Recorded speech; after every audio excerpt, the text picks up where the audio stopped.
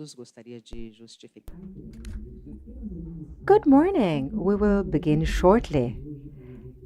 And I would like to let you know that today we have a business round as a breakout session in the fourth floor. So if you're interested, you can just check it out. And please remember that this business round will start in the fourth floor, and we will shortly start with our seminar here, PRORIO.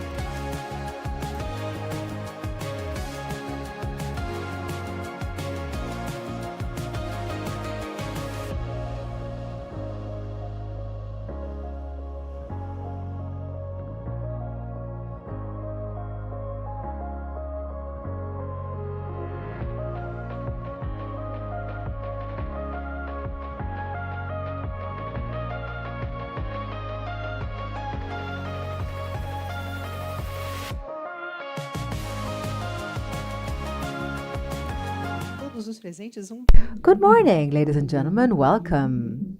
Welcome to all of our participants online. allow me to welcome and thank you for having taken the time, having come from so far to join us here today. The service of simultaneous interpreting is available as from now. Bem, sejam todos muito bem-vindos. So, welcome, ladies and gentlemen. It's great to have you this morning in our Energy Recovery and Delinquency Reduction Program, Light Pro Rio. As we all know, electricity is an essential good in our lives, essential for the development of our country and for social progress. But unfortunately, electricity laws and delinquency are challenges we face on a daily basis, and these challenges have increased in these last years in Brazil. So PRORIO program is an essential step in the focusing on these issues, trying to deal with these issues in a focused and collaborative approach with a multidisciplinary approach to tackle these issues, guarantee service provision, financial health of the distributing company, focusing on our end consumers' needs. Today, we will have the opportunity to focus on the goals of this fantastic program and talk about options that contribute for the general well-being of electricity concession, electricity sector, and society as a whole. And we are sure that with your participation, we will have a fantastic meeting today. So let's start with our first session, and I would like to invite Felipe Tenorio, Lights Superintendent.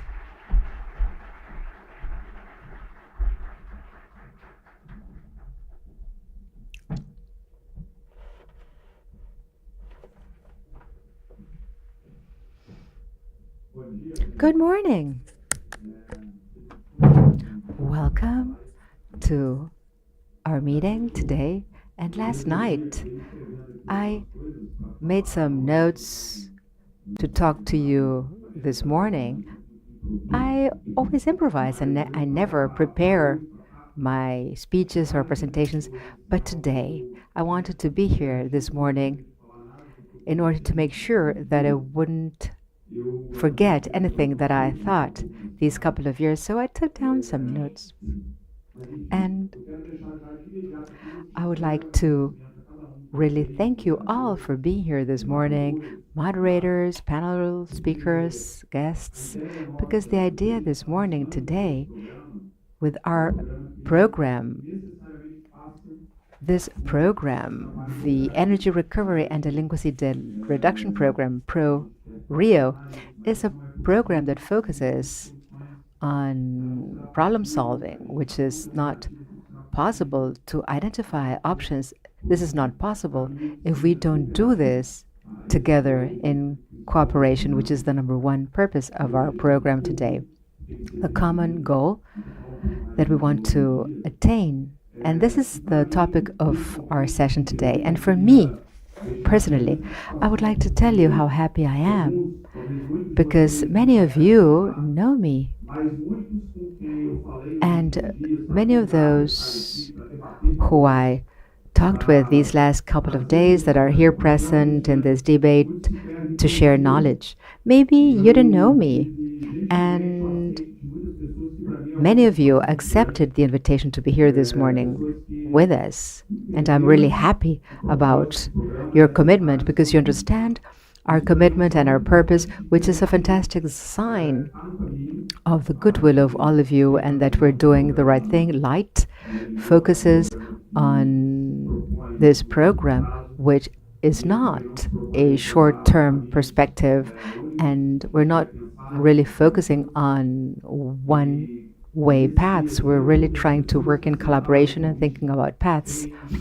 And of course, those of you that accepted this invitation without really knowing me, for me, it is really a sign of trust and commitment, and I thank you all. And as I said before, these last couple of days I really thought about how complex it is to host meetings like this, those of you that have organized meetings. And when I was updating the list of participants with a team of organizers, such a great team of producers that I will mention later on. So we really updated the list of participants, trying to see how we will focus on the organization to get and land with our list today.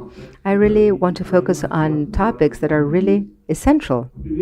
The first thing that I would like to mention is that our identity as the electricity company in Rio de Janeiro and the identity we have here in the city is a fantastic potential and power to contribute with the development of the city where we're placed, our credibility, and much of what we're doing, and those of you that are here with us as partners, of course, gives us the strength that we have as a concession company and our identification with the city of Rio de Janeiro, which is essential, and we really need to focus on this.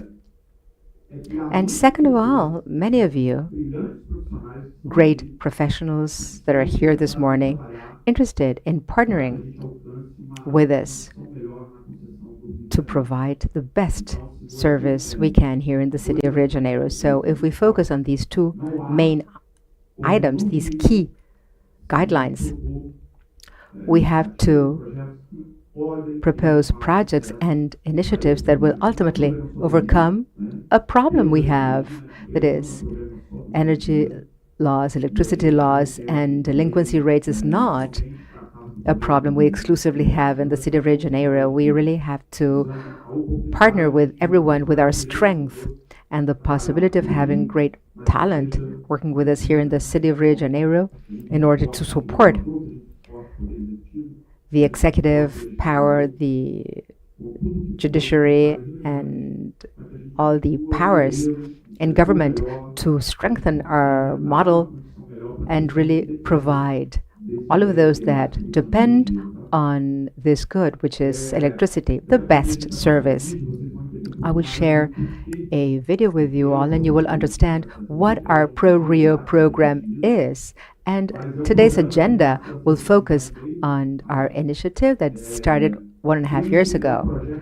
We want to really have an end-to-end program, as Alexandre Nogueira mentioned 2 years ago in March 2023. I had really started working at the company Light. He also started working last year in March, and with Alexandre, we quickly understood. And with Alexandre's vision of the sector, Alexandre Nogueira, Light CEO, he at that time was regulatory head. So, with our idea of really understanding the situation, we understood that the problem we have with electricity concession is a multi-cause issue.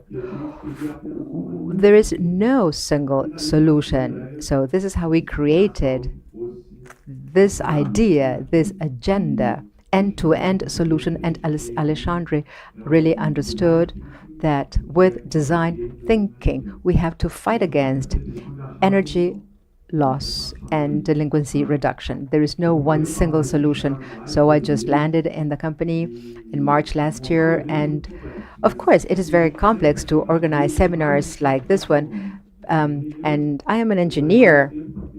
And I took a long, long time to think about the name of our program, PRORIO. But the most difficult thing was to think about a name for this program, a name that would give our program identity. It was something that would serve the city of Rio de Janeiro, something that we at Light would do in Rio de Janeiro in favor of Rio. So the name PRORIO, I realized that this name PRORIO has everything to do with energy recovery, delinquency reduction. So it's an end-to-end program, and from day one we realized that this is not a simple project, it's a program, a long-term program. So we don't have deadlines, it's a program. It is the energy recovery and delinquency reduction program. And today's seminar is just one part of our program, where in this 1.5 year, 2 years, we have worked on this, and this is part of the search for answers and initiatives that focus on overcoming this very serious problem that we have, which is delinquency and energy loss. But this is just one part of the puzzle. We internalize this as a mission, our commitment with society, with Rio de Janeiro as service providers. We are committed with the judiciary, with the regulators, and with the community of Rio de Janeiro. And we realize that the most important component is really to have the willpower. And today, the discourse of the administrators, the agency, and the great professionals that are part of this initiative, and those that are working with us in these 2 years, what is not that much, it is very clearly we have a clear desire. Our vision is to do something that will really make a difference in the concession, in electricity concession, and provide the judiciary, the agency, the regulators, public policy formulators to provide a solution that will be good for the concession, good for the country, and to work in a way that this situation is also solved elsewhere in the country. I have a book that tells the story of Light, of our concession agency, and at the turn of the century, Light was the main character in the electricity provision here in Rio de Janeiro and São Paulo. It's an engine in the development of the city, of the country, and we are willing to make light the main character in development of the city. We really need to correct the course of the concession agency and become a sustainable agency. This is the purpose of our administration, but we need to partner with other stakeholders. This is the equation to solve this problem with other stakeholders. And we have these trams at the cultural center that at the turn of the century were the ones that were used to commute in the city. We want to really be the engine that will trigger development in the city, and we want to raise awareness and invite all relevant stakeholders to overcome this problem that we have in the city of Rio de Janeiro. And I really want to export our learnings and this success story to the rest of the country. Today and maybe before, during breakfast here outside, and I really understand why there's a lot of reluctance to the solution of this problem at hand. I mean, to understand one solution, I can really say and state that one single solution is impossible.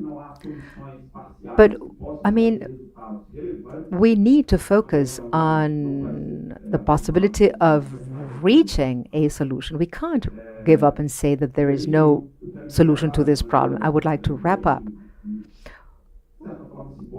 on a symbolic note and say that after hard work and working on this program for almost 2 years and talking about this topic, researching, reading about this issue, and really with technical visits, we have 2 colleagues here that went with me and traveled all the way to Colombia, and especially after listening to the most vulnerable users of our concession, which is similar to what I saw abroad. Ever since I started my adventure here at Light in this 1.5 years, I realized that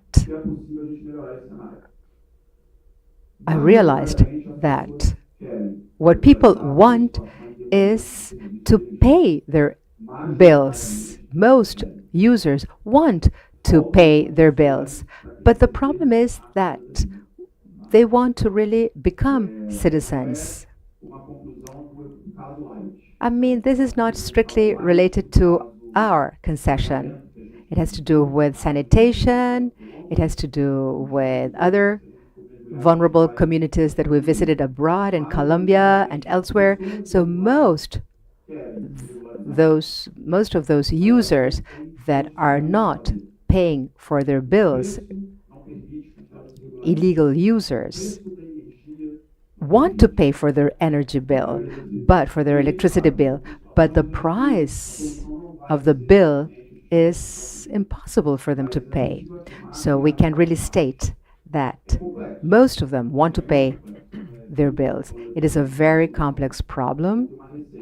There is no easy recipe and solution, but there is a way out. We at the agency, we at Light, we need to be the engine that will give those communities the possibility to reach a solution. We still have a long way ahead of us. It's very complex, but I personally believe, and I really try to convince the team of stakeholders with us, that if there's a will, there's a way.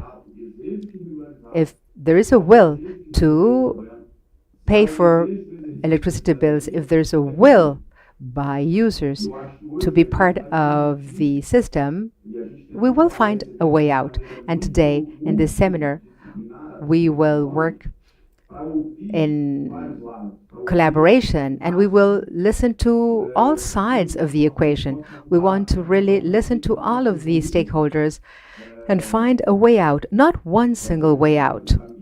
Maybe we will find different solutions and options, everybody contributing with their solution and option. But if we have the will, I'm convinced that we will have a way. But I'm convinced that there is no one single recipe or solution. And today, we will talk about that, and the video I will share with you will explain why I have this view. So let's make the best of this seminar. Let's enjoy our day together, and let's take this seminar as the first step towards our commitment with the city of Rio de Janeiro. Por diversos anos, a Light tem enfrentado um problema grave de furto de energia e inadimplência nas áreas mais vulneráveis socialmente. Alocamos muitos recursos em soluções operacionais, tecnológicas e sociais. Porém, apesar de todos os nossos esforços, concluímos que o problema é mais amplo, necessitando, portanto, de soluções em âmbito que não se resumem apenas à atuação da empresa. No início de 2023, concebemos um programa, o PRORIO, se baseando em 8 pilares, com governança própria e uma coordenação central, incorporamos à análise do problema uma visão 360. Nossos 8 pilares são tecnológico, social, econômico, legal, político e institucional, regulatório, operacional e comportamental. Com essa visão holística da situação, estabeleceremos uma comunicação adequada sobre o problema, garantiremos discussões de forma coordenada, debateremos com diferentes agentes e, assim, seremos capazes de propor e prospectar iniciativas na busca pela solução ou mitigação deste problema na área de concessão da empresa. Além disso, é o nosso propósito fomentar o regulador, o legislador e o poder concedente com conteúdos que contribuam com políticas públicas, projetos de lei e adequações regulatórias.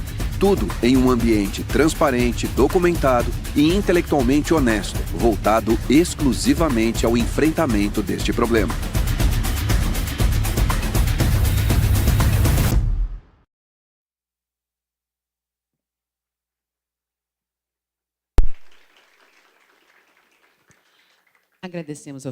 Thank you, Felipe Tenario, for your comments in the opening session of our seminar.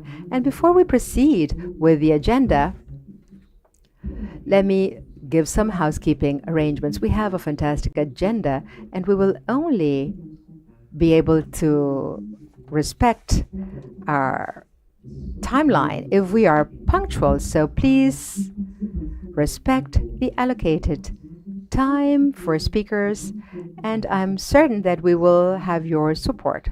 Thank you. Today, we will have a speaker that will speak in English, and we have simultaneous interpretation, so please feel free to pick up your headsets outside. Lunch will be served outside where we had breakfast this morning. After our sessions, we will have a Q&A session with our guests. You can make your questions through the QR code on screen. Please scan our QR code, which I'm certain is in silent mode, and ask your questions. We also have Wi-Fi available for all of you. The network is Light Guest. And without further ado, we'll start with our first panel. And we will talk about energy distribution and Light's concession joint solutions for complex and multifactorial problems. We invite Alexandre Nogueira Ferreira, Light's CEO.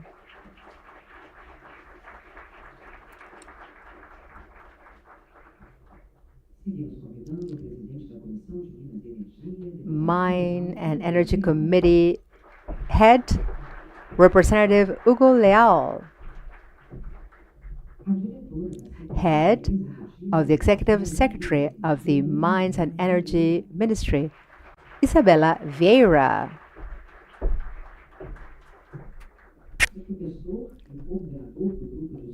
Study Group of the Electrical Group at the University of Rio de Janeiro, Nivaldi de Castro. And as a moderator, communication specialist and journalist, Rodrigo Polito.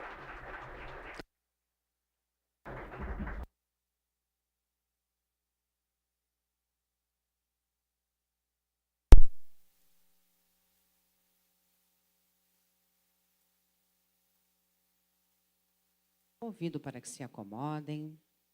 E composto o painel, eu passo a palavra. So I give the floor to our moderator, Rodrigo Polito. Good morning. Thank you. Good morning. It's great to be here this morning. Thank you so much for the invitation. I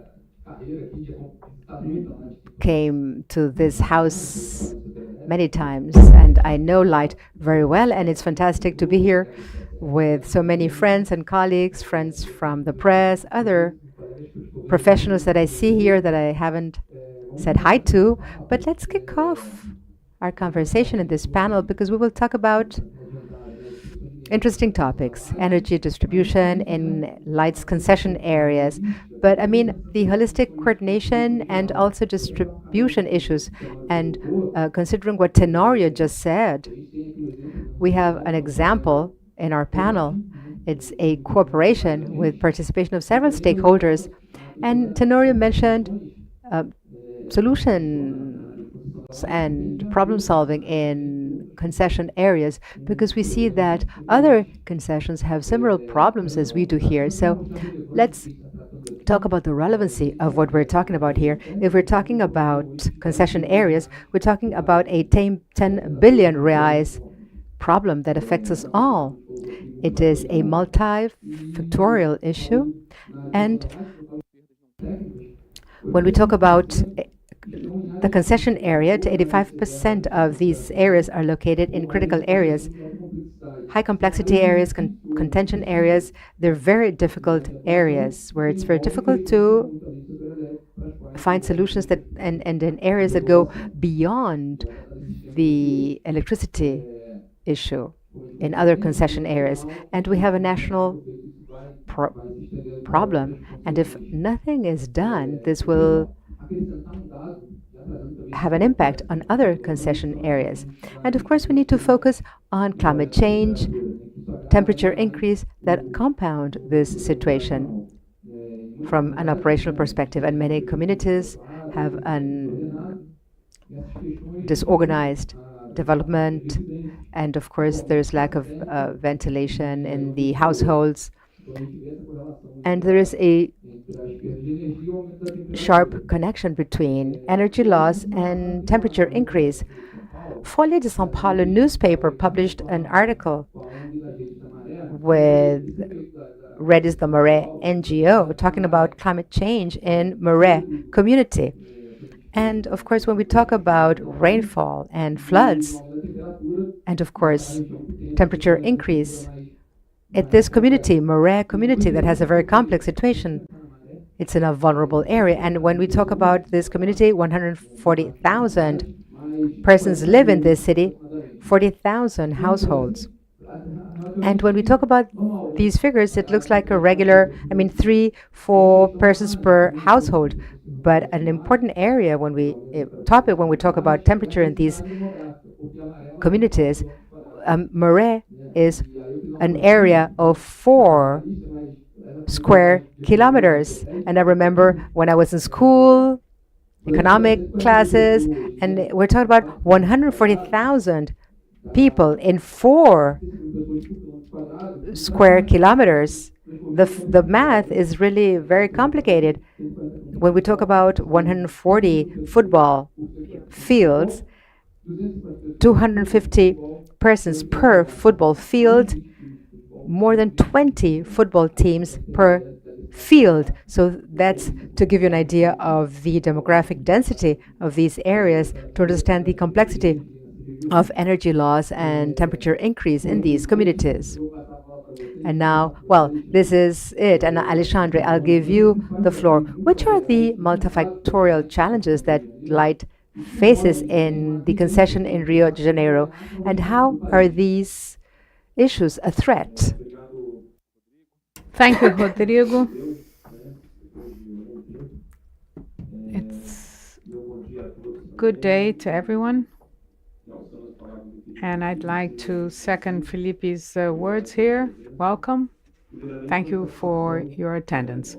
First of all, it's a pleasure for us, Light, to be holding this first debate, PRORIO, to talk about Light's problem.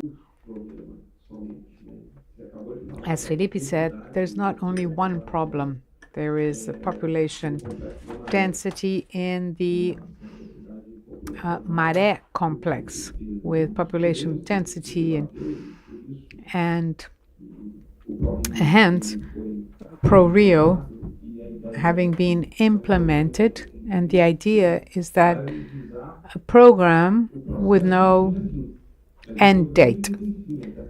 The program cannot finish, cannot end. The world is very dynamic and there are many issues to deal with.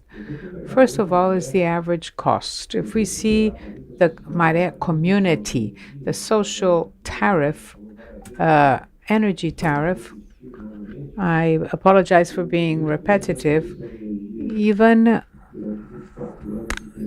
having known how energy is distributed. I'm sorry, I apologize for my voice. I'm just coming out of a cold. The social tariff was modulated between 130 and 150 kilowatt hours. So it fits quite nicely in people's budget because there was an issue of payment vulnerability. And so this social tariff solved this problem. If we analyze Rio de Janeiro and Manaus, why these two cities? They coincidentally are the two areas with the highest thermal feeling, temperature and humidity. And so there's a very high consumption of air conditioning. And so the social tariff doesn't solve the problem in the Maré community anymore. So this is the kind of problem that we're going to deal with here in PRORIO. And there's also another issue, the lack of access to certain areas. The company is not able to, the utility is not able to reach certain areas. There's a regulatory and legal issue. How can you be given a concession where the public power does not allow the right of access to the utility and its services? So that is why we set up PRORIO here at Light. I can see Professor Nivaldi, who is a scholar, Congressman Hugo Leal, who has participated in the legislation that led to this regulatory. Jason Kelma, former president of ANA and ANEL. The Brazilian regulatory model, when it was given to a third party, a private third party, in the beginning of the noughties, the law, the legal act is almost practically cannot be changed. And why not? To provide the regulatory security for the investors. If the legislation is constantly changing, we would not have this regulatory legal security. On the other hand, there was the regulatory index, which was created, that dynamic vector that analyzes what's happening in the very dynamic world and constant change. Tariff setting has to change. The service provision environment changes also. And here I touch on social vulnerability, but also climate change. Now, so this vector, this regulatory vector, analyzes these changes and must find the best solution for that moment. And why PRORIO?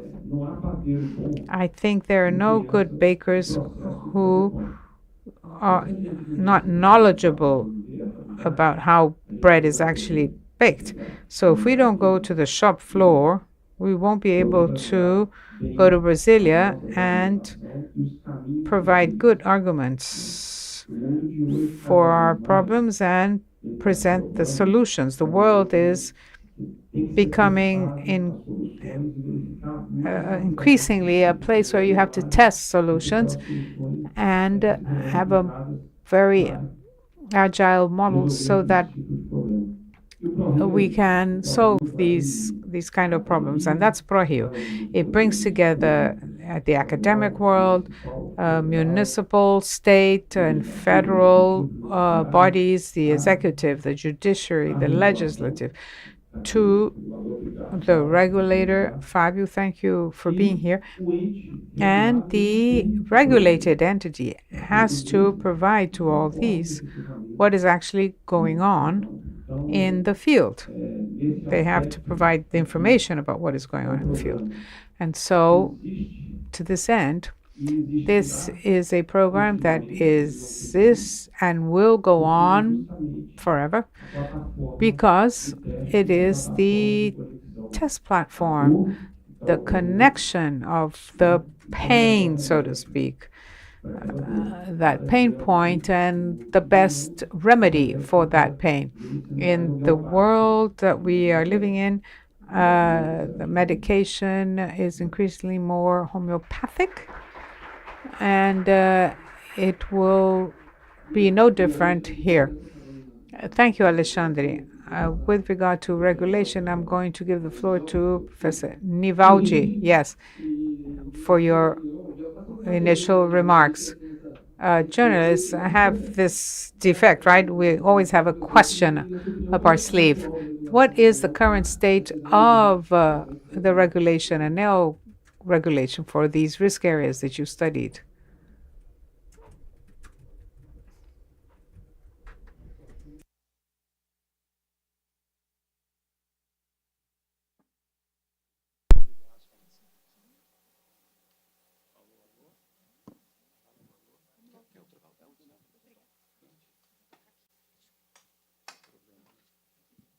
Obrigado. Em primeiro lugar, eu me sinto aqui.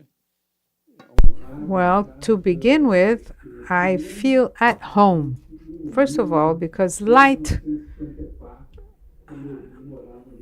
shines on me ever since 74 when I moved to Rio and brightens my day, so to speak. And I started working with the electric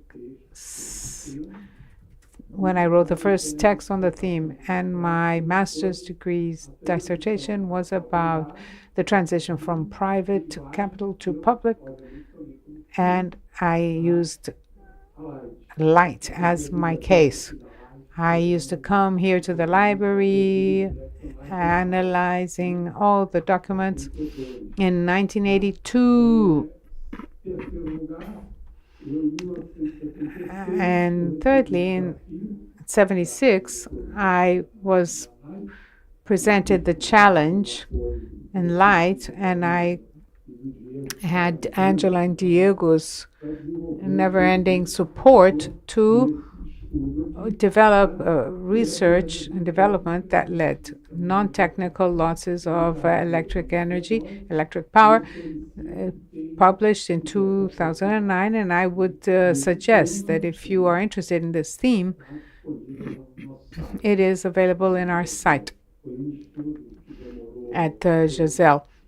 It was a study, P&D study, that was R&D, hardest R&D study that we developed, given the difficulty that PRORIO is precisely trying to overcome.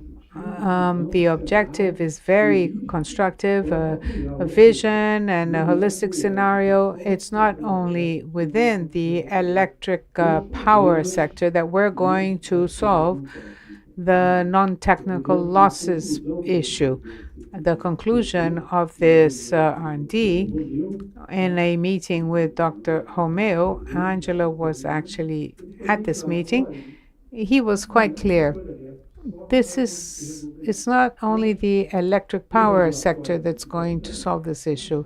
The regulatory is very important. I'd like to highlight Flavia's presence here. The best infrastructure regulatory body in Brazil. He is one of the reconcilers of this, has been praised by the OECD. Brazil has the best regulation thanks to this regulatory body. And I express my support to the regulatory body that has been criticized, criticism that are senseless. And the regulatory agency is a state one and not a government one.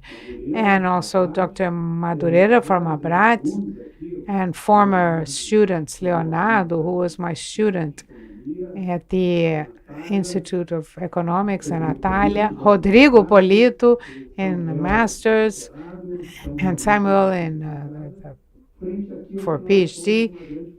And so we are a big family. Aldo's presence also, who is also is very important because there is a legal aspect, legislative aspect, which is extremely important to help us solve this problem. But at the regulatory level, as Rodrigo asked me, I think that we're doing very well. This R&D, we spent 3 years studying the problem. We brought the best statisticians in Brazil.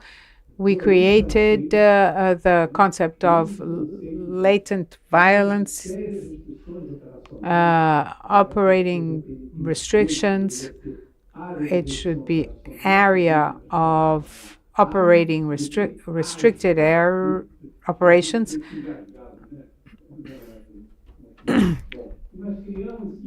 And we created a very productive dialogue with ANEEL, with the regulatory agency.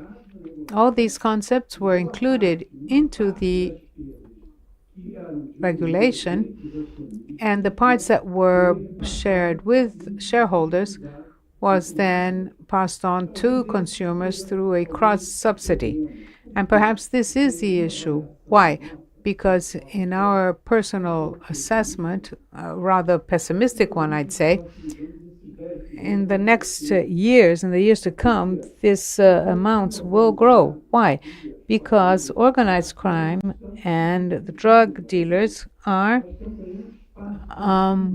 gaining ground in Brazil. They are turning into a very good and big business, and so they are including in their business portfolio the sale of electric power at a fixed tariff. The consumer in that region will pay, a region where the state is not able to reach. But why does the electric power consumer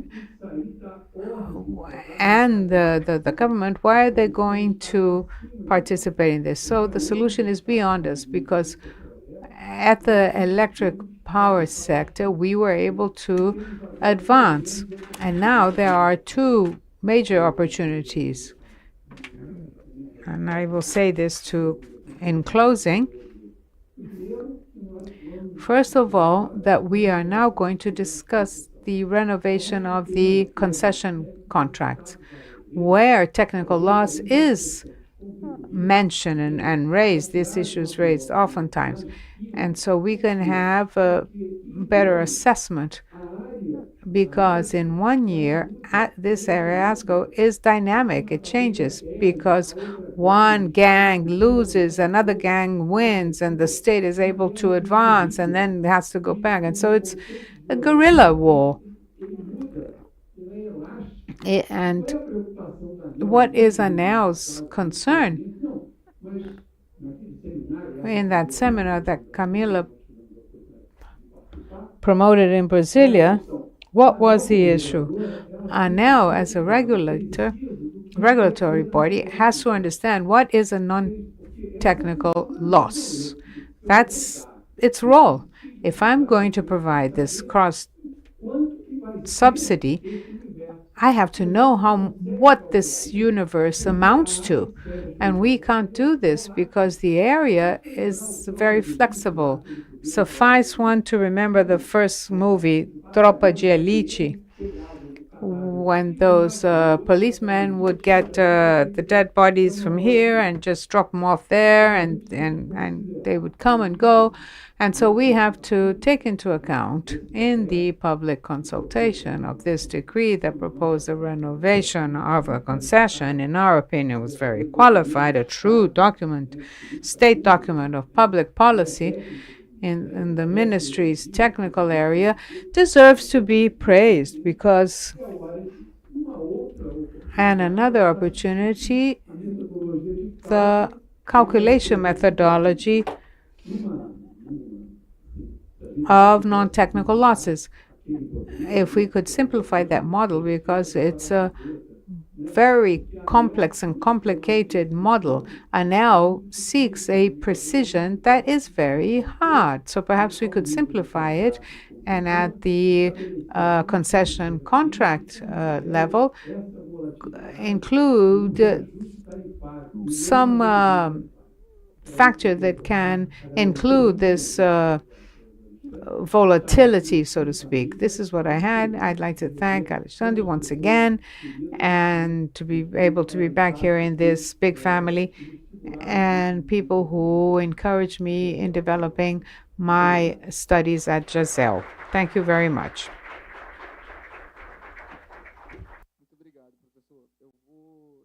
Thank you, Professor. Now I'd like to invite Isabella. Isabella, how do the public policies, how can they collaborate to regulate the distribution? First of all, I'd like to thank our participation here in this event. As Professor Nivaldi said, I see good friends, and our Gelson Kerma, our director. A pleasure to be here with you. And also congratulate Light for this program. This history of Light comes together with the history of electric power in Brazil. It is a problem that has grown around the world, around the country, not only in the concessions in Rio de Janeiro and also in the Amazon, but we have observed this increasing problem associated to public security issues, which is probably the largest challenge we face. With regard to public policies, this, as it is a cross-sectional theme, we know that the electric power sector will not be able to solve this issue on its own, but as regulators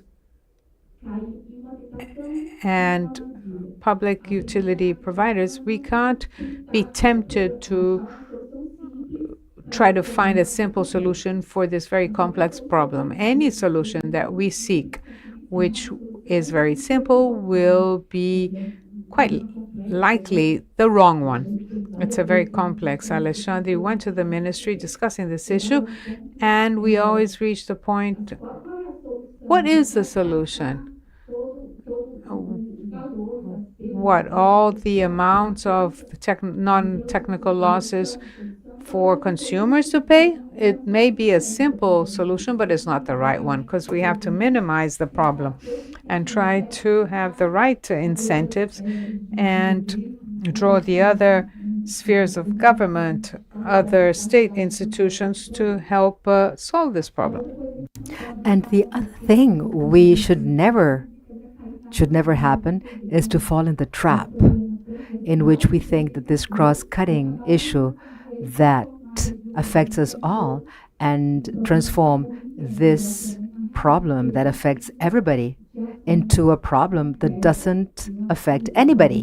What we need to really do is focus on concrete action and coordinate all stakeholders with our perspective from the city of Rio de Janeiro that can also be translated into initiatives across the country, but really try to focus on what you have just mentioned and talk about this concern and this call to action to try to focus on this piece of legislation that deals with issues that Professor mentioned when this piece of legislation talks about this issue 5 times. First, the commitment on the part of concession holders in the renewal of contracts to try to focus on technical energy laws and reduce energy poverty with a social perspective of this issue that is not energy or electricity issue, but it's a social concern. And this document includes the figure of an action plan to fight against energy loss, which is one of the most important pillars the regulatory agency has to focus on this issue, energy loss, from the perspective of the regulator establishing an acceptable level of energy loss. And this piece of legislation also talks about incentives and subsidies that should be consistent with the concessions management capacity in these areas, very vulnerable and complexity areas in the fight against delinquency and energy loss, to consider other initiatives that will increase the quality of the service.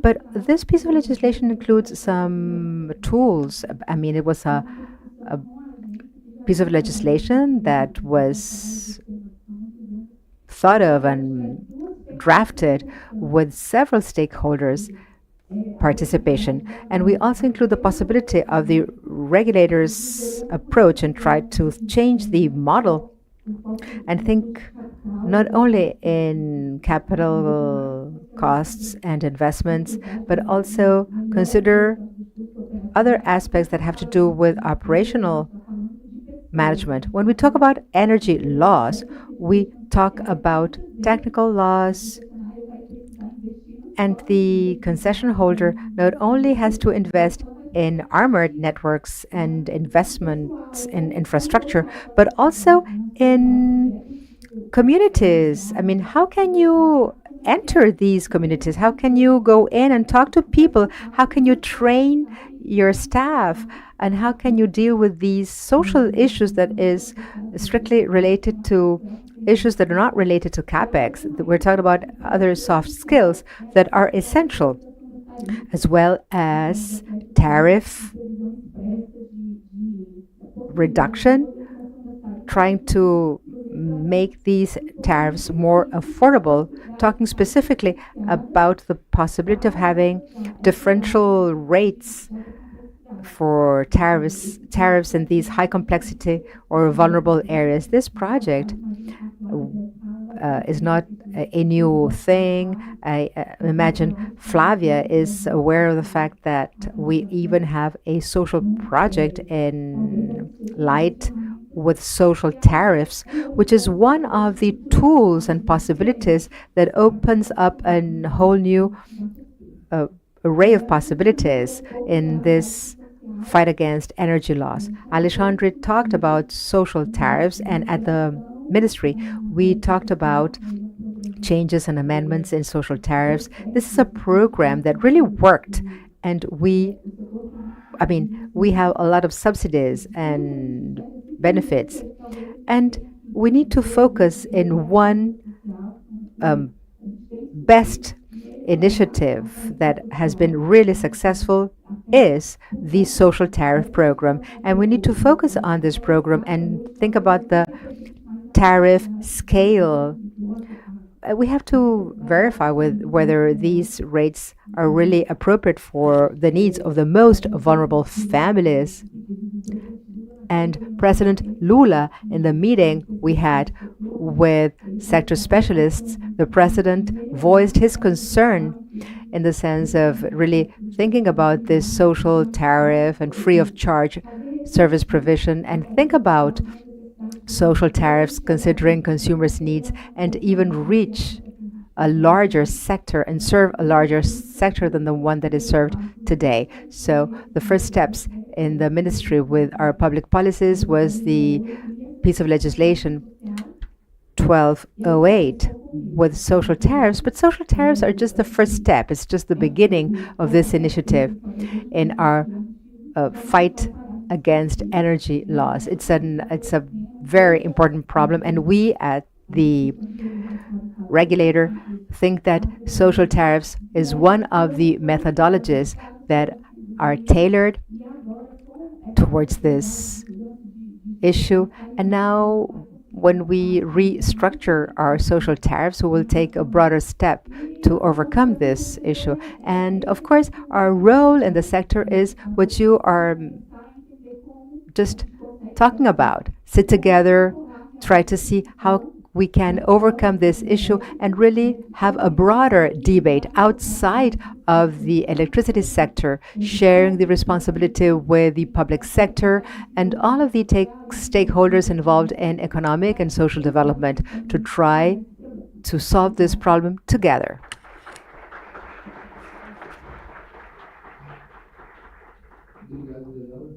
Thank you so much, Isabella. And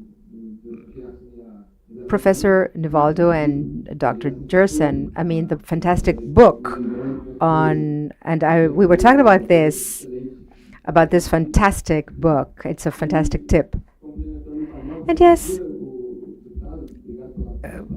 Representative, thank you so much for your participation. And Isabella mentioned this topic and how public policies can contribute to distribution and concession stability. The legislator, how can you contribute to this debate? Thank you so much. It's great to be here. Thank you, Alexandre, as CEO, your team. Thank you for the invitation. Isabella, great to be here with you today. Rodrigo, it's fantastic to share this seminar this morning with you. All of the professionals that I see here sitting in this session, and Senemar's staff, Light staff, Vilela, and all of my friends here.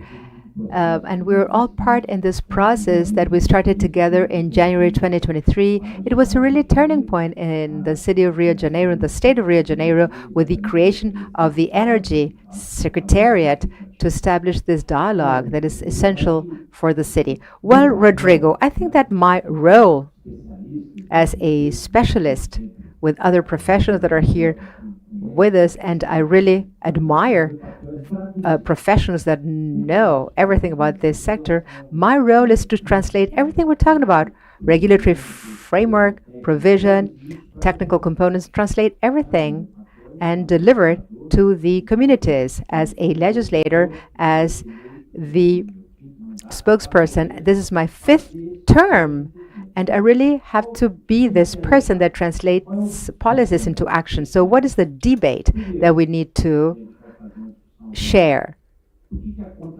Why is the bill so expensive? The electricity bill. I mean, everybody says, yes, it's expensive, it's expensive. Okay, we can maybe argue for or against this, but we really need to understand what's going on with the electricity bill and understand why it's so expensive. How can we trim the fat? How can we make this bill appropriate? And I mean, how can we contribute for the financial health of the concession holders and communities we serve? So there was a public hearing yesterday, and the question is the following. I will not argue with the different stakeholders, transmission and distribution players. I mean, I won't argue. I'm going to the source, and I'll try to understand the situation and understand what's the impact of all of these measures. What does the population want? I mean, first, they want light. I mean, no blackouts or power cuts. Second, if we have a blackout or a power cut, we want a feasible service with predictability. Consumers need this. If we stratify this further still, industrial, commercial, the large consumers want what? Capacity increase, reliability. What do they need to increase capacity for their business? Well, we need to understand what's the dynamics and where are investments coming from. So how can we translate this rationale? There are players that support us, and I agree with your presentation, Professor, and others that are against us, and they target us and attack us. And I'm not part of that. I mean, when we talk about the regulatory agency, ANEL, they provide an excellent service. I mean, the concept of regulation is a 20, 30-year-old concept. How old is the agency, ANEL, the regulator? I mean, we're still taking our first steps. So what's the use of attacking the regulator? I mean, of course, sometimes if you want to compare this with soccer, we love our teams, we root for our teams. I will publicly say that it's Fluminense, my team, but maybe I don't like the players. I love my team, I might not like the players, but we shouldn't make a confusion here. I mean, sometimes there's an unhappy choice, I might not like a player or somebody that thinks in a different way, but this sometimes contaminates the regulatory system when you badly choose somebody, when there is a negative component. I mean, when in Congress we are criticized, the thing is not to criticize the institutions, the agency. Sometimes there's a problem trying to understand the rationale or the approach or the logic. So our regulatory agencies, and I hope that during my term, and those that know me, they know that I have a relationship with other regulatory agencies that are, of course, part of the Transport Committee. And of course, now in my role here in ANEL, which is the electricity regulator here in Brazil, because I understand the democratic process. And in the three pillars, we have the granting authority, the concession holder, and the user, the consumer, the end user, our communities, our citizens in the broadest term. So this rationale has to be perfected, has to work better. So let me tell you my personal experience and my contribution to this debate. My experience that I recently had as energy and sea economy secretary. I had the opportunity to serve in this secretariat and try to face the challenges of an energy secretariat when we focus on oil and gas, which is the main asset we have here in the state.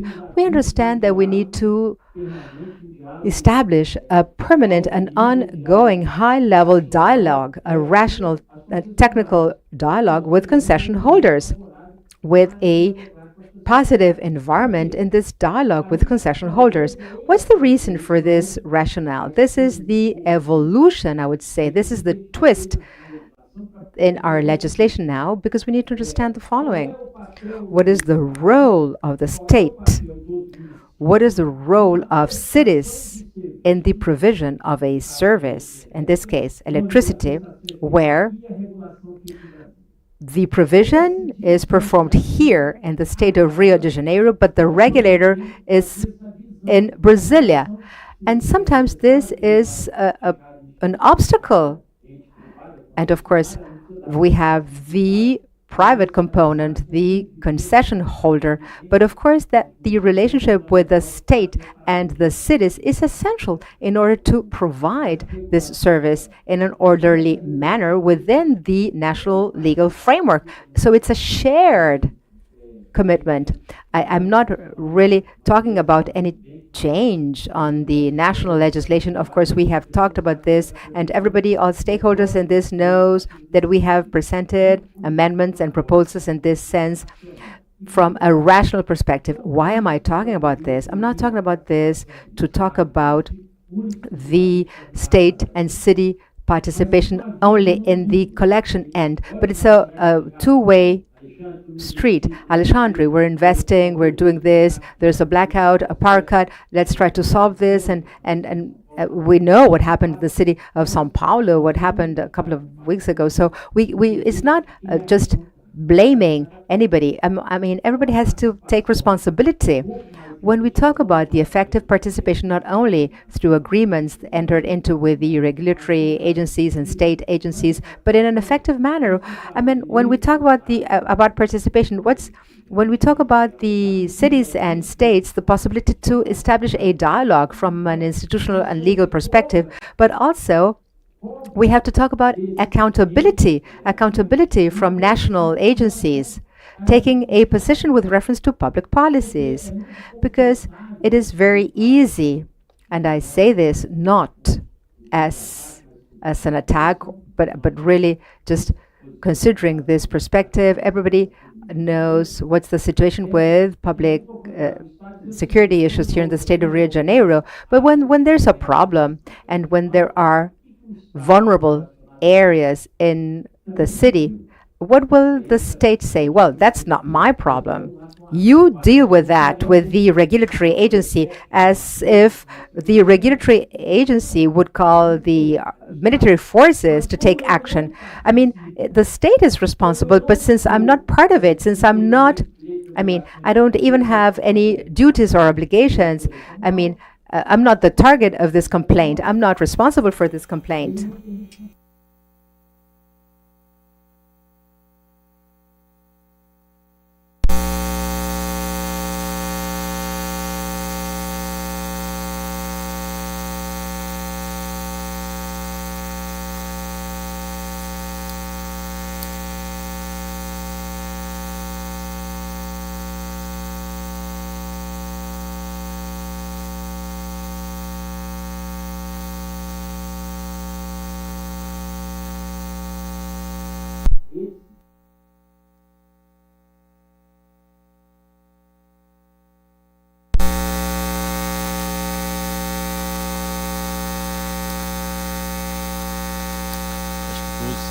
Se não me engano, que é PL que faz essa centralização, mas talvez não foi a forma mais adequada que a gente encontrou. Eu, particularmente, tenho críticas ao projeto que foi aprovado. Mas sim, mas o conceito é igual. Não, o conceito pode ser o mesmo, mas o modus operandi é diferente. Então, não é impor, é compor, que eu acho que é a grande diferença com relação a uma prestação de serviço que é nos estados, que é no município, e uma regulação federal. Acho que essa aproximação é fundamental para nós termos onde cobrar e responsáveis para poder reduzir tudo que nós estamos falando aqui em termos de perdas e outras coisas mais. Obrigado.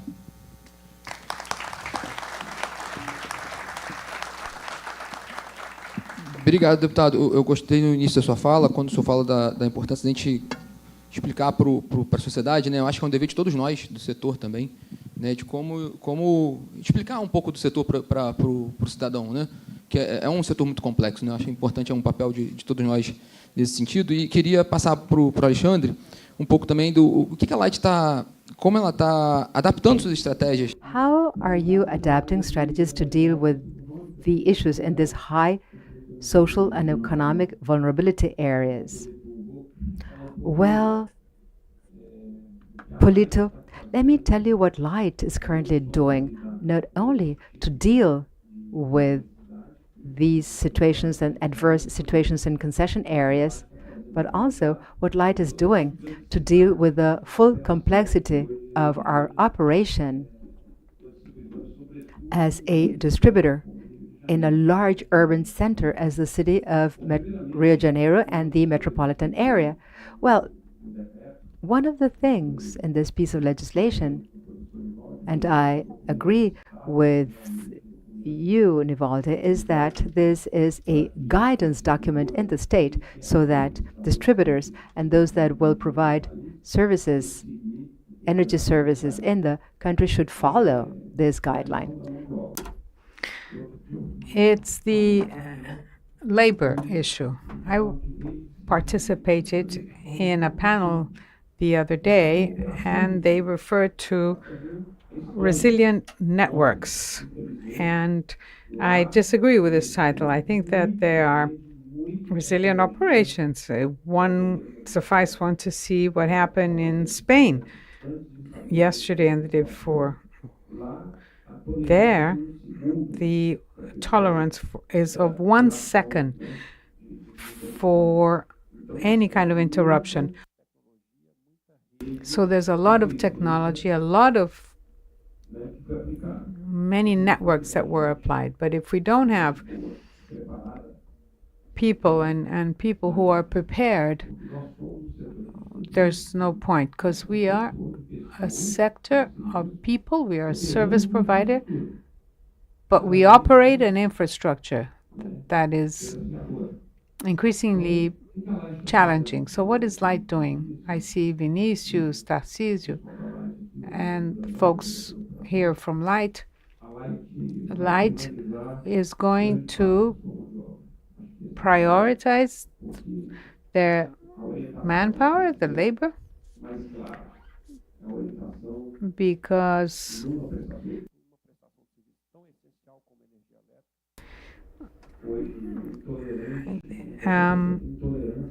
people can't stand staying 1 minute without electric power, not to mention an hour. So we have to have very well trained and skilled personnel, in-house personnel. So we are already training our staff, not only electricians, but also other professionals. We're going to internalize this, less outsourcing. I agree. And this professional will be trained to deal with all this diversity. Obviously, we're not going to have any of our collaborators face any risky situation. They won't have to go into a risky area, unsafe area to do a job. But our professional, our staff will be trained. They are already, but we're going to massify this and expand this to all our labor force, so that we are more effective and will be able to analyze. This really feeds back to the person who's at the end is the electrician and the technician. So they have to give us the feedback. So, namely, in a risk area, I think this is the way to go, to have well-trained professionals that can provide the service in the most efficient.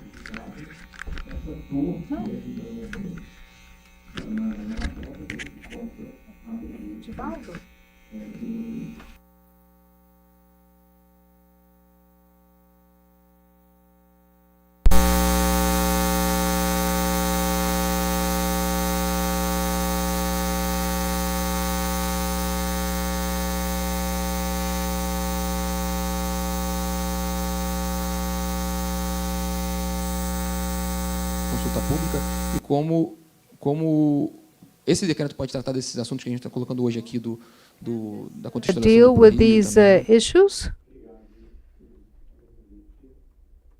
I'd like to thank you. I'd like to mention, just refer to Bajo and Davi, people, and congratulate Alexandre for having imported such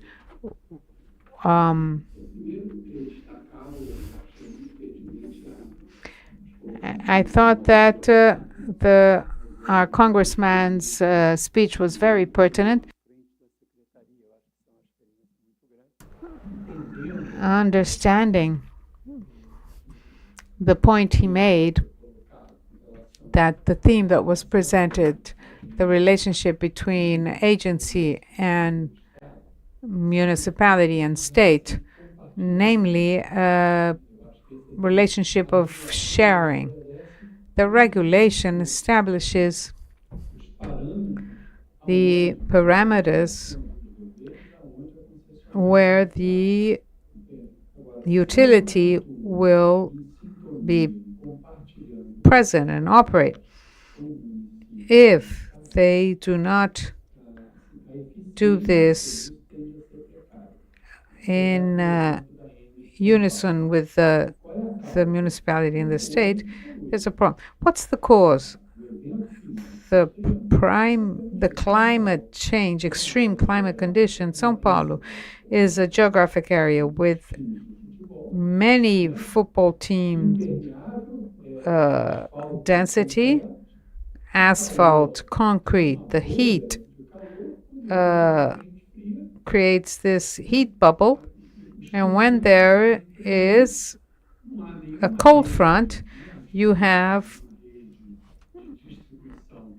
the creation of these typhoons and whirlwinds in a city with thousands of trees, 13,000 waiting to be cut. So with a whirlwind, 400 trees fall, and then over cables and light cables.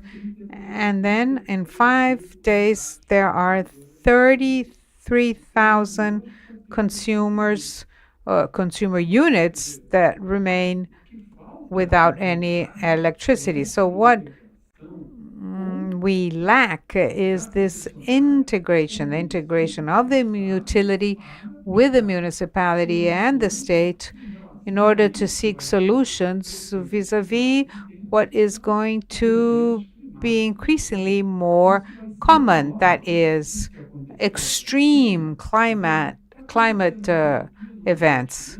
What happened in Spain is happening in Vietnam, in the Philippines, and Giselle is going to start studying a comparison study of all these different events. What was the area? How many people were affected? Just to have an idea of this and not blame ANEL because it doesn't supervise or ANEL because the problem is much more complex. I think that's one point.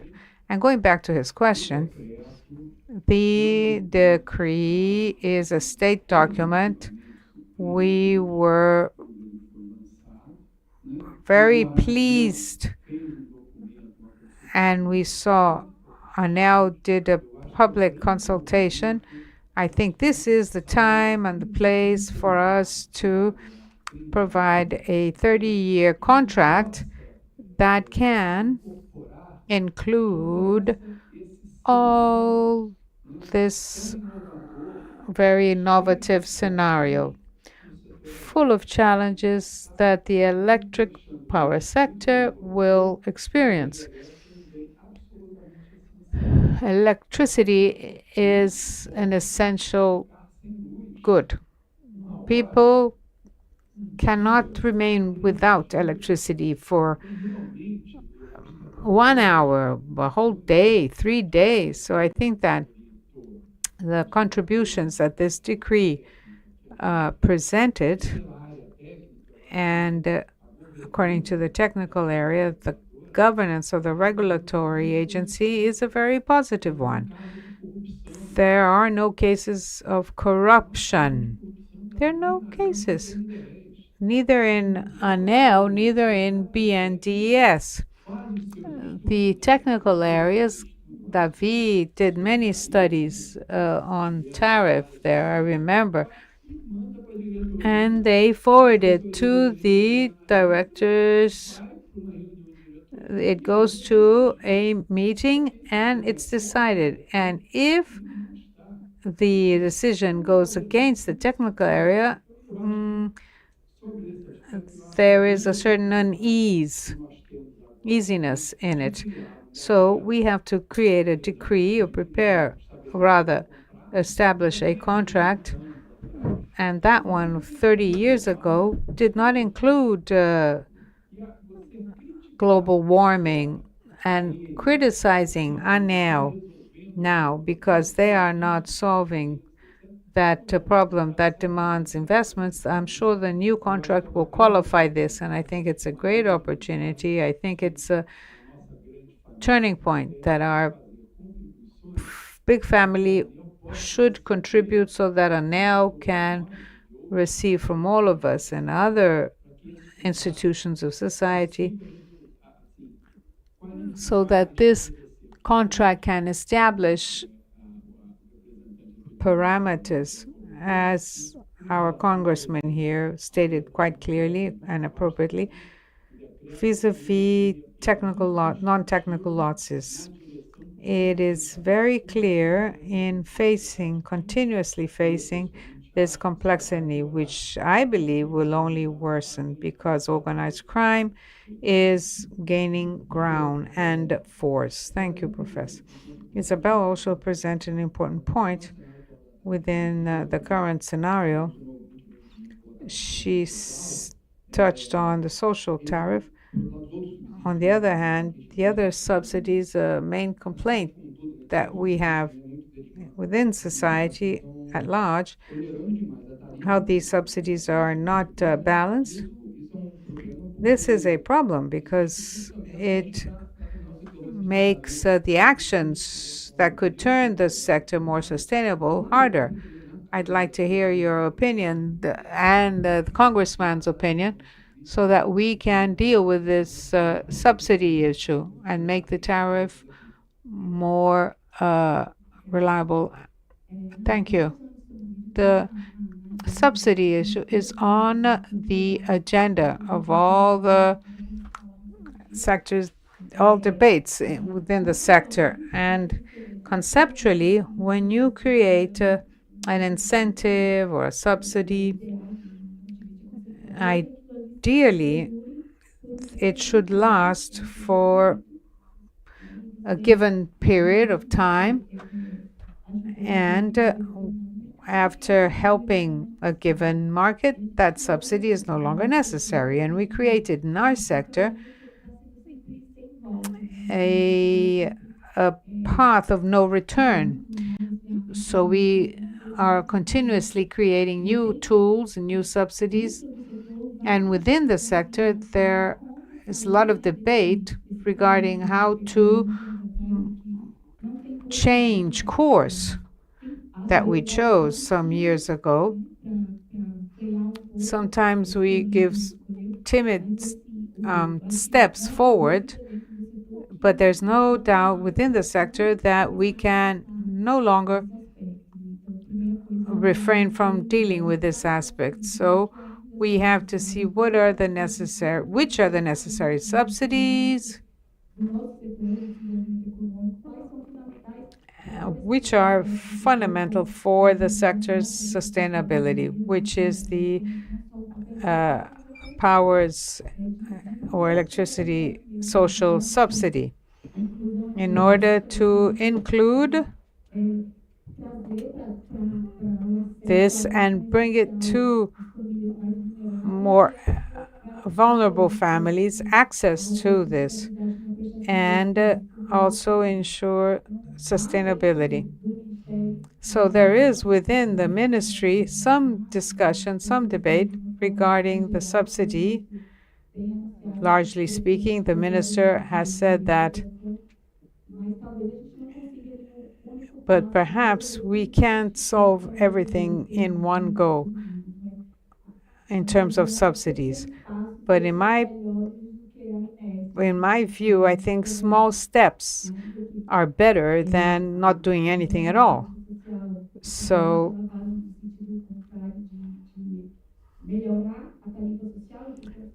we should improve the social tariff,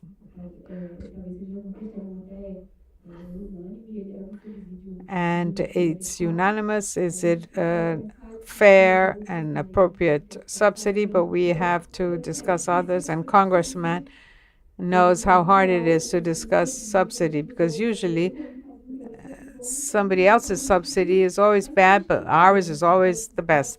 And we have to participate in the debate, in the discussion, and bring the sector to a point in which it can stop and assess where we're not doing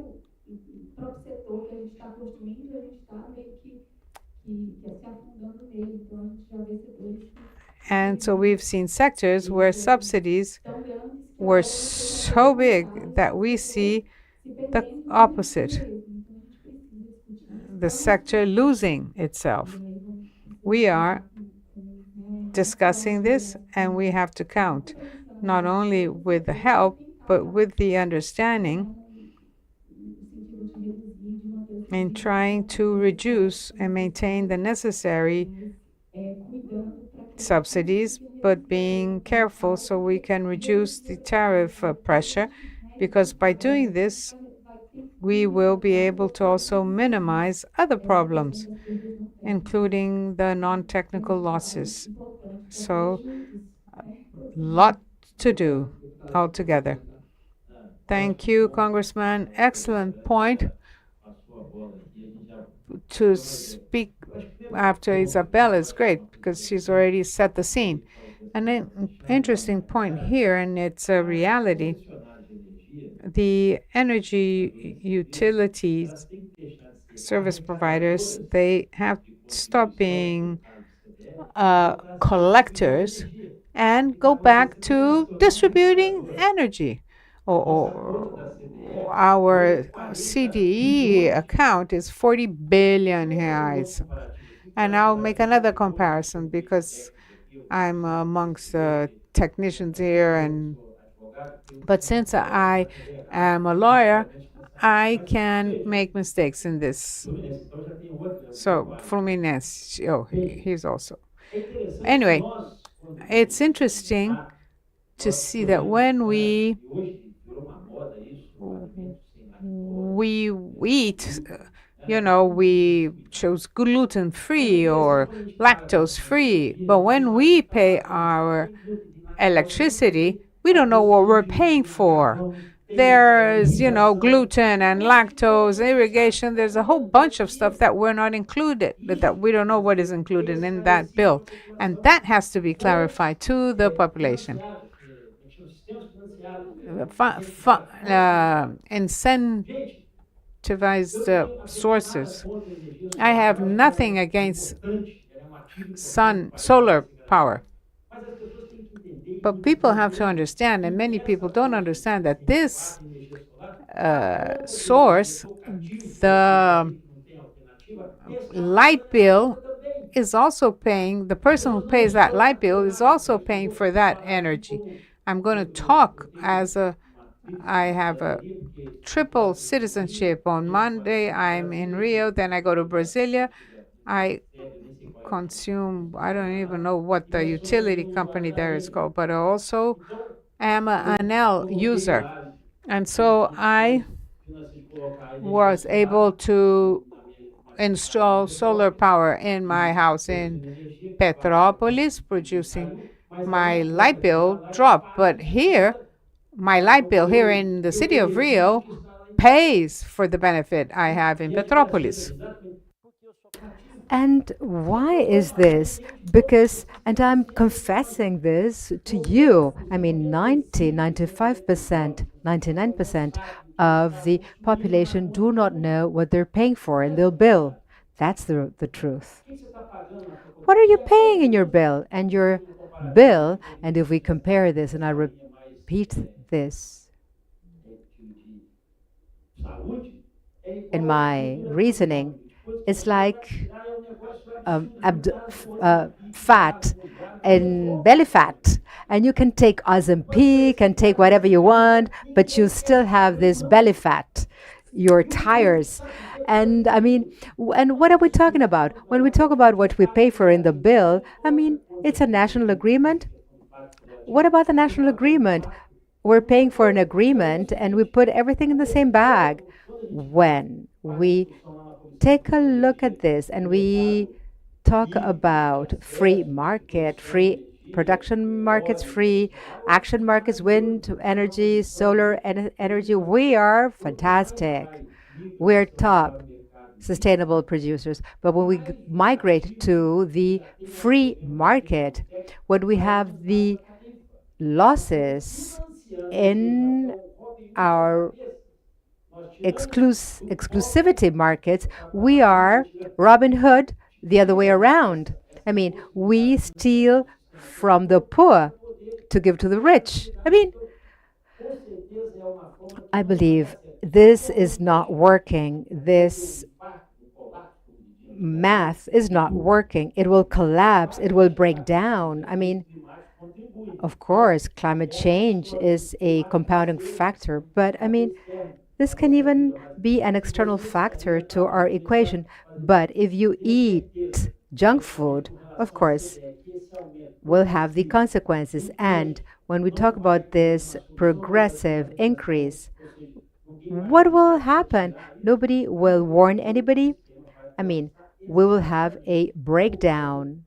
The system will collapse exactly because of what you're saying. I mean, your final comment was exactly that. We're taking baby steps towards this direction. But I wonder, will the system be able to take this? We're nearly there, almost in breakdown point. Who's to blame? I mean, we need to make those that can do something accountable, those that are really in a position of changing the game and taking responsibility. You're eating garbage, junk food, lactose and gluten, and you don't know what you're eating. And we don't have Ozempic, the dream drug to lose fat. Yes, we could find a magic trick, an Ozempic that would work in the power sector. But I mean, we don't want to pay the bill. Let's not put Ozempic in the bill. No, no, no. Of course not. Of course not. But just hush, hush. Don't talk about it. We're almost wrapping this session, and you also mentioned not only the Robin Hood the other way around, but also complications in this consumers that we have in our concession areas. And please, wrapping up, just be brief. I had a colleague, a journalist, that said, I need more words. I can't round up the topic in so many words. And everybody said, summarize, wrap up. So Alexandre, short. Thank you. Thank you so much for your participation. And Isabella, Hugo, Professor Nivaldi, you, Polito, thank you so much for being our moderator. I even had fun here. I mean, I mean, gluten-free, lactose-free. We will start understanding what's what in the bill. But just as an example, I mean, we have so many challenges in our sector, but these challenges, we won't be able to overcome these challenges if we don't take our job seriously, if we don't listen to our end users, our consumers' complaints, if we don't internalize and bring into the conversation our consumers to really have the intellectual honesty and skill to try to think about joint solutions. So I really wrapped up quickly, didn't I? Thank you, Alexandre. Thank you so much for the invitation. It's fantastic to be here, Rodrigo, with Fabio Porto and so many other journalists I see. And it's great because you help us to make things simple and explain how complex this topic is. I see Fabio from Valor, the best economics newspaper. I think the time is appropriate And we're increasingly becoming aware of the fact that energy transition will really impact societies, economy, and especially concession holders, utility companies, because this is where we have the intelligent network, mobility, the possibility to respond to demand, and we have to really pay attention to this new contract, because as Alexandre well explained, this is a capital-intensive, long-term activity and labor-intensive. And I hadn't noticed what you mentioned in my analysis, that we need to consider insourcing. So we're right now in the special moment in which we can rewrite our 30-year-old history. And PRORIO, this program, will really help us out. It is not an armored contract. It is a broad contract that will serve your very precise comment, our congressperson mentioned, representing the people, that is to share in the responsibility that we need to take about the essential infrastructure for the well-being of our societies with the support of our electricity utilities. Thank you, Professor. Isabella? Well, and just as a comment, following on Professor Nivaldi's comment, we are currently living a very challenging moment in the electricity sector with a forward-oriented perspective with the growth of AI, electromobility, data centers, hydrogen. And at the same time, of course, we shouldn't lose sight of all of the problems we have ahead of us. And looking back on the issues that are related to delinquency, electricity laws, the social role of electricity, the economic dimension of electricity. It is fantastic to be here and have this debate today and talk about this topic with academia, with the legislative power, and see how policymakers and the whole sector is really focusing on this topic with a future perspective, but without forgetting about the past. And this is the way ahead. Talk about this together and the understanding that this is a complex sector and we need cooperation, collaboration, considering the institutional role each of these agencies play in society, working in a comprehensive manner to deliver to society this essential service, which is electricity. So thank you so much for inviting me today. I'm very happy to contribute to this perspective. So thank you, Isabella. 20 seconds for me. Yes, first of all, thank you, Light, for the invitation. But from the perspective that you mentioned earlier, Professor, we need to talk about the practical dimension of this issue. When I was part of the Secretariat, we created the Energy Risk Management Center. And what is the purpose of this center?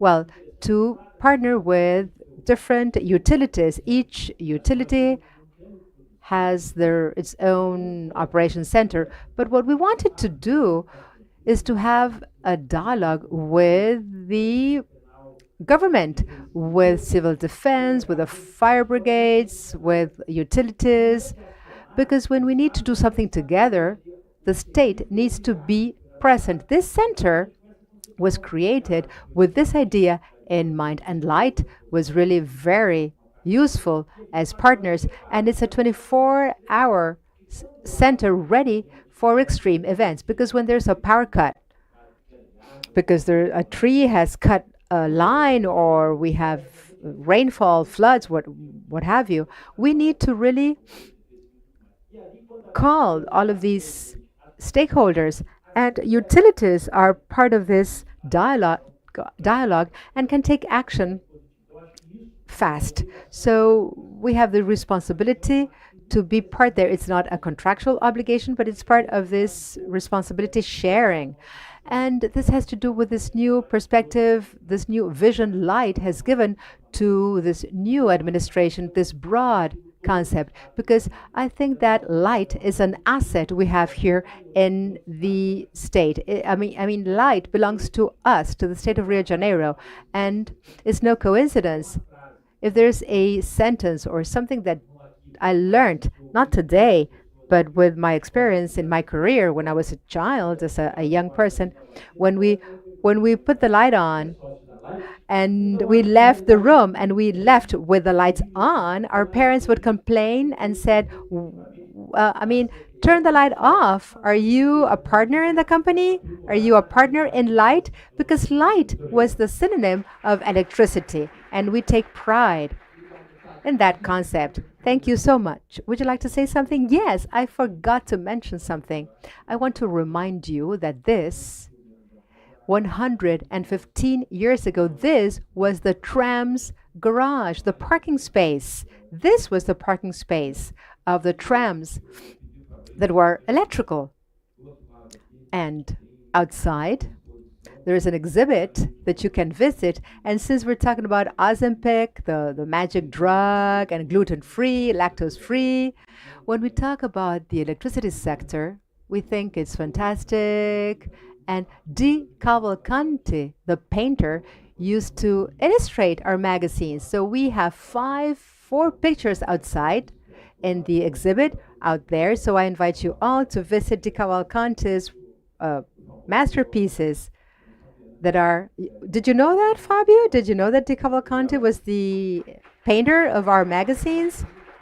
Thank you so much, Alexandre. Thank you so much for everybody that was part of this first session. So the take-home message, of course, the important thing is to take responsibility. It's important to share in the dialogue.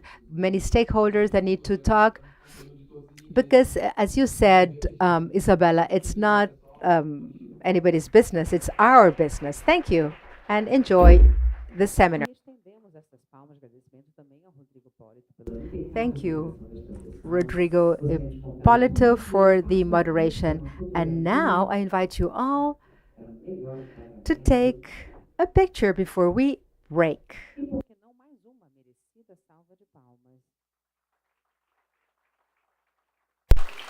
Com a qual nós encerramos então este painel introdutório. Convido por So now we will finish our first session, and I invite our speakers to take a seat in the auditorium. So we would like to thank the presence of Lights Consumers Council with Marco Antonio Rivera, Luis Fernando Gonçalves, and Gilson Rodriguez de Araújo. Thank you for your participation. And now we will proceed with our first panel, Urbanism and Environment in Vulnerable Communities in Rio de Janeiro. I invite architect Fernando Chucre, former chair of the Metropolitan Planning Agency in the state of São Paulo, Environment Infrastructure Secretary at GESP, today Secretary in Planning and Priority Projects, PM, in the state of São Paulo, architect Fernando Chucre. Welcome. Decodifica Institute Research Coordinator, Mr. Caio Moura.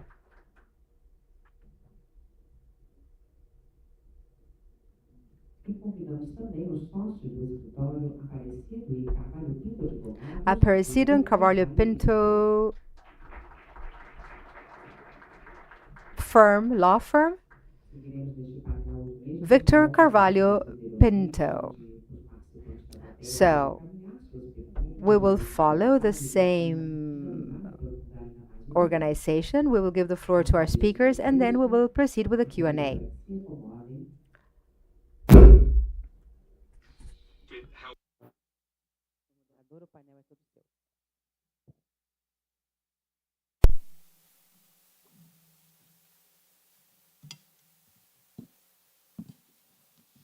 Bom dia a todos. Good morning. Good morning. Good morning. Thank you so much for the invitation. Thank you, PRORIO. Thank you, Light. I think this is a timely moment to entertain this topic.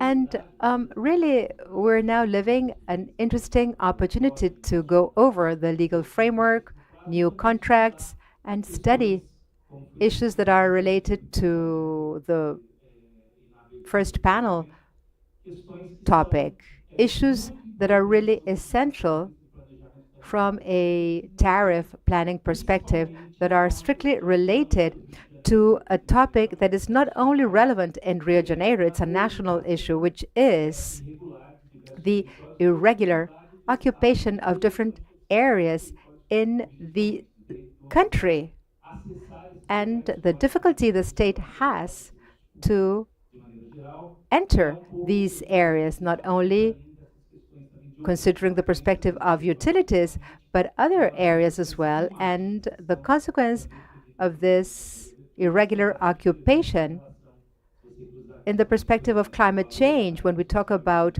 social tariffs, considering we will be able to charge the social tariff in these communities, we will have the short term, not medium term, but short term problem, since is the case in Sao Paulo, to have extreme climate events that will ultimately increase global temperature and increase energy consumption. So the topic of our panel is exactly this topic: urban challenges in vulnerable communities in Rio de Janeiro, the growth of irregular occupation, and the worsening of social and economic variables in these households, the occurrence of extreme events, and how this is related to the state, utilities, and all of the topics that were presented in the first panel. So we can kick off with our two guest speakers. Please, could you introduce yourself? Victor, maybe you can go first. Hello, good morning. I am Victor Carvalho Pinto. I am a lawyer and I am a legislative consultant at the Congress in topics that have to do with urban development. So I specialize in urban policies, and I'm really happy with this seminar, and I'm very happy with the invitation because many, many years ago, I really want to talk about electricity in urban development. I don't know if Professor Nivaldi remembers, but 20 years ago, when I was the head of the Brazilian regulatory agency, ANEL, we talked about this topic. And at that time, we had a bill at the Senate to harmonize electricity services and urbanism. So this is a recurrent topic, at least for us in the Senate, and this bill did not go through, and now it's again in the Senate, and it's a bill 3570 in 2024. The author is Confúcio Moura, the Constitutional Committee chairman. So what is my concern, and why? And after having written so much about the connection between urbanism and the electricity sector, why am I here? Well, first of all, we need to understand that irregular occupation of territories is the #1 urban problem in Brazil. It is a dynamic process. It's not one that we imagine. There are the slums or the favelas or the communities and other areas. No, it's a dynamic. There's every day there's always someone else invading and squatting on another plot of land and living in even worse conditions. And if we are going to try to understand this phenomenon, the most common opinions that we read in the media and public opinion at large are wrong. The phenomenon cannot be explained solely because people are poor and they have nowhere to live and housing is expensive. I think in Rio de Janeiro, I am not from Rio, I am from Brasilia, we see that there is a clearer understanding of reality. There is organized crime that is selling these housing and real estate with all the technologies of the financial market, what have you, whole buildings, apartment buildings. And I imagine that this is a better understood and better known reality. And I think that the Brazilian cities have had, the tolerance these cities have had is almost over, in part because of climate change.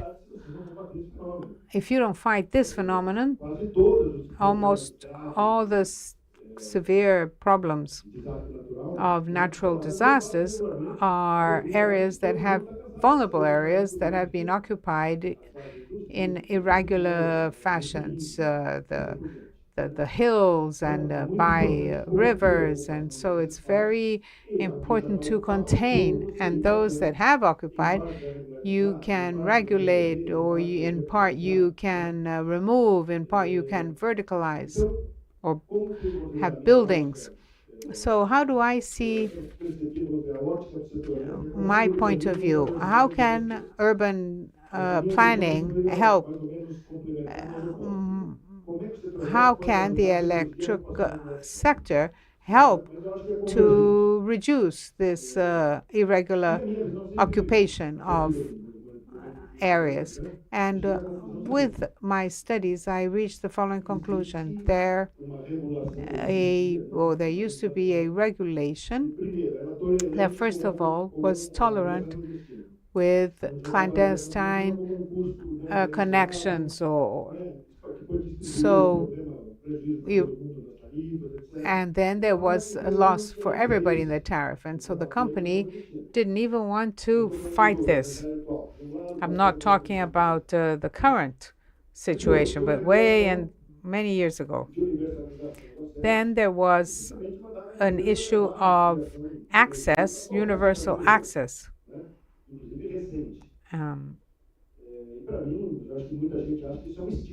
And many people think that this kind of occupation makes sense. But so these bills that I mentioned, electricity is like any other intervention in the city. It has to follow the steering plan and other urban planning laws. And since 2017, there is the REURB legislation of land regulation that has an institutionalized system of how you regulate an informal settlement. And there are areas that cannot be regulated. So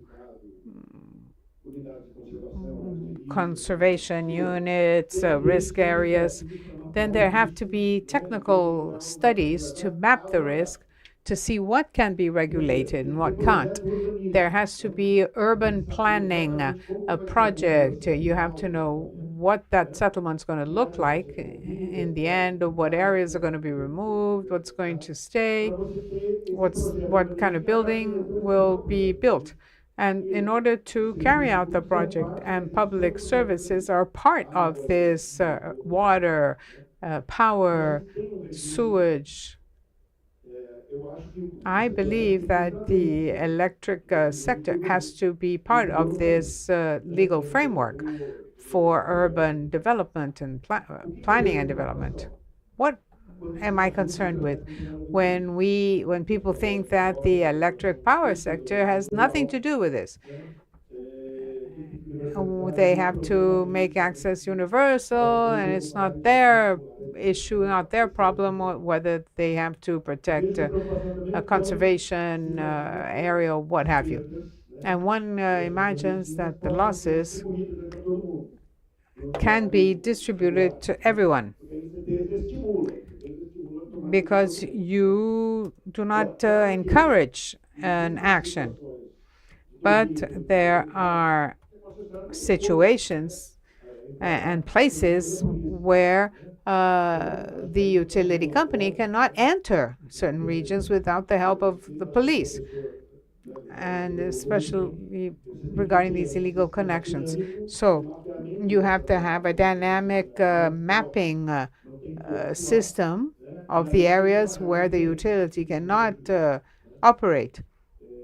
And then there has to be a different rule for calculating the loss there. And I'd also like to say that ANEEL's current standard, Resolution 1000 of 2021, is very good. I think it has to be complied with. But it says that the definitive connection has to be at the core of land reform. How can you can have temporary connections as long as the municipality is aware of this. So the utility cannot provide any kind of permission for any kind of connection without the city being aware of this. So whether it's consolidated or not, or that settlement cannot receive water supply or electric power supply. We have to comply. And also that illegal connections have to be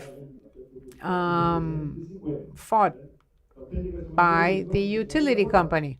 So the utility company has to go and cut any kind of power supply to these places. And so, final message. I think that we have to treat this very seriously, of controlling certain areas that are now under the control of organized crime. This is a problem, if I understood this well, of what the material that was supplied to us. The vast majority of losses derive from this. And if you do not fight it, it will grow. There is no doubt about that.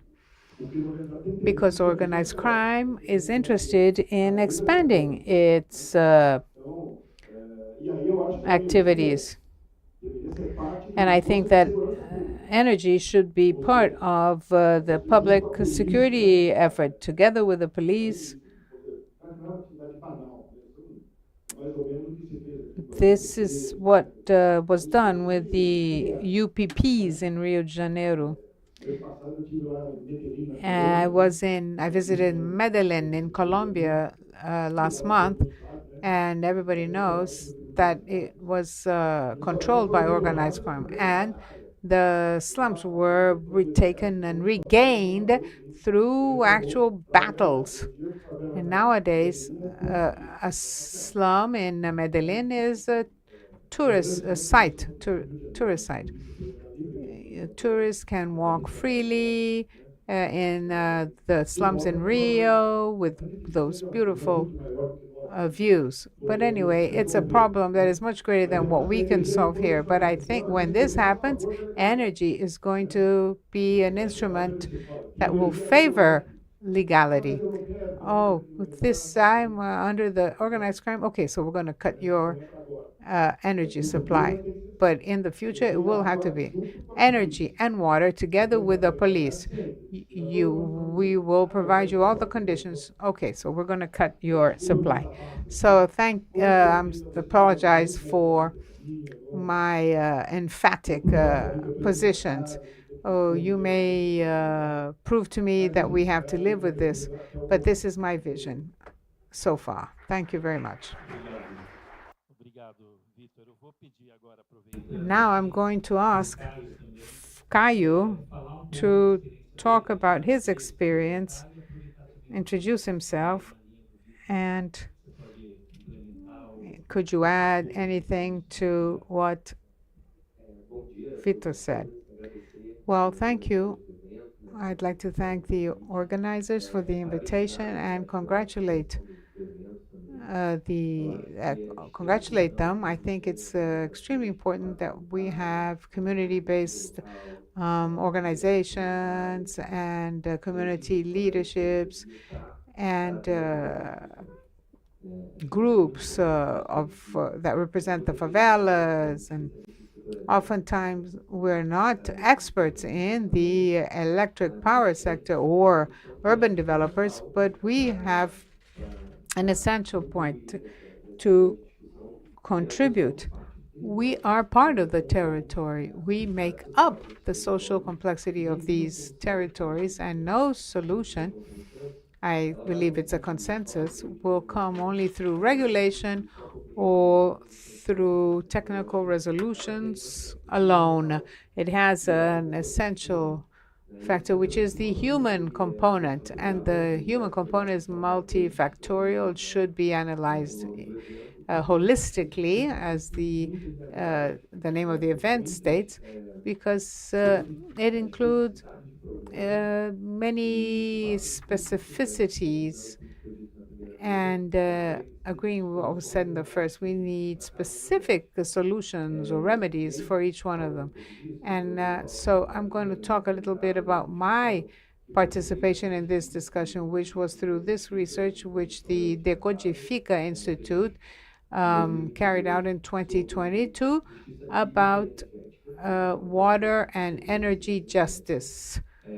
And it was a research that we, residential survey, 15 slums, about 1,500 families. We tried to show how the water and light consumption or electricity consumption in these areas happen. In our conversation, the purpose is not to show you the reports or the data of these reports. I'm going to leave some copies outside so that you can take a look. But I bring this report and where I come from to perhaps contribute, which is to provoke what has been said and what is being said about the electric power sector and the reality of these peripheral communities and the favelas. And favelas, more specifically favelas, are a product of the urban development of Brazilian cities. We cannot talk about favelas as if it was not part of the context of the development of cities, urban units. They are built by workers, and they have to live somewhere.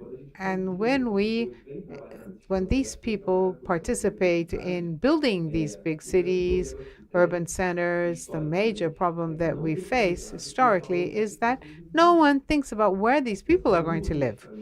If we think from an urban point of view, or urban development point of view, or urban planning, nothing was planned for these people. Where could these people live? And these people come, they build the cities, and then they're just left aside. And so in their process of understanding their citizenship, but also within the rationale of the city itself. And then you have the problems of energy loss, irregular connections, because all this is part of this disorganized way. And these populations had to develop survival strategies. This is a historical process, but it's not one that has ended. It continues. And so from 85 to 2021, 106,000 acres of favela land that were built in Brazil. If we think of this figure. I don't have the idea of soccer fields, but 3 times the area of the city of Belo Horizonte. That is the size of the challenge of disorganized urban expansion in this city. And from these regions, if we the product of this disorganized urbanization process, they are regions that have many vulnerabilities. 10% of these areas, rather 15%, they are built-in risk areas.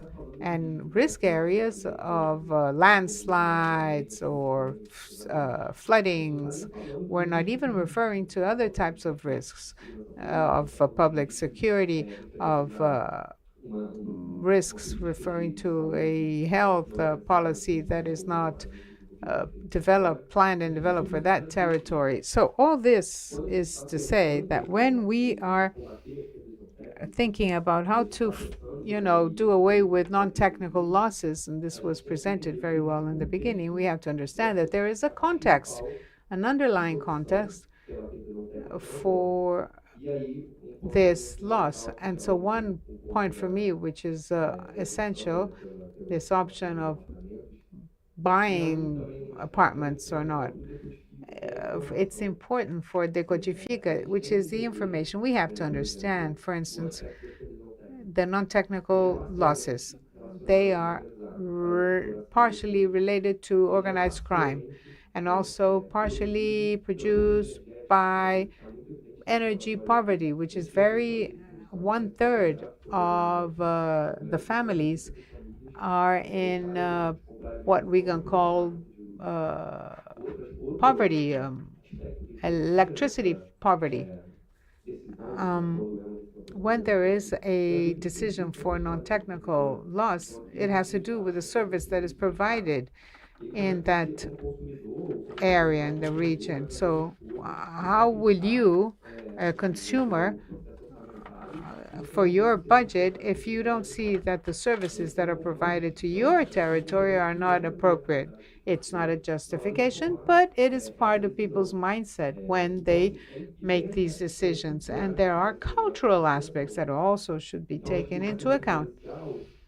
So in my initial contribution here, I'd like to talk about the need of this, and later on we can talk about many initiatives that try to tackle this in different ways. And I was also interested in the PRORIO, how it can serve as a laboratory, as a support for these initiatives that are developed locally, that have communicate with the communities, and the leadership can be strengthened, and then bringing people out of energy poverty and also out from illegal connections. And that's initially.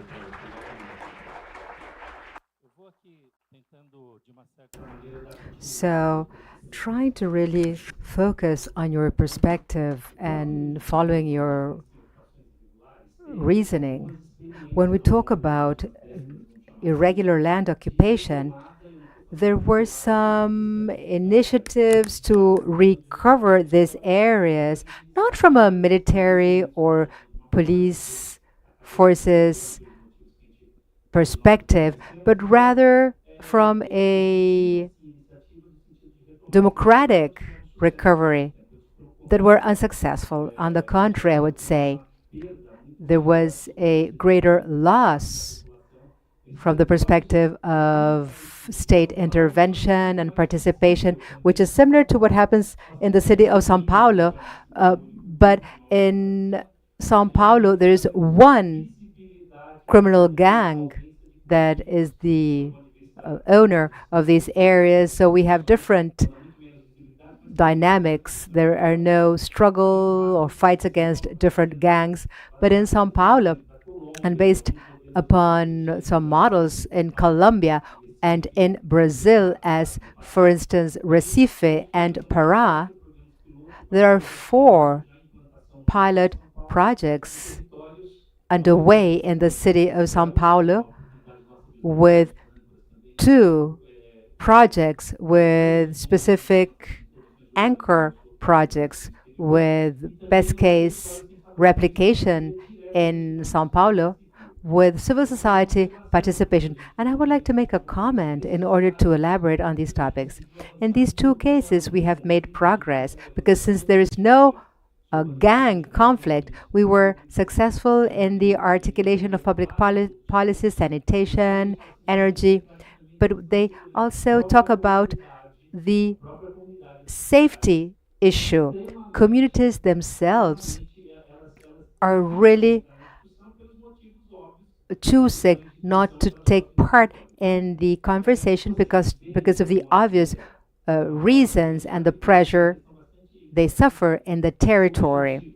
But from an objective perspective, and I will use a difficult word, which is the incompetence of the state in dealing with this situation, because there is no single initiative by the public power. I mean, these initiatives are more successful and more efficient when society, together with the public power, tries to deal with a common problem, as was the case with the pandemic, as a recent example. So what is your take on a possibility or intervention model that can help us recover these territories so that we can decrease the debate on the social tariff that everybody's talking about? As we said before, of course, we have crossed subsidies and everybody's paying for something that is actually not working. So what about the social tariff? Do you think this is an interesting possibility? Can we create a tariff that is even lower than the generic social tariff to include families and try to have a more objective intervention in these territories with other interventions, for instance, sanitation, considering what we have seen in these extreme vulnerable communities in Rio de Janeiro? Victor, would you like to start? Well, I think that we could think about this from three different perspectives. First of all, I remember when I was still a law student in school at the São Paulo University, the first participation I had with urban policies was a group that studied social movements, favelas, and these settlements in São Paulo. And one of the first things that called my attention at that time in one settlement was that the lights were on during daytime. All the lights were on. And I asked a community leader, I said, why are all the lights on? And this person said, no, this is a social tariff. We pay a tariff and we can use the electricity all day long. So I'm no specialist, and maybe what I'm saying is not correct, but I ask you, Caio, if you have an answer. Don't you think that maybe, I mean, a tariff cannot be that inexpensive that will be wasted? I mean, we need to give our users the appropriate incentive. Yes, a discount tariff, but we must reach a break-even point so that we won't waste electricity because we're all contributing to global warming. And my second comment, those users that are using the illegal connection, are they using free electricity when they work in these criminal gangs? I don't know. It's a question. My assumption is that they are paying. They're paying for these illegal services. I don't know how it works. I mean, when they pay for the illegal connection run by a criminal organization or a militia organization. So I wonder, I mean, are we contributing to the criminal gangs or the drug traffickers? Or I mean, something has to be done because for what I heard, people in these communities are paying water, gas, transport, electricity, rather expensive. So can we substitute this provision for a legal provision of the service? Can we do this? Another comment I would like to share with you that has to do with what Caio mentioned earlier is this. It could seem unrelated, but I think it is related actually. Our urban zoning legislation is very restrictive, unduly restrictive. What do I mean by this? If we take any urban territory, we have the good areas for building purposes and the bad areas for building purposes because of environmental vulnerabilities or risk areas. So those areas that have no environmental issues, we have to increase the occupation of these areas and really permit the construction of buildings and retrofit initiatives. We have many programs and initiatives to revamp downtown areas, to refurbish areas. And we really have to give real estate businesses all the tools and incentives they need to develop these areas that are not risky areas. This is one area of concern, to take the right decisions. And since this is an interesting exercise, considering the urban planning and the electricity sector, we shouldn't really focus on favelas and try to solve housing issues there, but rather in the other territories that are not vulnerable areas. Yes, actually, the empirical research is fantastic. We also research a lot of empiric issues, and this was a study performed with community representatives and civil society, with researchers, with field exercises and reports.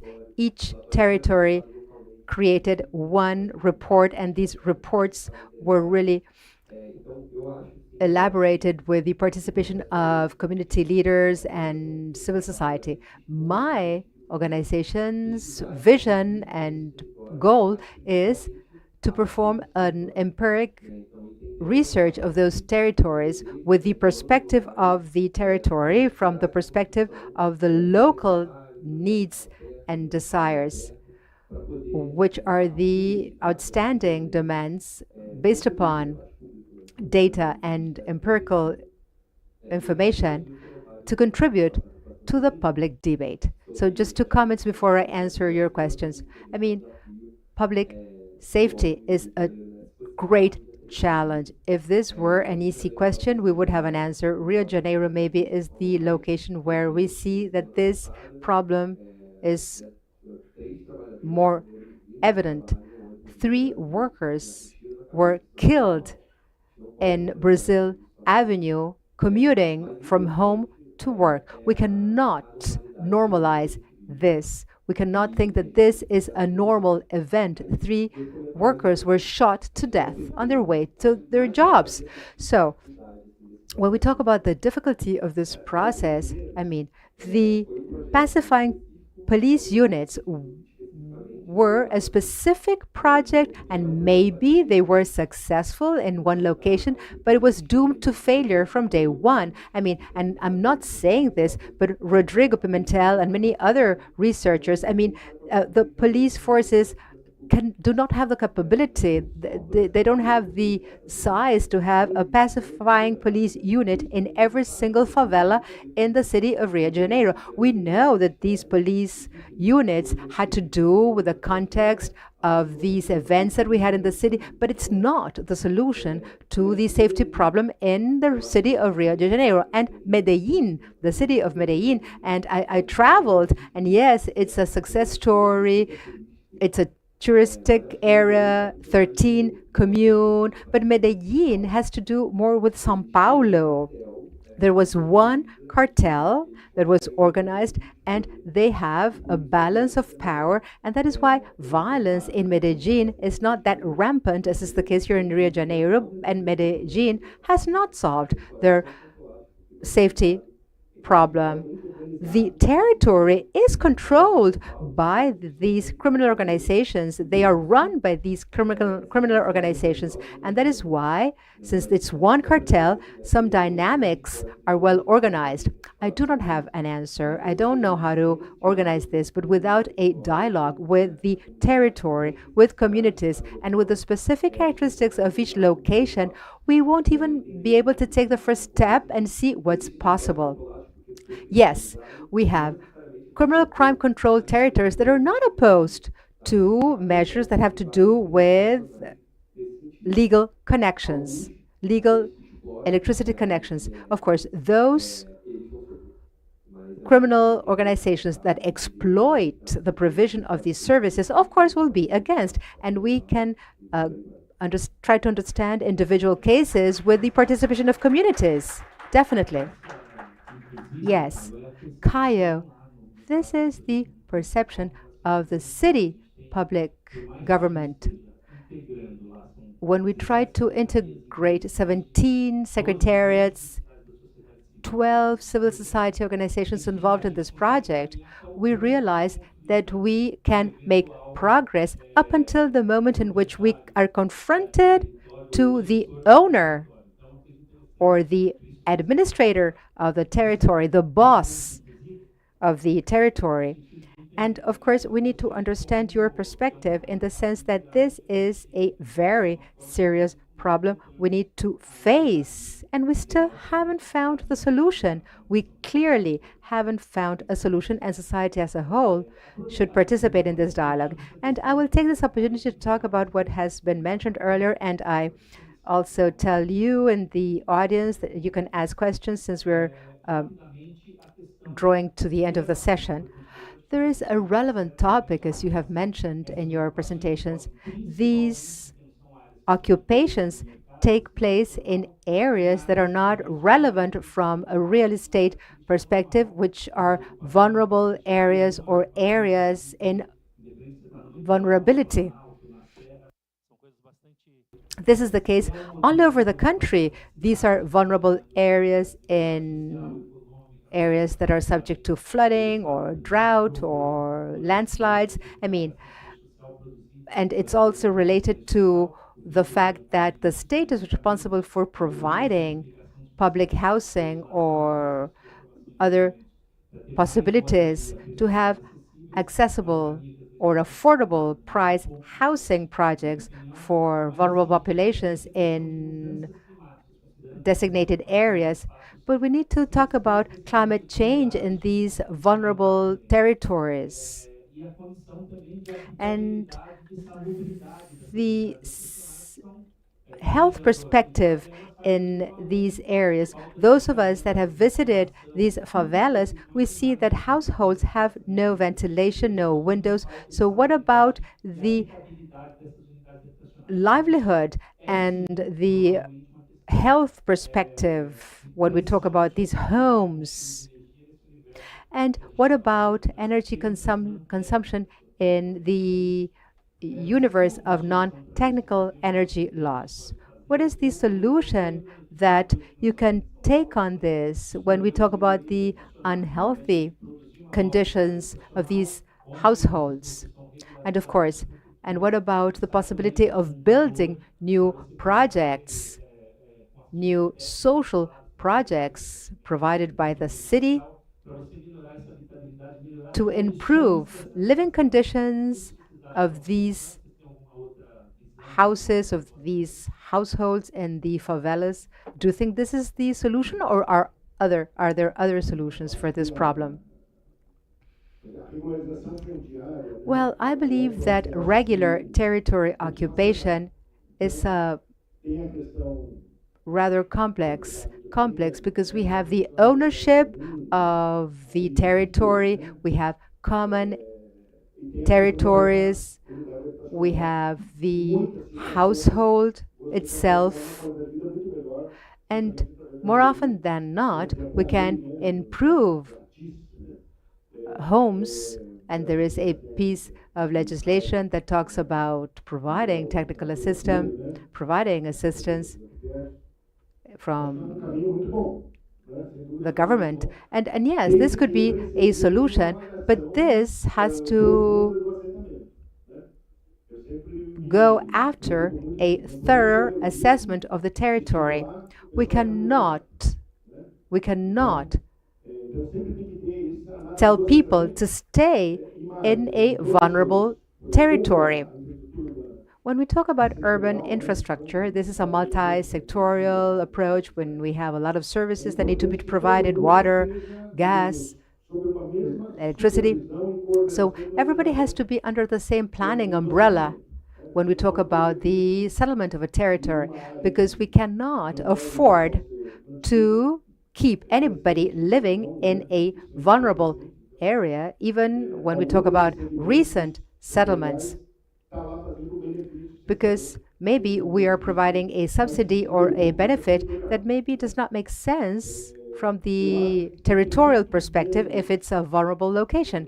So we really need to really have less tolerance with the new settlements. The basic rule of thumb would be not to tolerate new settlements. Is it an absolute rule? No, not really. There are exceptions to the rule, but we cannot change the perspective here, because I believe that there is a lack of knowledge. Let me give you an example with another topic. During the pandemic, the Supreme Court of Justice implemented case law related to an issue that goes as follows. You cannot evict anybody. During the pandemic, no one can be evicted. Okay, it was accepted, it was really an exception, but the pandemic is over, and the Supreme Court of Justice said, okay, no, let me change this. You can evict anybody due to lack of rental payment. If you don't pay your rent, you can be evicted. And what about illegal occupation? Squattering? No, that's a different thing. No. We have to engage in mediation, involve the public ministry, the defender, and the city. And when you can take action and prevent settlement or illegal occupation, if you in the first week, if it's the only chance the city has to do something, no. Case law says, no, you can't do anything, and this is actually enforced now. It's not in the rural area, it's in the urban area. So how do I interpret this? Well, lack of knowledge of reality. The person that made this decision does not understand what's a rule and what's an exception to the rule. Of course, I understand that we need tolerance and we even need to support and help certain situations, but this can never be the rule. It has to be the exception to the rule. So that's why I insist on this unpopular assumption of really not permitting irregular territory occupation. I mean, it's the exception to the rule. We cannot be lazy and look for shortcuts and start doing things without planning or project. We need urban planning and specific project for each single settlement with the appropriate professionals. I mean, urbanism, engineering, geography, all the professional support to understand what a settlement is. Each settlement is different from the other. Well, yes, before we talk, I mean, there's no time to really elaborate and answer and to talk about how can we improve living conditions in favelas. I would like to contribute with a piece of information that really is essential in the comparison of the livability of these territories. And people that live in these territories, occupy these territories under subhuman conditions or conditions that are extremely vulnerable, and it's far beyond our dignity and decency.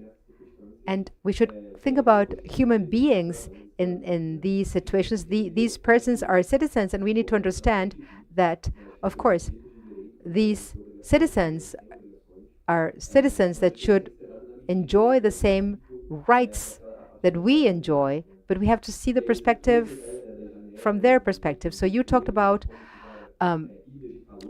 homes and favelas and households without doors, without ventilation, without, I mean, we have a measurement from the city of Rio de Janeiro, a fantastic methodology, but that it's a measurement that we use to analyze certain households from different perspectives, neighborhoods and regions. So from 0 to 100, Jacarezinho, which is a community where we created this project, the score is 21.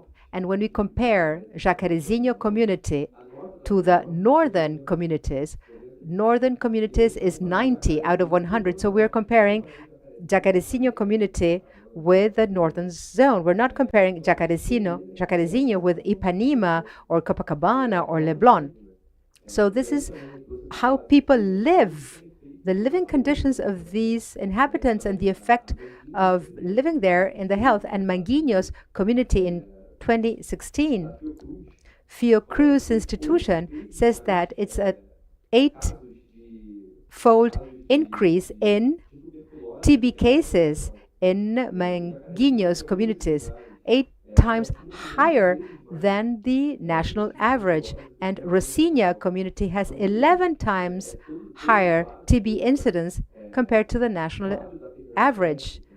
And when we talk about poverty, urban disorganization, and other dynamics directly affect inhabitants, and we can't lose sight of the fact that we need to deal with these issues. How can we deal with these issues and try to change illegal settlements? And this has to do with empowering people as citizens and giving people the rights. And as a rightful citizen, I can contribute to society as a full member of society and not as a second-rate citizen.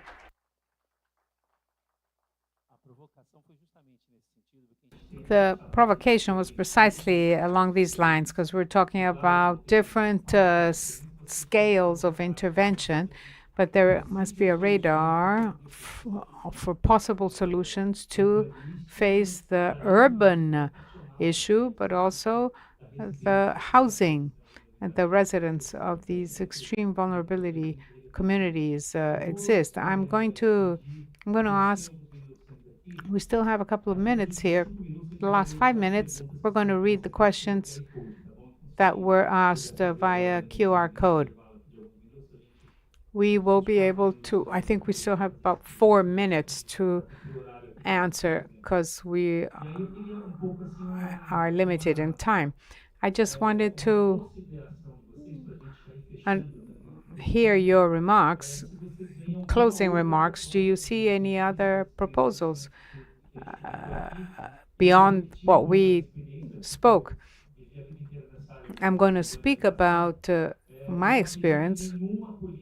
I don't believe any public policy that is not carried out with the articulation of different public powers, utility companies, and public power is like a being. The city government, you know that sometimes there are secretariats that do not commit within the other departments of the government, municipal government. So I'm going to try and state this in a more objective fashion. The only chance that we have, because there is no ideal solution, there is no silver bullet, I think we should integrate the different areas of public power and civil society so that we can implement these policies more efficiently.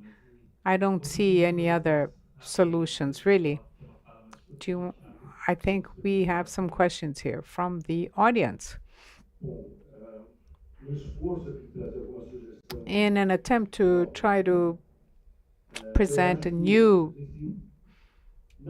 solution, we don't understand very well how land regularization should happen. It's a process that has its own law, and there are other sectors that are part of it. But we don't have a good model, financial model of land regulation. So there is the special one. The special one says that the municipal government will be paying for everything, and the inhabitant will get all this for free. So it's very expensive for the government, the municipal government. And the other one is the contrary, quite the contrary. So people get together and they pay for the construction, and the government, the municipal government, can't pay. But then you don't have the entrepreneur, since there are hundreds of residents, and so you don't have one single entity to do everything, and nobody has the power of charging these and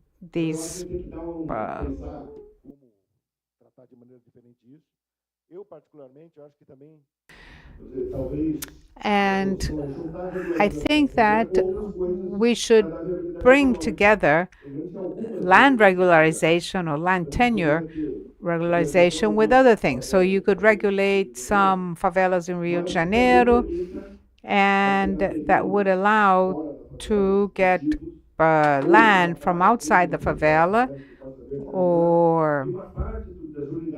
and part of the units should be able to sell in the market and help pay for this, help pay this bill. And we could also think about concession models to allow an expansion, so that as a utility it could do other things that have synergy with its main service. I think that sewage utility companies, or sanitation utility companies, could do this kind of land regularization.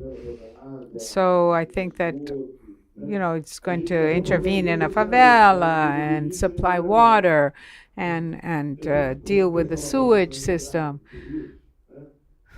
So an integration, perhaps we could go a little beyond, in addition to the orchestrated, the integration of all these utilities, we could have other businesses that could be also.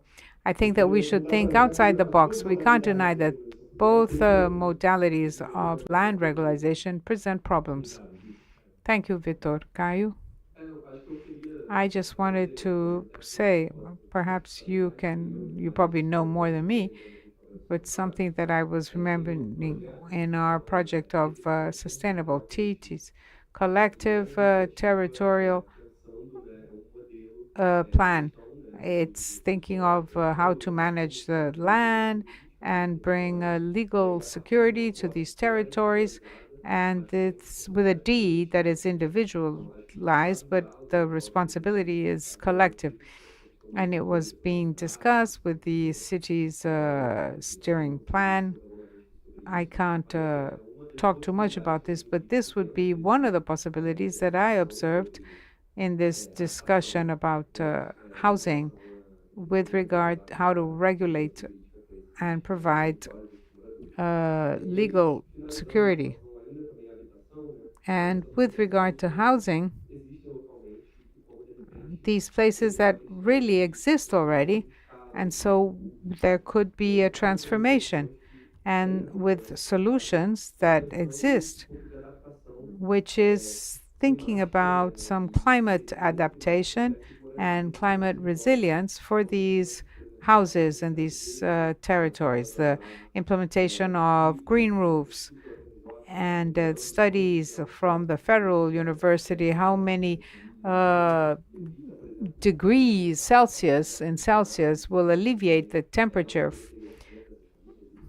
and it would avoid that these families be part of the non-technical losses,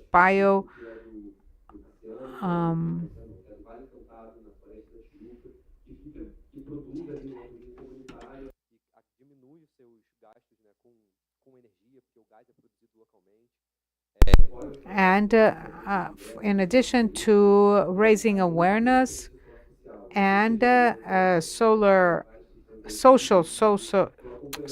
solar power, biocombustion also. And so this big GD for those places that can pay for this, but with a social interest, and we are analyzing families that cannot buy all the equipment and install the equipment, and you have to be regulated, so you cannot steal energy. We finished? Do we still have time for a question? Just one. So the question was asked to Caio, but it can be also asked to Vitor.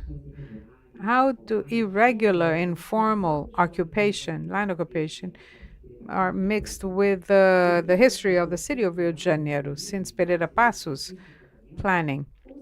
How could it be possible, or which could be the possible solutions for reordaining this city? It has to do with the building of the city and Pereira Passos, and where these workers, where these people, former slaves or children and grandchildren of the slaves, where to house them?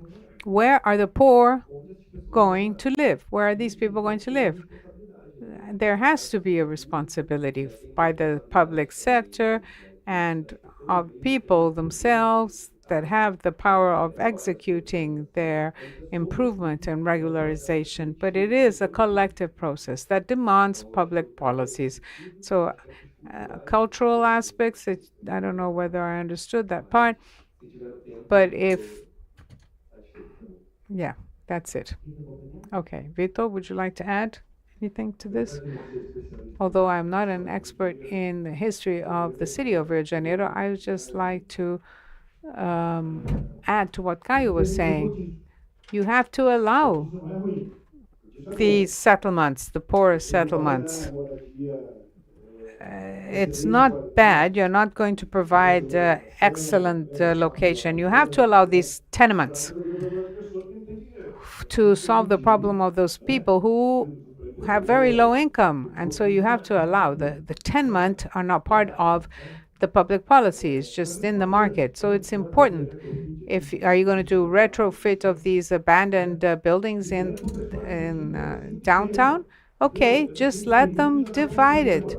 A smaller area that a person can live, a family can live. So there is a lot of elite thought in urban planning for those people who like to live close to these buildings. Obviously, the healthy tenement, not abandoned, but you have to allow the market to produce these units.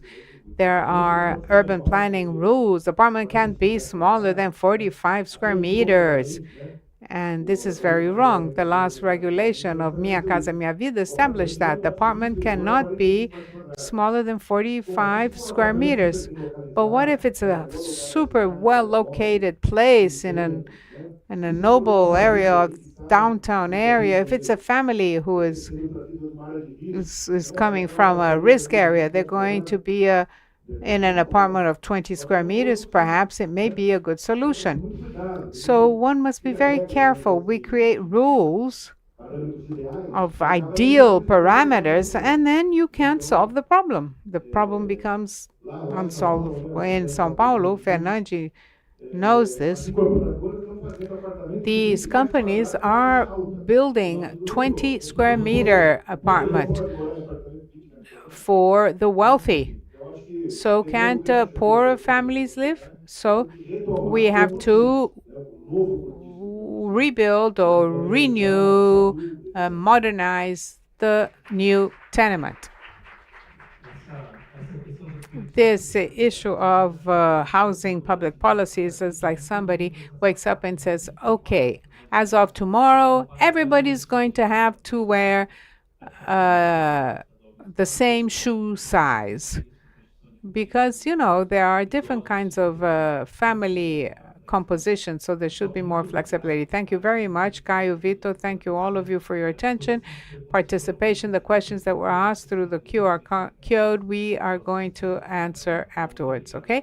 Thank you very much.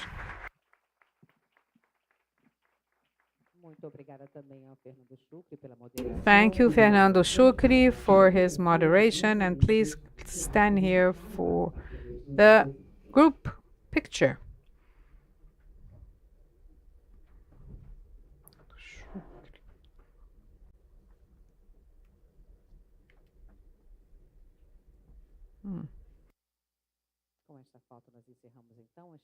And now we close this panel. Please go take your seats again so that we can initiate our third panel. We're going to talk about socioeconomic perspectives in vulnerable regions in the city of Rio de Janeiro. And to moderate, we're going to invite Luisa Serpa, the founder of PHI.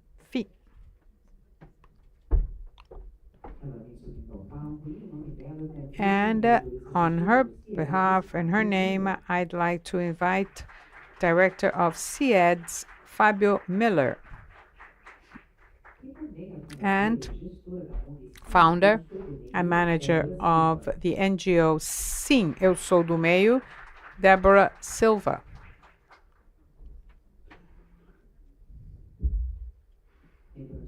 I'd like to remind you that questions can be forwarded to the participants of our panel. And after this brief announcement, Luisa Serpa, you have the floor. Thank you. Lunch has not been served yet, so the panel is running a little late. I am Luisa Serpa. I founded FEE Institute Social that builds bridges between donors and social projects. And I was very happy with the invitation to participate in this panel to include civil society. As Caio said, there is no one isolated solution. So I have repeatedly talked about the meeting in this common place. We don't have to agree on every issue, but I'm sure that there's always a common point. And if we can start off from there, we can solve all the problems or so many problems we have. So I have continuously invited everyone to be open to listening to other people's experience, and in order to be able to build new positive solutions and new paths. Thank you, Fabio and Deborah, for having accepted the invitation. I'll ask them to introduce themselves, and then we'll kick off with the questions. Hello, good afternoon, right? My name is Deborah Silva. I am a founder and manager of the NGO Sim. The name is Sim, Eu Sou do Meio. Yes, I am from the middle. This comes from a territory which is called Rua do Meio. I come from Belfor Roxo, the Baixada Fluminense in Rio de Janeiro. And so Rua do Meio, it's the street in the middle. And so there's a big exclamation mark, yes, just to draw attention to the issue of belonging, of narrating a new story. It carries a stigma. I am works with education, culture, sport, the social positive inclusion of cis and trans women. So 715 students and over 5,000 people seen in this territory in Belfort Roxo, and who has helped many other people in the Baixada. I'm very happy with this invitation, and I second what Luisa said. To represent the Baixada Fluminense in a panel such as this one, it shows us that we are making some progress, I believe. And my heart is filled with joy because you want to hear what Baixada Fluminense has to say. And we have a lot to say. We just need places such as this one so that our voice can be heard too.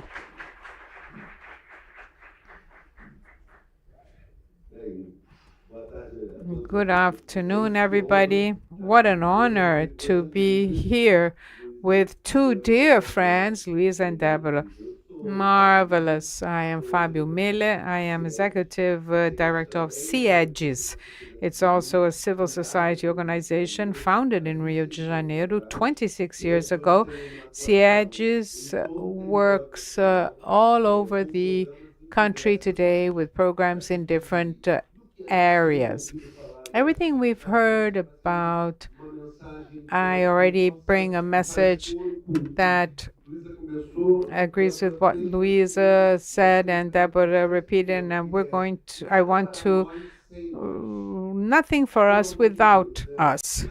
Nothing. Let's not do anything for the community without engaging the community, without really ensuring the space to be heard and to be together building the solution. They might know, they know better, but you cannot make decision of what you think the poorest need or want without involving them. So that's for starters. And then when you take a look at the electricity issue in these most vulnerable areas, non-technical laws, energy access, delinquency, this has to do with poverty. And when we talk about a seminar that has an holistic perspective, considering a cross-cutting issue, we have to talk about poverty.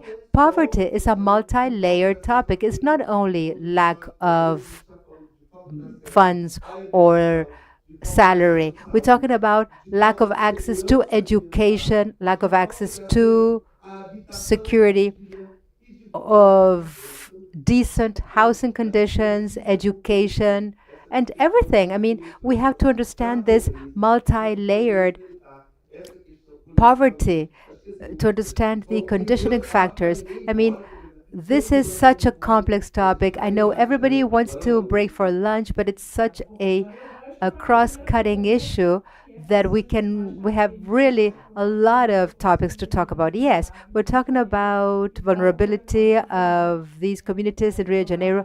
And what about inequality in these regions? You have talked about this inequality, but could you elaborate on these topics from an objective perspective when we consider who is the main character in this perspective? What's the scenario? Because when we are sitting here or when we are at home in front of a computer, when you're writing something, you can think about anything you want. But when you want to translate this into practical initiatives, well, we have to understand who we're talking to. I come from Belfort Roxo community in the periphery of urban Rio de Janeiro. So when I talk about my communities, I talk about my neighborhood, Belfort Roxo. And I have this publication with proposals from grassroots organizations, civil society, with racial justice, economic justice, gender justice, and environmental and climatic justice. When I talk about my neighborhood, it's a city. When I talk about 3 municipalities, 3 cities in the periphery of the city of Rio de Janeiro. We are not part of the favela community. Whenever I'm invited, I talk about the fact that Fluminense, as a proper name, is not part of the favelas in Rio de Janeiro. In these municipalities with 500,000 inhabitants, 39% live with a per capita income of less than 500 reais. In these municipalities, we spend 33% of our salary with transportation, commuting expenses, the highest percentage in the state of Rio de Janeiro, 33%. And then we talk about the racial dimension. 75% of community members are black people. And we know who's at the basis of the social pyramid. When you want to get a job in the city of Rio de Janeiro, what is the city of Rio de Janeiro? From the neighborhood of Pabuna to this part of the city, you have to lie about where you live. 2 participants, 3 with my brother from the peripheries, from the Fluminense peripheries.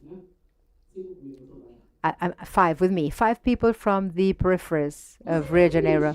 When you have to lie about where you live, everything is wrong. Your employer does not want to pay for the ticket to commute from your home to your job. You will have to pay out of your own pocket. And you know that you won't make ends meet. You won't have money to pay for food. And then Luisa will ask other questions. I'm not here alone. I took a bus and it took 2.5 hours, 2.5 hours to get to this place. 2.5 hours from Belfort Roxo to this location. Traffic jam. Just take a look at the highways. People leave home at 3 a.m., 4 a.m. to go downtown, work, and come back home at 8 p.m. So how can you have time to think about whatever?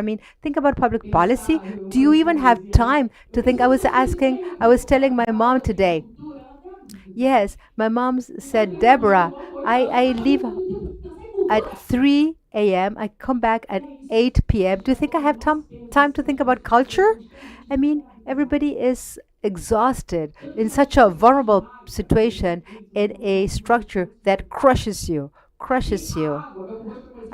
Belfort Roxo, you don't have water out of the tap, but we have the floods, the miracle of waters, floods.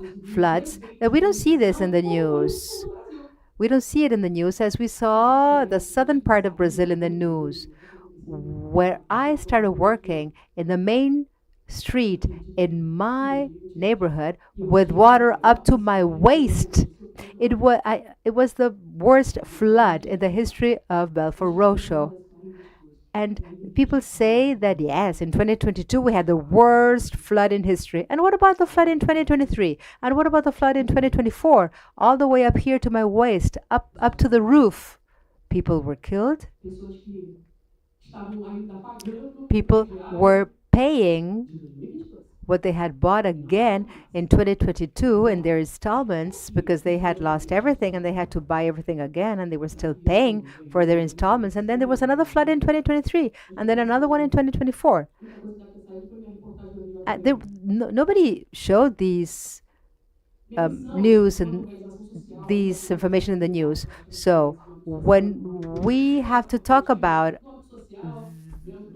different projects in these neighborhoods, in Baixada Fluminense neighborhoods, and when we give beautiful names to programs, we all do so much with so little. Our homes, as we are talking about, our homes. Our homes are dreadful. They're not decent. And when we talk about equity and preventable problems, these problems are preventable when they build buildings as the program My Home, My Life. If we were heard And if they knew that in those territories where they built hundreds of buildings, they built these buildings in areas that are vulnerable areas, areas subject to floods. And these buildings were covered by the floods. And hundreds of buildings were covered by the waters. During the pandemic, somebody told me, Deborah, I will not take my donations because I don't have gas. I can't cook because there's no gas. I need food, not raw material. I come from a place where solidarity is fantastic, is so powerful. And we don't want to be second-rate citizens. We want to be first-class citizens, proper citizens. But when everything is taken away from us, even the right to dream, the young people that live in my neighborhood lie about where they live. And we had a project in which we learned how to say where we lived, where the names of those children that were killed was put up in the light posts. The most violent city in the planet, my neighborhood, the president of France, when he came to Brazil, he said, yes, I know about the story of Belfort Roxo. I think maybe it's fake news, but it's the most violent city in the world. And it's even talked about in the United Nations report. It's in the United Nations report. It's very easy to take a look at the vulnerable populations and the peripheries and the favelas and put the blame on them. It's very easy to do that. But the structure above us is much stronger, trying to erase us, squeeze us. We have a race, and we have a very specific social class. And if light wants to provide energy again, it's because it's profitable, and together we can solve this problem collectively.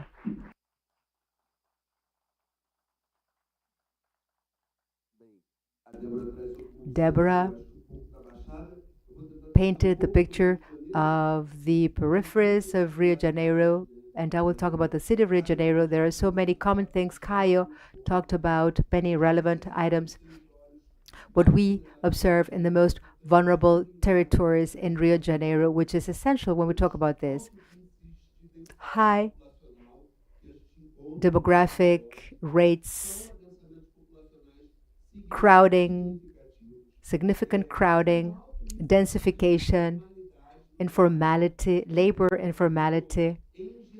Generally, these persons are not part of the formal working market, maybe as a consequence of urban mobility, which is a challenge we have to overcome. And this brings me back to the topic of talking about the challenges.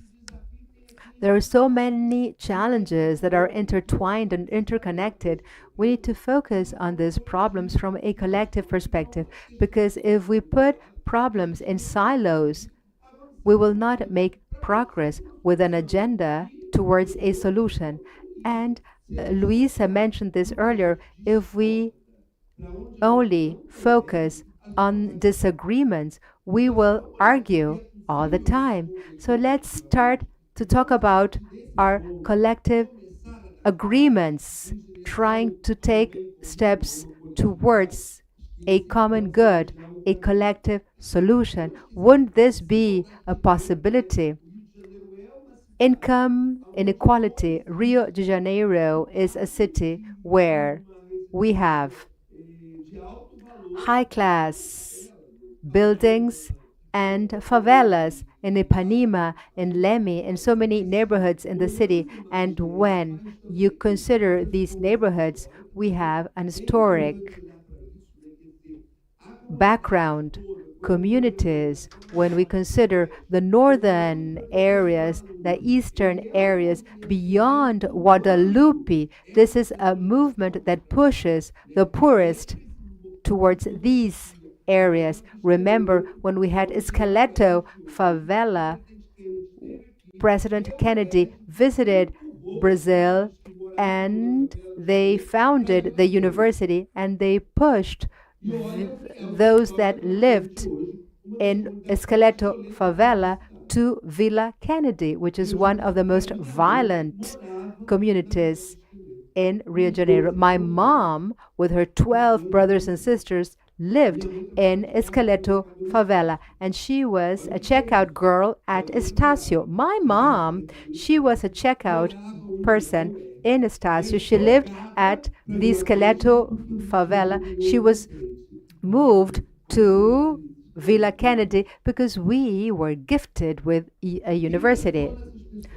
And who are we talking about? My mom tells me that she took 3 hours. 3 hours.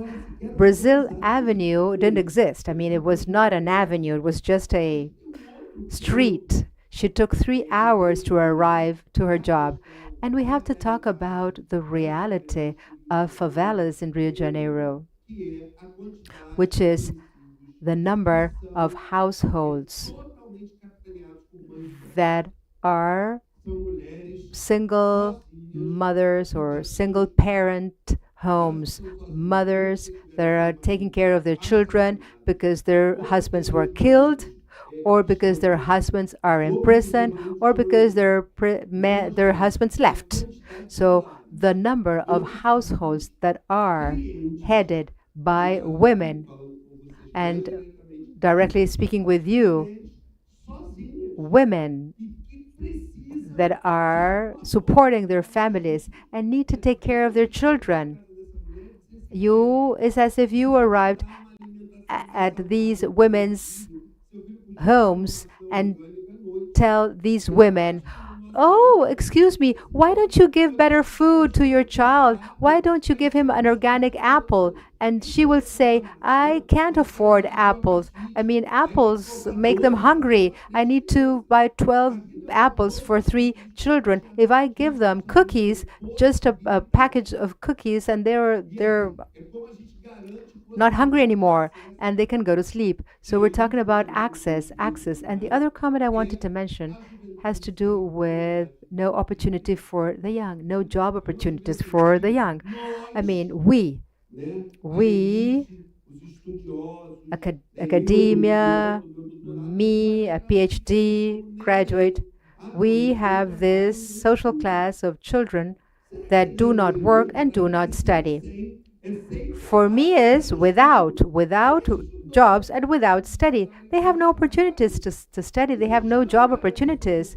If we don't give them an opportunity, how come will we break this vicious poverty circle and give these persons the right and be able to pay for their electricity bill? How can we help them pay for their bill if they have no opportunities? We have to go back and take a look at these persons and give them the opportunity to make a living as citizens, give them job opportunities, have access to their rights.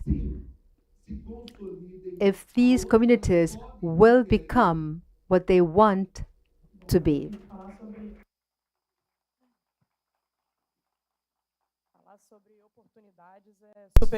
To talk about opportunities is very important for each and every one of us.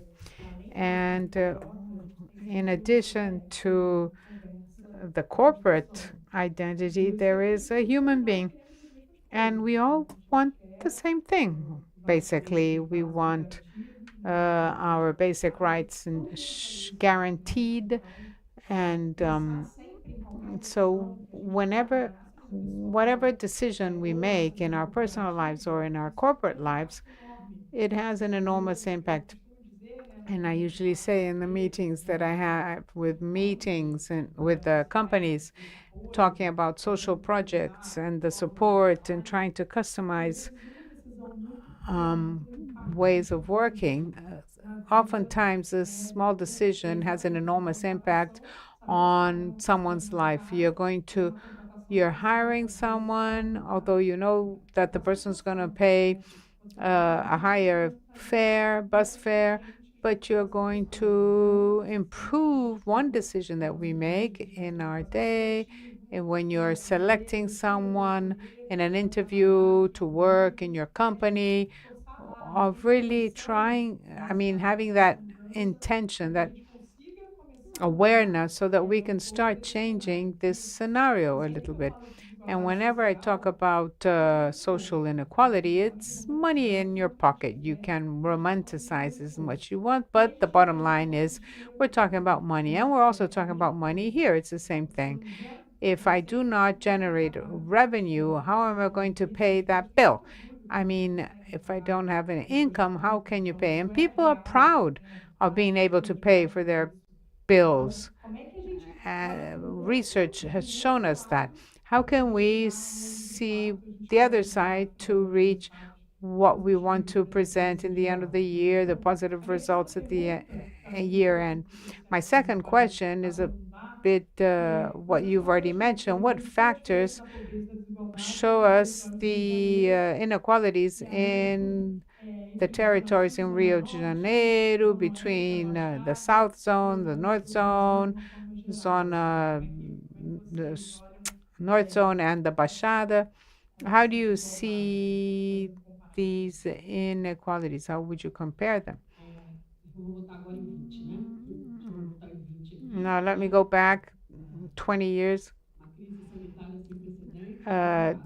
Unheard of sanitation crisis, stay home. So Baixada is different to favelas in the city of Rio de Janeiro. Despite all the serious violence, serious economic thing. So if you have a sanitation crisis, stay home. I used to work in the Rua do Meio, and now we have a larger place. So I stayed home. On 22nd of March, I am not very good with dates, but on the 22nd of March, a mother called me at 7 in the morning asking me the following: Deborah, could you, what paper, what is this piece of paper that I have to present in the train? Because all the other means of transport had been suspended, so that I can tell people, show them that I have my work is essential for life. And I had to tell that woman that I couldn't give her the piece of paper, proving that her work was essential, because she was going to, she's a cleaner, and she was going to clean someone's house in Botafogo. And she asked me, to eat, isn't eating essential to life? How am I going to feed my 5 children? And they were part of the activities that I had in that church in 2020. When we talk about canceling the intermunicipal buses, they gave us a message: you can die. You can die. Belfor Roxo has no maternity unit or a high complex city hospital. You have to go to Mesquita or São João do Meriti or Nova Iguaçu. And there's only 7% of the population have formal jobs. So they were basically sending us this message: you can die. As opposed to the people who live in the favelas here in Rio, in the city of Rio. You just come down the hill and, you have more opportunities and more transport. This difference, I think we have to analyze this scenario. Pandemic scenario, a sanitation crisis, and there are group of people who can just die. And that was my interpretation, because these people started walk over an hour to downtown Belfor Roxo to be able to get, a basic. And I thank Luisa, who was the person who put me on a list, Rio Against Corona. And in May 2020, these basic food baskets reached us. Most people, like this mother, they leave home very early to be able to work here, and they go back home very late. Do you understand? We're not part of the favelas in Rio de Janeiro, in the city of Rio. I went to Japeri.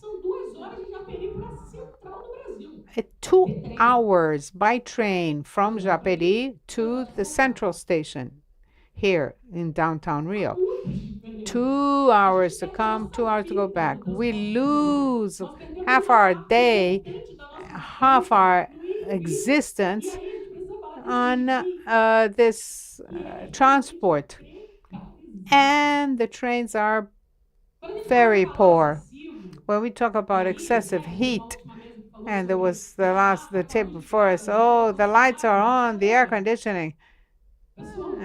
People don't even have a window in their homes. You can't even see properly if you don't turn the lights on. How are you not going to turn the lights on? Everything's closed. There is no ventilation. So these are the realities that we deal with in the Baixada. So there is this aspect, the economic factor. This is portrayed. Belfor Roxo has no daycare centers. It's already complex for us women. Imagine if there are no daycare centers to leave your kids so that you can go work. So that's why we have NGOs that provide this support to these women who need to go to work, as opposed to Rio.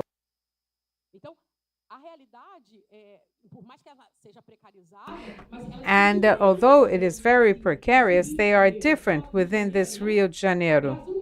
Brazil, not to mention Brazil, the baixadas in Brazil, the reality, the territorial. And so you have to deal with the insecurities, which is terrible. Of the three, someone mentioned the 3 people who were shot and died on their way to work.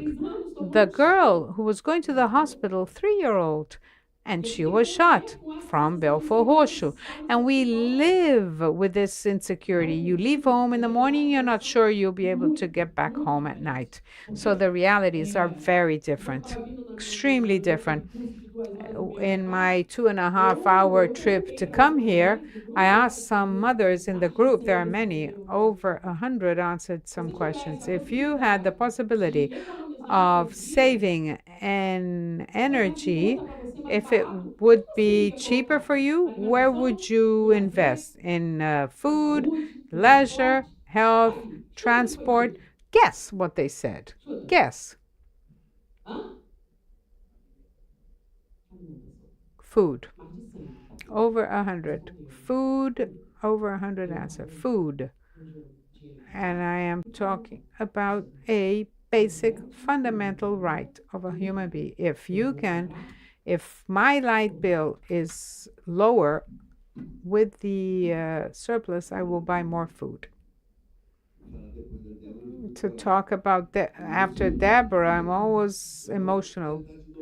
So I'll try to analyze Rio de Janeiro. I think we've already raised this issue, but there are other issues that are important to underline here. The favelas in Rio de Janeiro are also marked by cultural differences that are extremely important for us to point out. We often remember, as a capital, it has a rural area, and we don't even remember there are communities that are planting manioc and what have you in the city of Rio de Janeiro, Santa Cruz. In Santa Cruz, there are rural communities planting manioc. So we have to remember these aspects, cultural aspects, that what is a favela in the South Zone? What is a favela in Santa Cruz, for instance?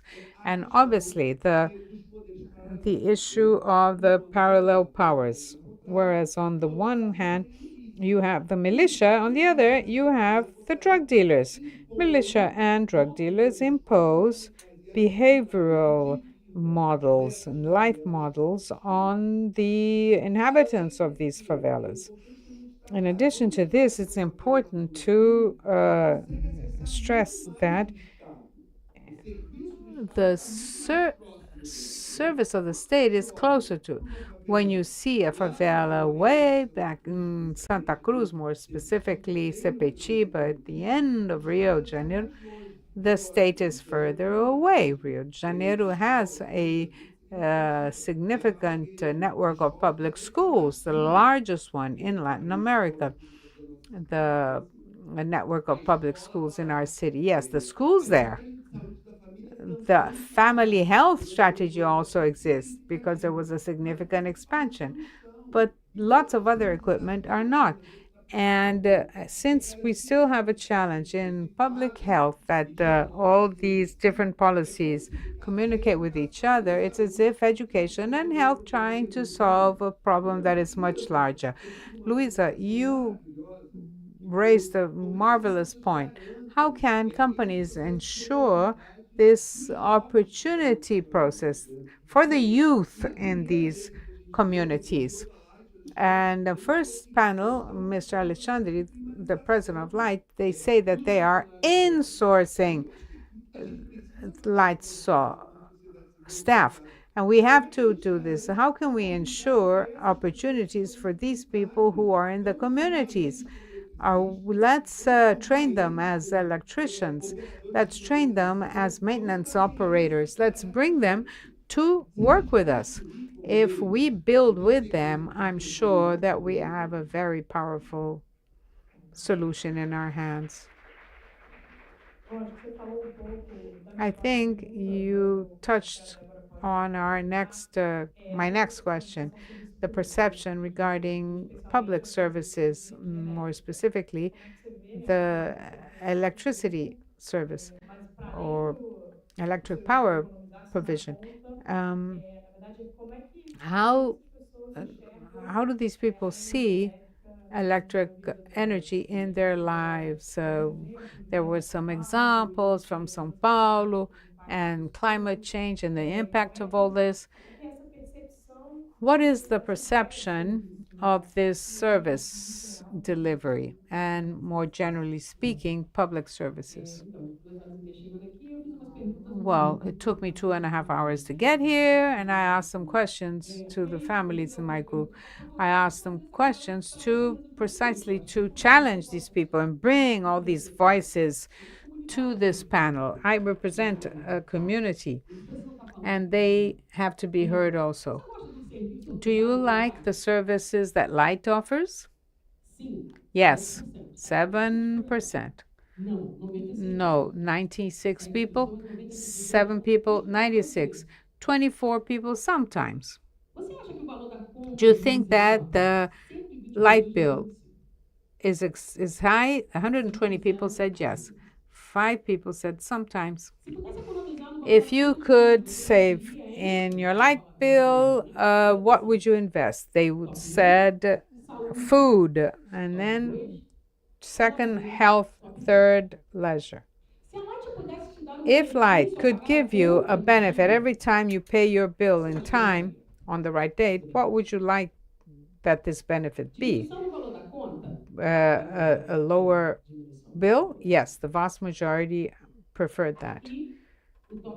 And money back in the next bill, and the second, and a food voucher, food ticket. Did you participate in any project of sports, culture, sponsored by Light in Belfort Roxo? Unanimously, no. And we see that Baixada is underrepresented here in this space that we are.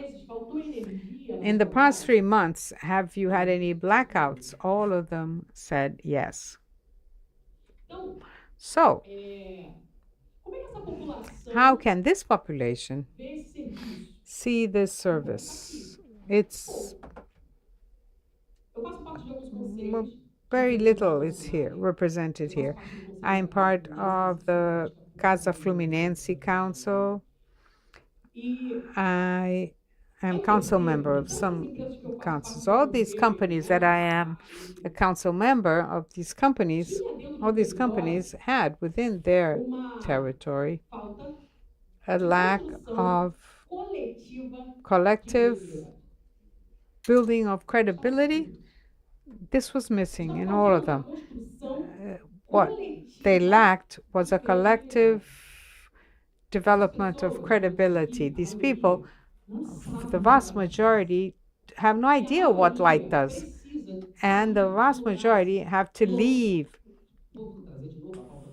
And I go back to the transport issue. Belfort Roxo of 500,000 inhabitants, and only 2 bus lines go there. So depending on where you live, you have to get 2 buses, and the fare is 750. Depending on where you live, you have to get 3 to be able to reach a point in the same municipality, in the same city. And oftentimes, the people who have no internet, 76% of Belfort Roxo that took the test, the ENEM test, 75% of them do not have access to internet. Only 24% have broadband in Belfort Roxo. They have to leave one point to another to be able to connect. Because in the pandemic, everybody thought that everybody had a smartphone that could call for emergency. Many were not able to call emergency services because they didn't have internet connection. They didn't have a phone. I believe that this conscious development of credibility will happen when light actually goes there and visits the places where they are supplying services or providing services to. You know, they're visiting the companies because they are working collectively with who knows the territory, who works collectively, participates with the population in the decision-making process. So I think that is what is missing. The people who answered these questions don't know light. And when they do know, it's when there is a blackout. I experienced, I had a bad experience with light, and I'm fighting with this very company that I'm here. Collaborator did this illegal connection in my connection. And then when you fight, you're going to tell them, they think, oh, she thinks she can fight with us. And it's important how people are treated in vulnerable territories. There's a lack of respect to people who live in favelas and in the periphery. There was a blackout in my warehouse, over 700 children studying there. Why? Oh, so if there is no light, you didn't inform us. No, you turned it off. I have 700 children there. How can you just disconnect the connection? Turn off the lights without any prior notice to me. So these people have to learn how to contribute collectively. And only then will we be able to have less loss and theft, energy theft, because people normally want to pay. And how we can together open new jobs or have new jobs offered and understand and know the population that I serve. I think we're missing that. Thank you, Deborah. Well, everybody's waiting for lunch. I am going to ask the last question, 2 questions in one. They're very similar, which is to talk about job generation and how people can be encouraged in these communities by light, and what other cities can be on the company's radar to implement its projects. So you can answer more objectively so that we can stick to our time. But how can we, in fact, support this income generation and the people who are here listening and will multiply this to other? Okay, yes. I think I can really answer quickly. Productive inclusion rates for those that live in vulnerable areas. Make sure that these students will have access to qualified jobs. I mean, no matter what job. I mean, skilled jobs, qualified job opportunities and inclusion. How can we guarantee financial inclusion for women? We have to talk about women that have children, no daycares. Can we think about other options for these women? Brazil has thousands of social technologies for these vulnerable group of women. And the third comment, strengthen community-based organizations.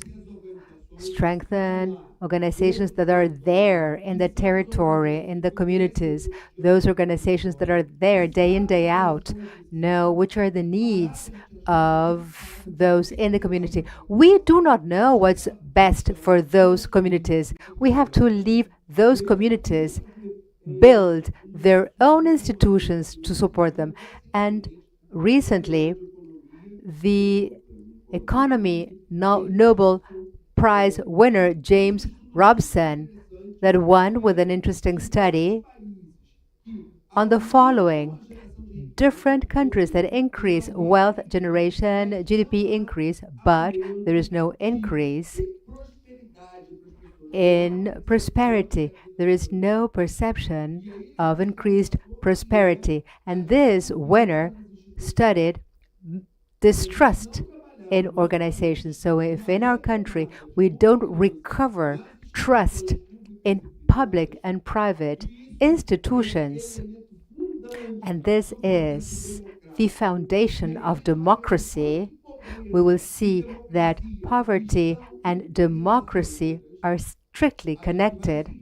We will follow the path of wealth, but wealth will still be in the hands of very, very few, as it has always been. So I believe that we need to think about strategies that will strengthen our institutions so that when light goes into a community, those community members will not be afraid or scared of this new player, because we are in a vulnerable situation for so long that anybody that arrives in our communities, we're scared, we're insecure. So, what about social tariffs? I think that we have great opportunities if we can establish fixed tariffs in these communities, considering our community's possibilities. Is a fantastic way forward, because this brings predictability of service. And if we have predictability, people want to pay for their electricity bill because they want to have access to credit. You need to have a regular situation with institutions to have access to credit. But of course, we have to make sure that they can pay, they can afford to pay. And then we have to think about the appropriate tariff tailored to the reality of each territory. Well, our time is up, and I would like to thank you so much. First, the invitation. It is really hard to listen to what has been said. It's uncomfortable, but we need to know the reality to create new answers. The model is not working. If we want to have a less unequal and fair society, we have to think about everyone. We cannot say that a young person did not make an effort. We cannot fall in this mistake. There are no opportunities. It is really very difficult. If you have children, if you pay for private education, think about what you are giving.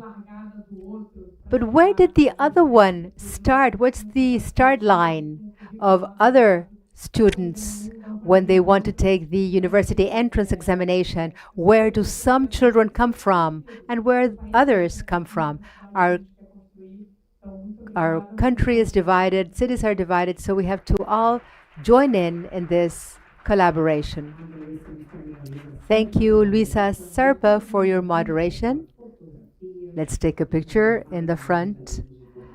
And we will break for lunch with 2 housekeeping announcements.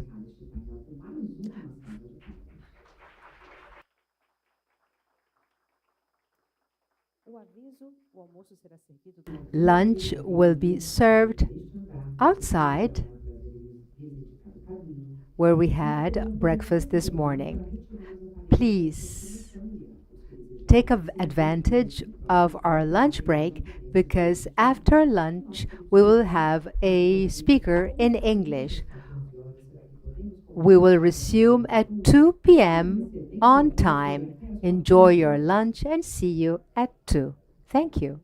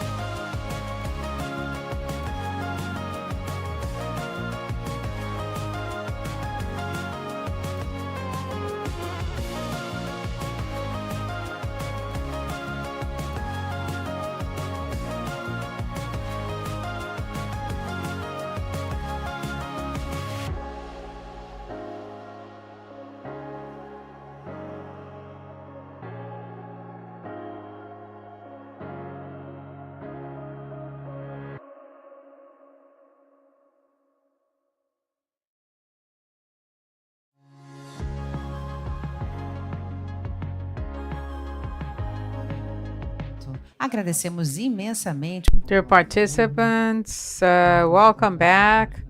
Or good afternoon to all those who are listening online. Let us reinitiate our session.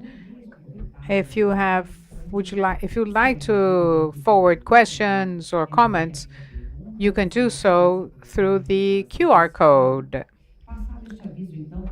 Well, we would like to begin our third panel. We're going to talk about the civil society in Rio de Janeiro and public security. We're going to invite Ana Paula Pellegrino, a fellow from EMILAB.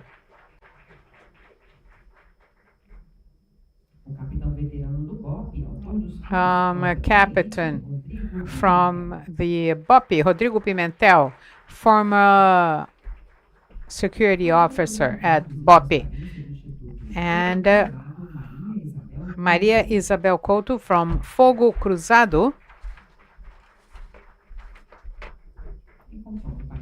and Undersecretariat for Security for the State of Rio de Janeiro, Murilo Nunes. Welcome, all of you. You have the floor, moderator. Ana Paula Pellegrino. Can you hear me? Yes? Good. Okay. First of all, I'd like to say that it's a pleasure to be here with you in this afternoon session. I hope that you're all energized. I am a PhD from the University of Georgetown in a university, but I fled Washington, D.C., and so I'm doing some field work here in Rio. I've been working for over 10 years in public security, namely with a civil society perspective. And this panel is on civil society to work on this theme of public security. First of all, I don't have to motivate anyone in Rio de Janeiro around the importance of this theme to discuss operations of other utilities, but life and the continuity of life of our population in our state. And as in some other countries in the world, but it is very particular, and it especially touches all the lives of Cariocas and people from Rio de Janeiro. It's great to be here with two Rodrigos, Maurílio Nunes and Rodrigo and Maria Isabel. And so I'll ask each one to introduce themselves and bring about the situation we find ourselves in. Good afternoon. I am representing our secretary,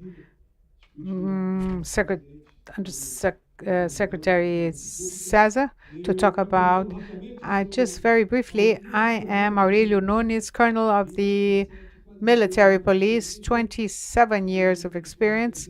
I come from Special Forces. I worked in BOPI for 17 years. I am a lawyer, and I have a project management MBA. And I am Undersecretary of Integrated Operations of the Secretariat of Security in this enormous challenge, which is to provide security to our population in Rio de Janeiro.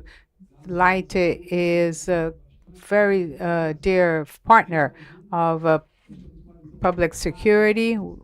We have a very clear idea and understanding of the need for security for the provisioning of all these utility services.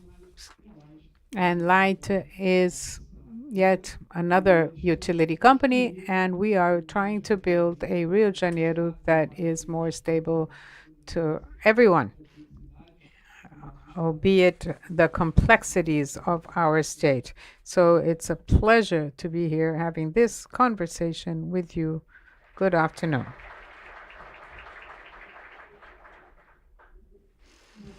Good afternoon, everyone. I hope that you all had some coffee after that very enjoyable lunch. But I know that this theme is a theme that mobilizes everyone. My name is Maria Isabel Couto. I am Director of Data and Transparency of the Fogo Cruzado Institute, co-founder of a historical map of armed forces. I think it's important to begin this very brief introduction clarifying something. It is when you get the program, it's important to reiterate, which is I have been working in this area, security, more than my young looks may imagine, but I am a sociologist. I am a researcher and sociologist, and that's the voice I am using now as a researcher and sociologist. I think everybody who was here in the morning sessions, we were able to see how much public security mobilizes the ideas and awareness of everyone in Rio de Janeiro. Lula asked the governors to review the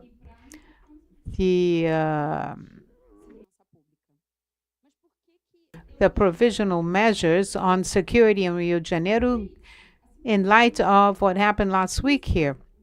The lack of security in Rio de Janeiro, you can see in the arts. Pimentel adventure. He wrote books and participated in scripts, and there's music.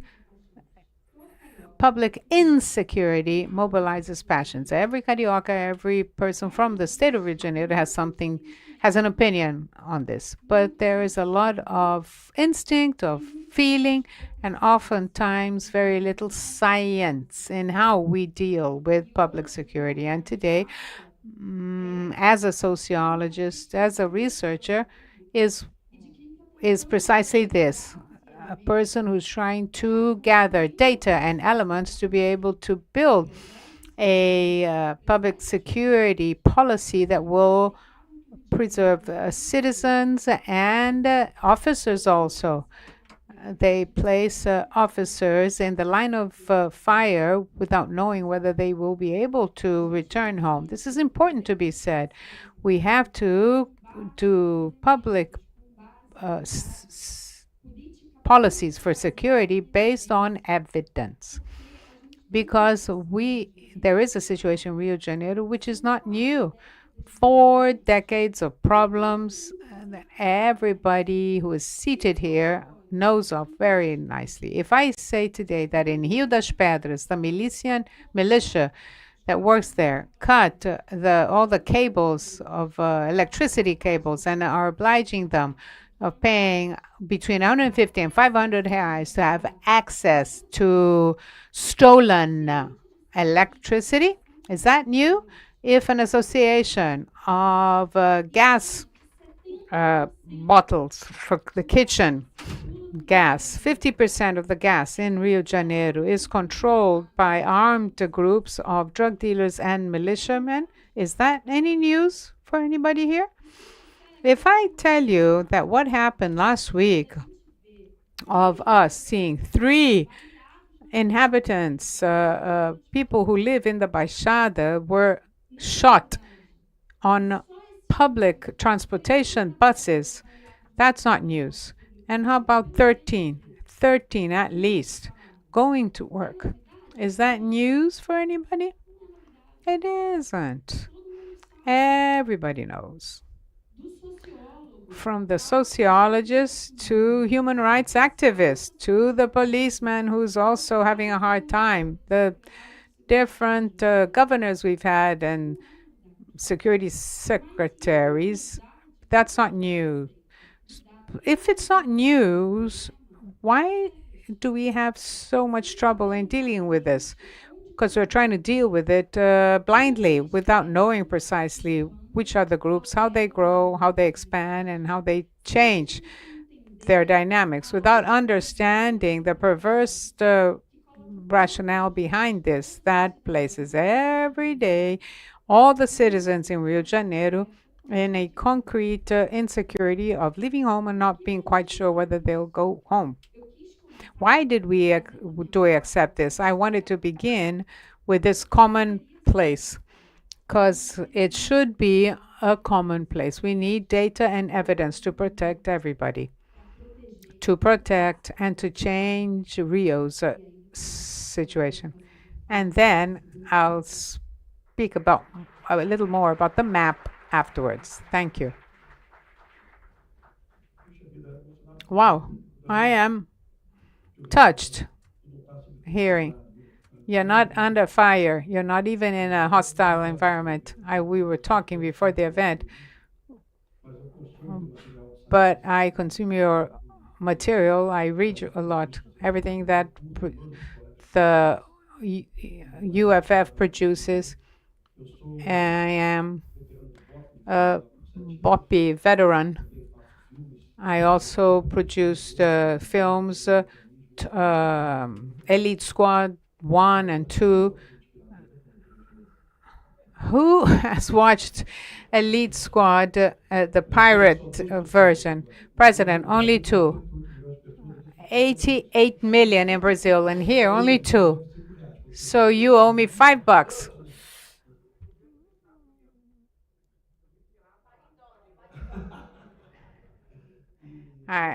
He saw the pirate version in the US. Netflix, $21.90. If you can leave the television on.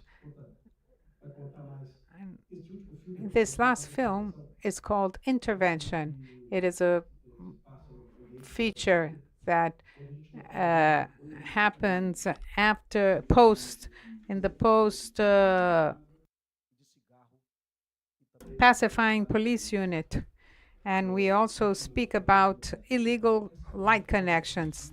This war against the drugs is ridiculous. It's absurd. It's just territory recovery. It has nothing to do with drugs anymore. When you talk to a drug dealer, 11%, I make money with light, with gas bottles, with exploring the land, by raising barricades and obliging the inhabitants to use my cable, selling gas bottles 60% more. Here, the guy pays 150. This is a problem of public security. President Lula should be very worried about this. There is no more war against drugs. It's just a recovery of president. I spoke to you during lunch, and a friend of mine who makes sweets and desserts. I'm going to leave Ipanema. I'm going to produce in Rocinha because I won't pay my light bill there or water bill. And how many people are doing this? What's the size of the economy of Comando Vermelho, PCB? We have to know these things. I know what the GDP is, but I don't know how many people are paying 25 cents a unit of the bread roll. They'd rather pay 25. But it's with the stolen power or energy from light. Nobody wants to know this information, these data. And that's what we have to bring all these people to talk about. The universities, the civil police, all the sectors. Let's debate everything, research everything. I came across a very interesting figure last week. The Security Forum, they researched Rio de Janeiro had to reduce in 66% the lethality of the police force in Rio de Janeiro. But when you see the research, the 12 states of the federation where they're homicides dropped, the police killed more. All these states and Bahia, the police that most killed in 2022, the states had a reduction in the number of homicides, absolute numbers. I'm not talking about death here, but somebody has to say in Brazil that we have to face this from all sides. You're from Minas Gerais, Rio de Janeiro, malaria, dengue, and yellow fever. In 1890, nobody wanted to pick up coffee in the port of Rio, so we lost coffee, went to São Paulo.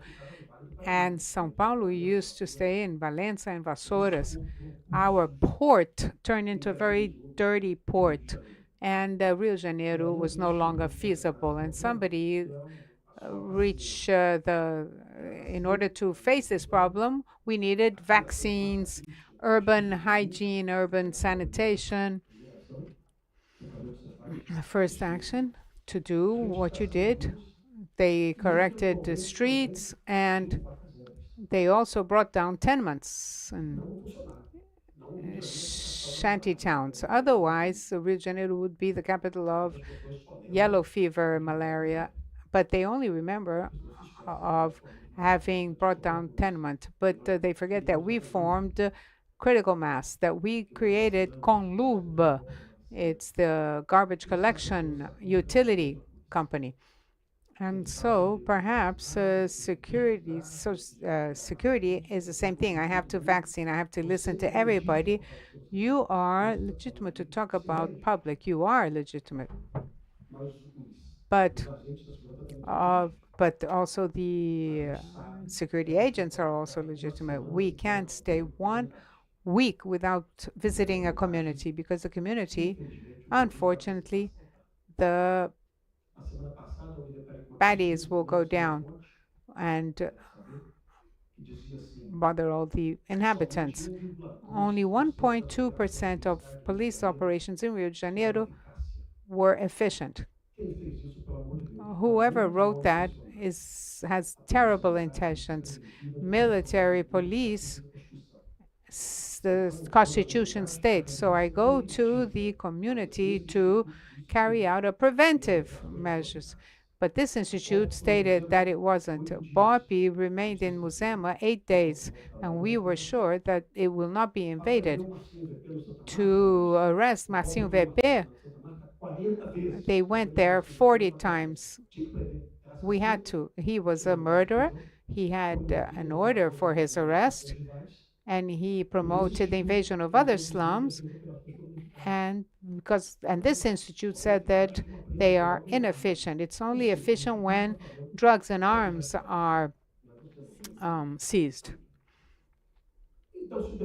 So if the debate is not very free from ideology, we are going to have a hard time. And I say that unfortunately,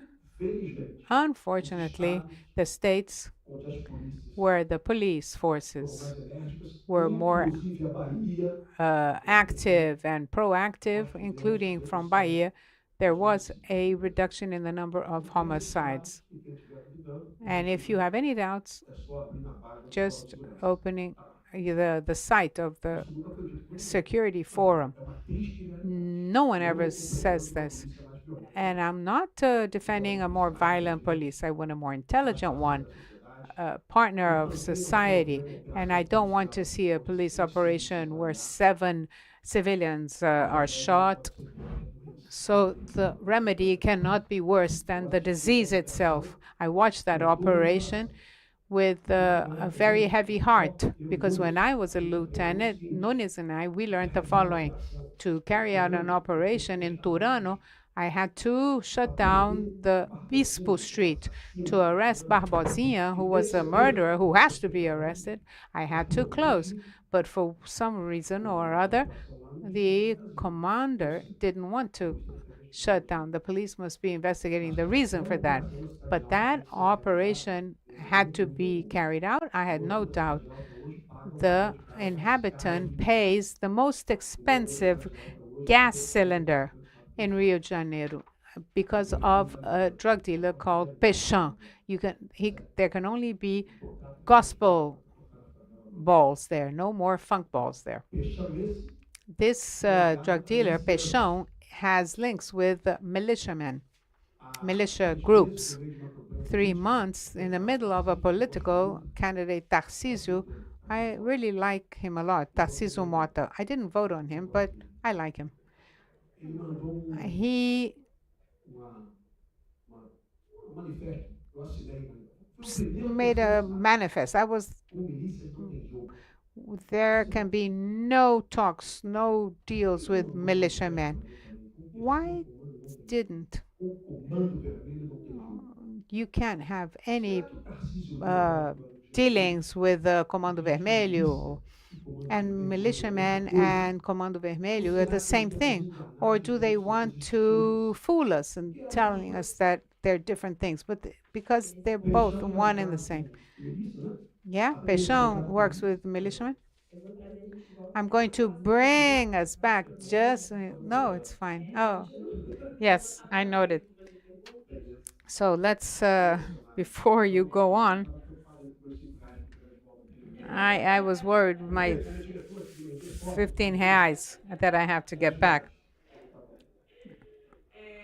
And I would like to apologize in saying that I have a military training of as foreigners, they are always on time. We have to comply with our schedule and the times.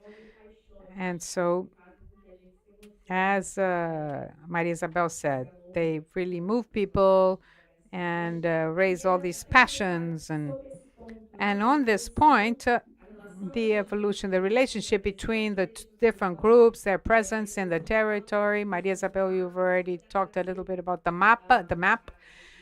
And could you present the data and the conclusions that you and Ginny obtained from this effort? I know many years of mapping. Thank you, Anna. I'll let you know when your time is up. Okay, then. Let's talk about the map with figures for our debate. And let's try to have a benchmark. So when we talk about the map, I first have to recognize an essential good we have here in Rio de Janeiro, which is the 1-800 number. We have the head of the 1-800 number. And Renato is doing a fantastic job. And this initiative has been fantastic for the city of Rio de Janeiro, and we have to thank the mayor for really realizing how important it was to have this tip line. The historical map of armed gangs would have never been traced without the database provided by this tip line, this 1-800 tip line. And we have 4 metropolitan regions. All metropolitan regions where we're present, everybody wants a map, like the map we have in Rio de Janeiro, and I tell them, you don't have the database that we have with our tip line, because our tip line did a fantastic thing, which is to be trusted by the population, because we don't ask any questions, we just listen. We just listen to what the person has to say, and communities care. They are scared. They're scared of organized crime. Armed territory control is one of the flaws, one of the scars of Rio de Janeiro. He is totally correct when he says that we urgently need to recover our territories. We urgently need to be sovereign over our territory. It's unthinkable that armed forces control areas, scaring and threatening our population, murdering our population, control the provision of services within these communities, which of course maybe we don't agree here. I mean, what's the way to the solution? And that's why I think data are important. The map of armed groups is essential when we want to understand, and that's what Pimentel mentioned earlier. It's not only about the police forces, it's about money. It's about money. That's what we're talking about. These groups control the territory because they control and they monopolize markets. And this makes them earn a lot of money. And it's not the police forces on their own that will solve the situation. And what our figures show us is that if we exclusively make the police forces accountable for recovering territorial sovereignty in Rio de Janeiro, we are sending the police forces out there to be killed at expense of the population. Why do I say this? Because our map shows a lot of information, and our map is built upon more than 800,000 calls from the tip line with a cartographic mapping of these calls. This map gives us a lot of information, but nobody will say that the whole of Botafogo neighborhood is controlled by the Red Command. No, we can't say that, but part of Botafogo is under the control of the Red Command. So that's how it is in many neighborhoods in Rio de Janeiro. So we needed a cartographic map, and now we have it. And we used the calls of the tip line to understand where we have armed territorial control. From 2008 to date, territorial control of paramilitary groups, armed groups in Rio, doubled.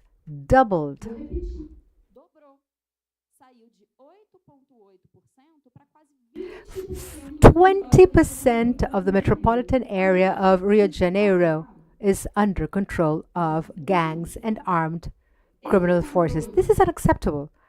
And this control is equally distributed? No, not at all. And earlier today, Deborah was talking about something. We know that in the capital of the state, who's the boss? The paramilitary groups. 66% of the areas that are controlled by organized crime are under the paramilitary. Let me put this in perspective. This area the size of Paris is controlled by the paramilitary militia groups within the state of Rio de Janeiro. Now you have a picture. The Red Command, which is a criminal group, is the boss in the eastern part of the city. 97% of areas under the Red Command are located in eastern state. And the suburbs, we have two groups. We have the paramilitary militia groups and we have the Red Command. It is the highest conflict area. This area is suffering with the rivalry of these two groups. And the third command is also ruling. Since 2008 to 2023, the Red Command tripled its presence in the suburban area. So we have the Red Command and the paramilitary group. We have the third command, which is a third organized crime group that is growing. And 57% of areas of the third command are at the Fluminense periphery, with the relevancy of this consumer market for these criminal groups. And what does this map show us? With this map, we can see which are the fluctuations and compare these oscillations and fluctuations with safety policies. We had legislation to control paramilitary groups, and then with the pacifying police units, the Red Command was controlled in the southern neighborhoods of Rio de Janeiro, but exploded in the periphery. And recently, the financial, economic, and fiscal crisis of the state of Rio de Janeiro tripled the presence of paramilitary groups in the state. And what we see is that no matter what type of policy is implemented during that period of time, criminal groups, organized crime, tripled its territory since 2008 to date. The Red Command increased by 89% its control to date. Something is not working. Figures are obvious, are clear. It is not working. And then you ask me, and maybe I will disagree with the rest of you here. You ask me, if we increase police operations, will we solve the situation? No, sorry, but no. Figures show that probably not. Since we established our NGO, we have registered an average of 9. I'm not talking about shooting police operations. I'm talking about operations. 9 police operations per week. And the paramilitary groups doubled its control areas. The 2 organized crime gangs tripled their control areas. And Rio de Janeiro, now, they are second in the ranking of states that kill most police officers. I'm not here to criticize police forces. No, I'm not talking about the fact that the police officers' operations do not work. No, it has nothing to do with the police forces. What I'm talking about is government, national authorities, other groups that have nothing to do with public safety, civil society, Rio de Janeiro business entrepreneurs. If we don't fight the root cause that are the reason why these groups control territories in the status quo we have right now, this will never end. We will spend billions and billions with armored vehicles and with machine guns, with unacceptable murders in Rio de Janeiro. Police officers suffer, communities suffer, and those in high places wash their hands. This is not the way. The way out is intelligence. Follow the money, find the money to take the economic control these groups have and give back to our communities the possibility to live decent lives without being smothered by these criminal gangs. Now a question for you, Pimentel.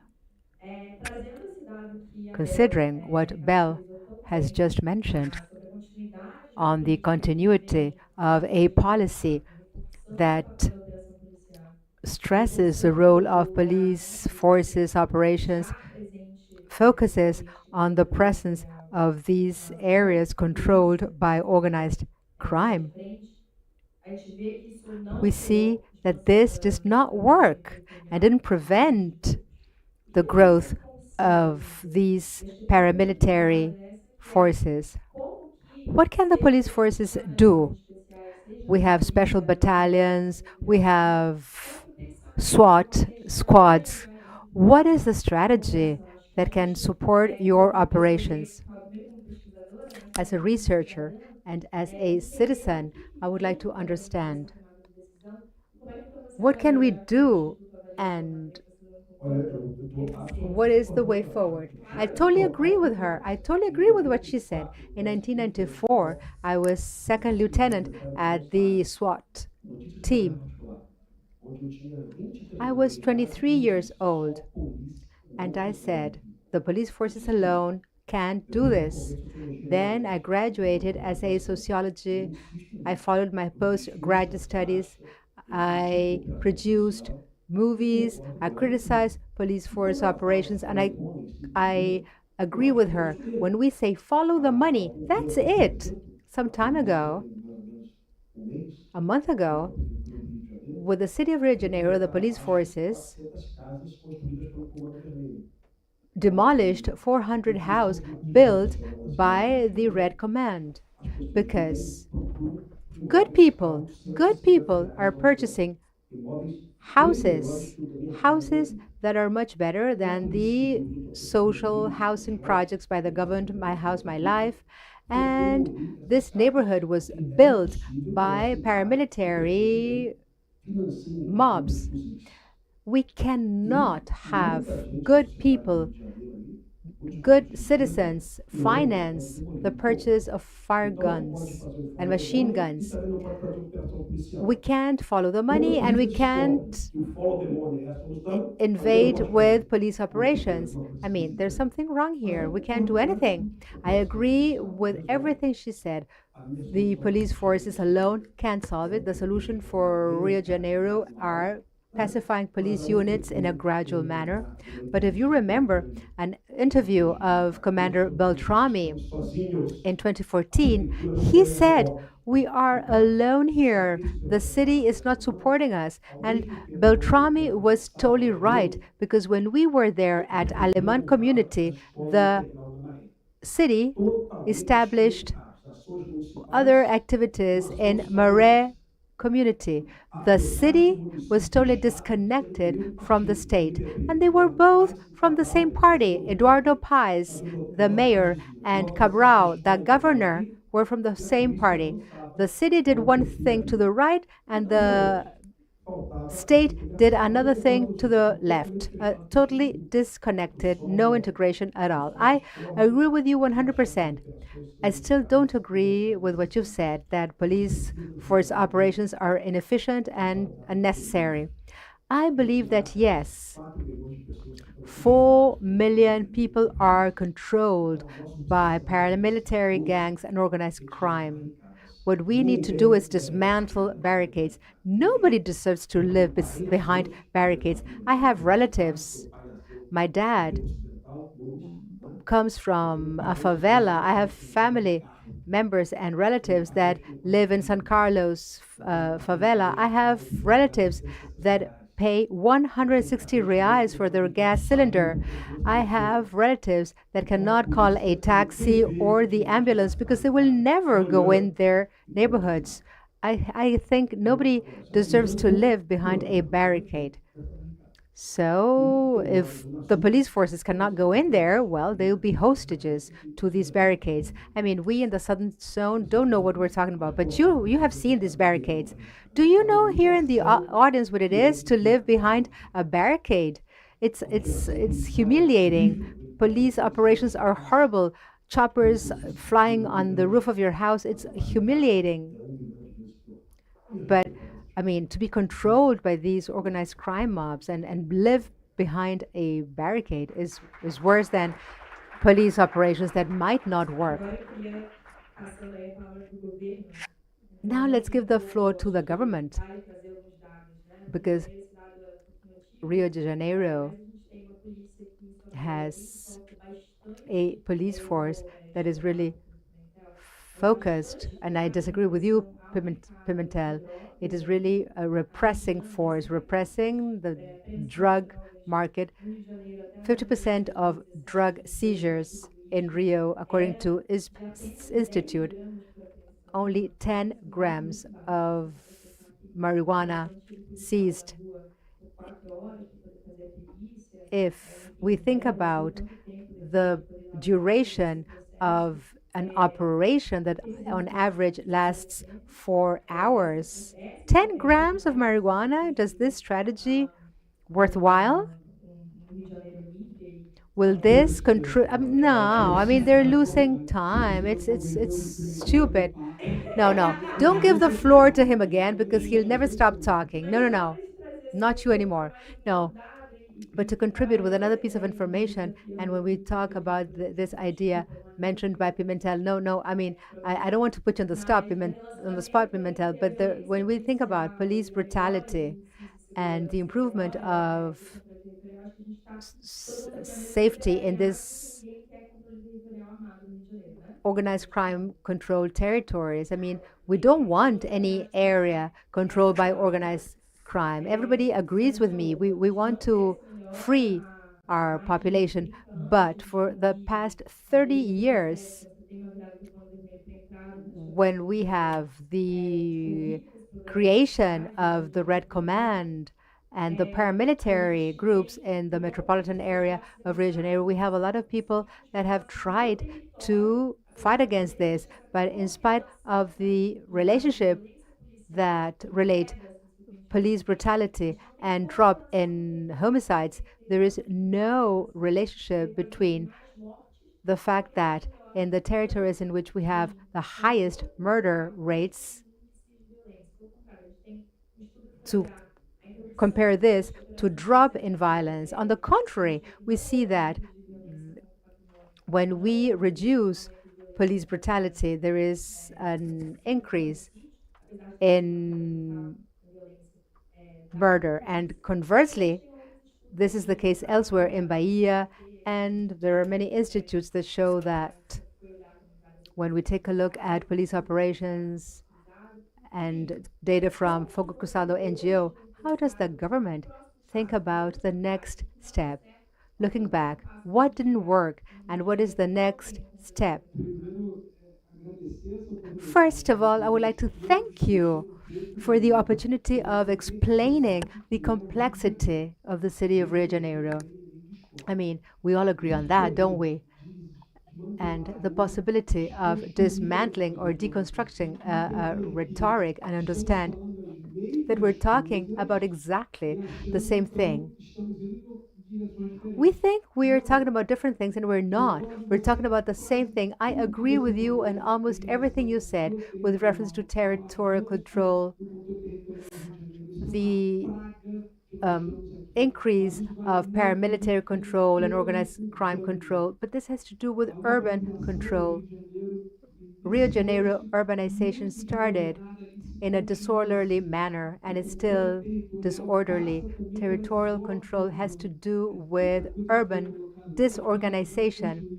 So let's go back in history and try to put all the pieces of the puzzle together.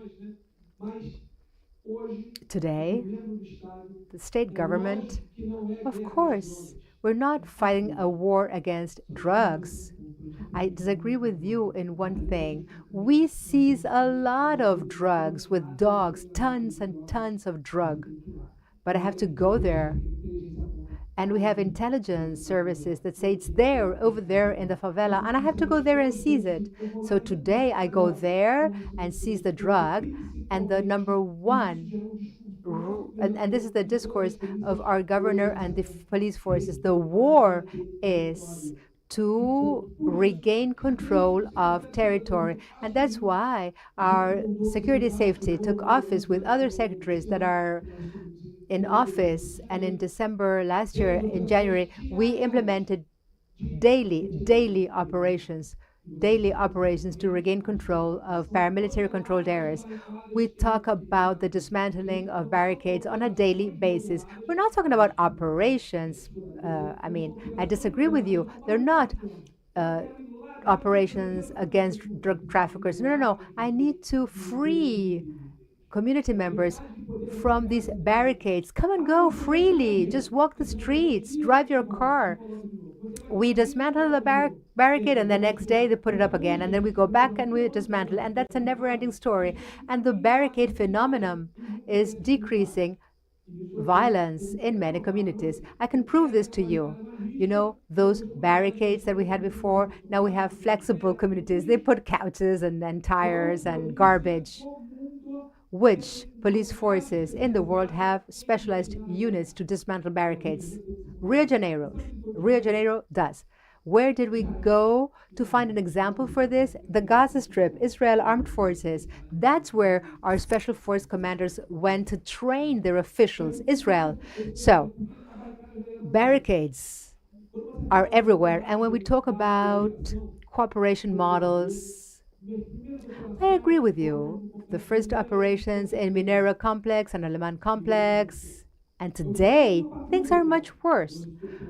In the past, we had one patrol, and today we have a warlike operations. So today we change. I mean, we need to level up our operations. We don't do things as we did before. Now I have to level up our operations. But what type of operations are we talking about? And then, and Light is our partner in this. We implemented a model which is one type of an operation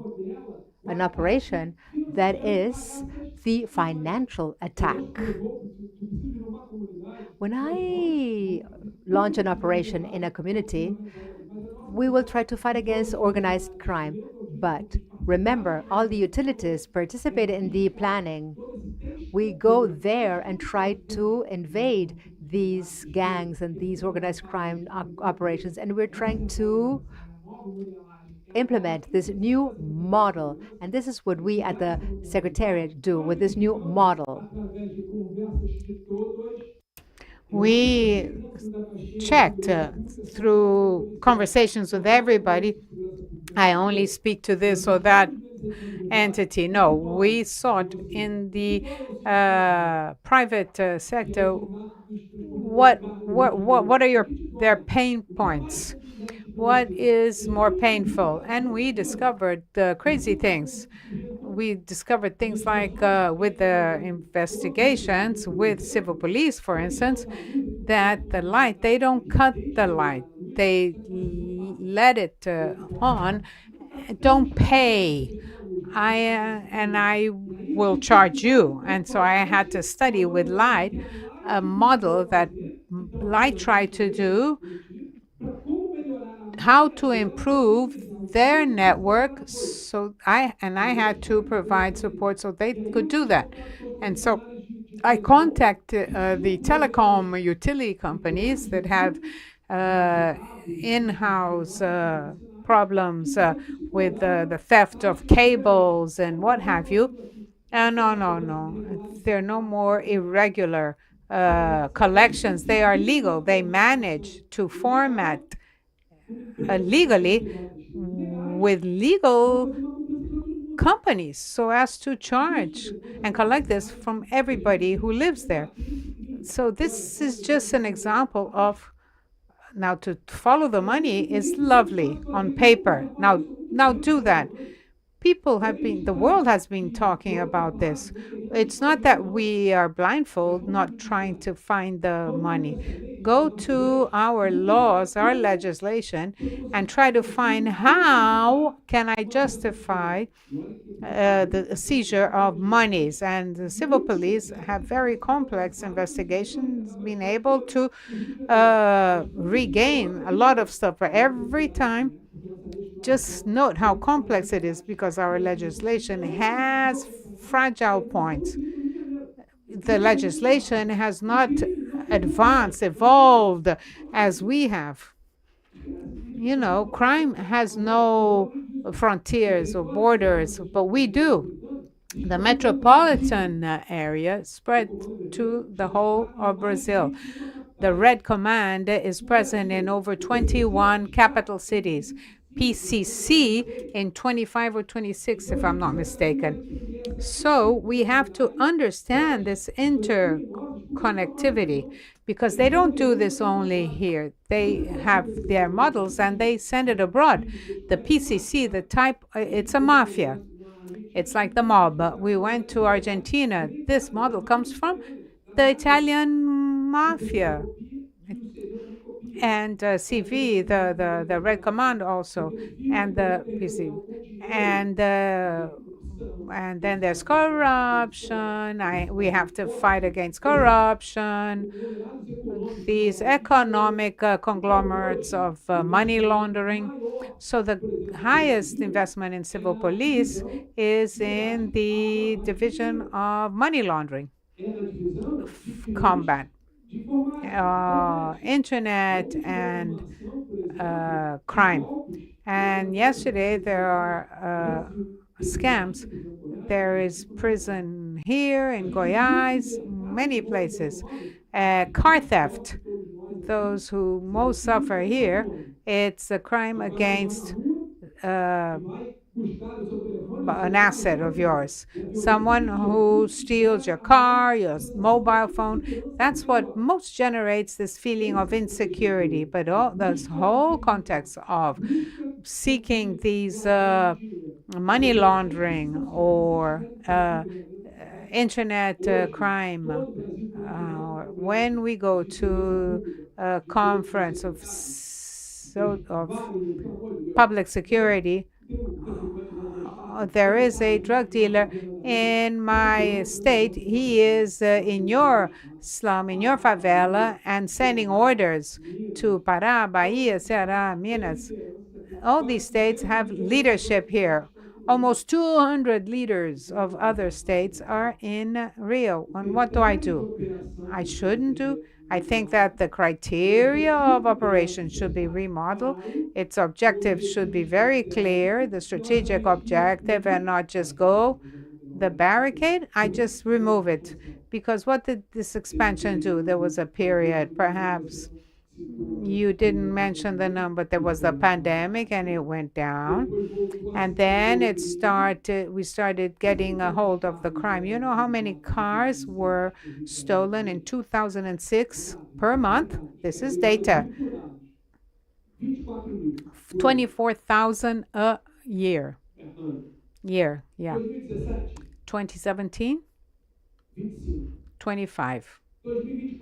2024? How many cars were stolen? 12,000.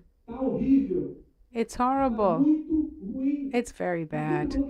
Nobody says it's good, but we have to understand the data. In 2004, the first indicator that I mentioned, the fleet was of 3 million cars. In 2017, the fleet was 4 million. 2024, almost 6 million is the fleet. So we have to understand the evolution of all this. The economy changed, and so we have to change our way of fighting them. Oh, we're in the worst peak, the worst situation, historically speaking. I am creating, having understood the modeling of organized crime, a superintendence of criminal analysis. I'm going to seek your data and the university and seek researchers. There are police officers, research method, how to collect data. We need the experts and specific expertise. We cannot accept, but the war, as everybody said here, is not only with the police forces. We have to think about the social pact. Recreate this pact with the society at large. The Brazilian way of doing things is not right. Okay, Nunes, so I think Bopi teaches people how to speak also. So bringing this back, I think there is a question that you touched on. What can the state government do? Unfortunately, we have to close our panel. Could you share with us what could the federal government do in light of this expansion, especially of the groups based in Rio de Janeiro to other states, this dynamics of being present here and who will continue being in tune with what is going on? Armed violence is a major issue in Rio de Janeiro. These weapons come from somewhere. What does the state of Rio de Janeiro, Secretary Vito could be here, was supposed to be here, but he couldn't be. So what can we expect from the federal government, the national government? We had a meeting with Dr. Saúl, the National Secretary for Public Security, and we defined a work group. We determined a work group. But anyway, today, the state governor is together with the president, the federal government, the National Secretary for Public Security. They're going to present demands for the state of Rio de Janeiro. First of all, changes in legislation. There is a tourniquet legislation to fight crime against car theft and freight theft. Many arrests, 66% are recurrent. The guy who killed the tourist in Copacabana had been arrested the week before by the military police because there are 66% are repeat offenders. If I don't act, I won't be able to do this alone. The population of the people of good faith have to understand we pay. Everybody has to understand that what's right is right. People who are in Barra da Tijuca and buying ice, 30%. Can ice cost 30% less? Okay, so he's going to give me, is this really legal? Is this morally correct? I'm not doing anything. Nobody wants to see. So changes in legislation. There are two work groups against money laundering and organized crime that will strengthen because we are quite disconnected. The police and the national government have worked to a group to work in the highways. And where do weapons and drugs come through? What is the name of the weapon producer or manufacturer in Rio de Janeiro? There is no such thing. Where is the drug producer in Rio de Janeiro? What's the name? There is no drug manufacturer. Illegal cigarettes is a cancer for us. It doesn't have to come. They're producing it here. Lots of investigations are beginning. So the federal government has to have this macro vision of help. Changing legislation, help in the budget for federal monies to help to face because it's a lot of money even to do research. Increasing the police force, the highway police force, and to face and deal with the transnational gangs, closing borders to avoid the entry of drugs and weapons, and more, oversight of our ports. So there is, but do not turn your back on your responsibility and showing. I just wanted to show some initiatives that we're doing to enhance police force efficiency and not just going to arrest the drug dealer who's selling drugs. With that, I'd like to open the floor to questions from the audience so that we can move toward our closing.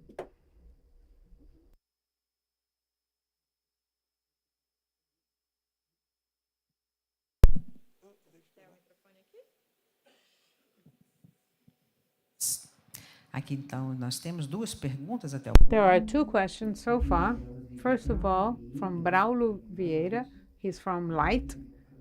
A question to Rodrigo Pimentel. During the pandemic, the minister, Fachin, from the Supreme Court, disallowed police actions in the slums in Rio de Janeiro. How much do you think this enhanced and increased the expansion of these groups? I think I'd like to raise another, your conclusions. What can the police actually do to address energy theft in the territory through their policing work or operations? In the lack of research, I'm going to talk about perception, because you talked about the need for research. I'm going to talk about perception. I visit Cordovil, Bragepina, to the West Zone, I go to Bangu, all these periphery suburbs. The word exceptionality generated a very dangerous effect to the battalion commanders. What is exceptional? Oh, okay, so I'm not going. So the truth is, the barricades that existed, they advanced. I'm going to give you a very clear example of Lucas. When you went to the overpass, it was way up in front. Now it's come all the way down to Avenue Brazil. So I'm talking about suburb and not favela. From that point on, nobody pays any more water, any more light, electricity.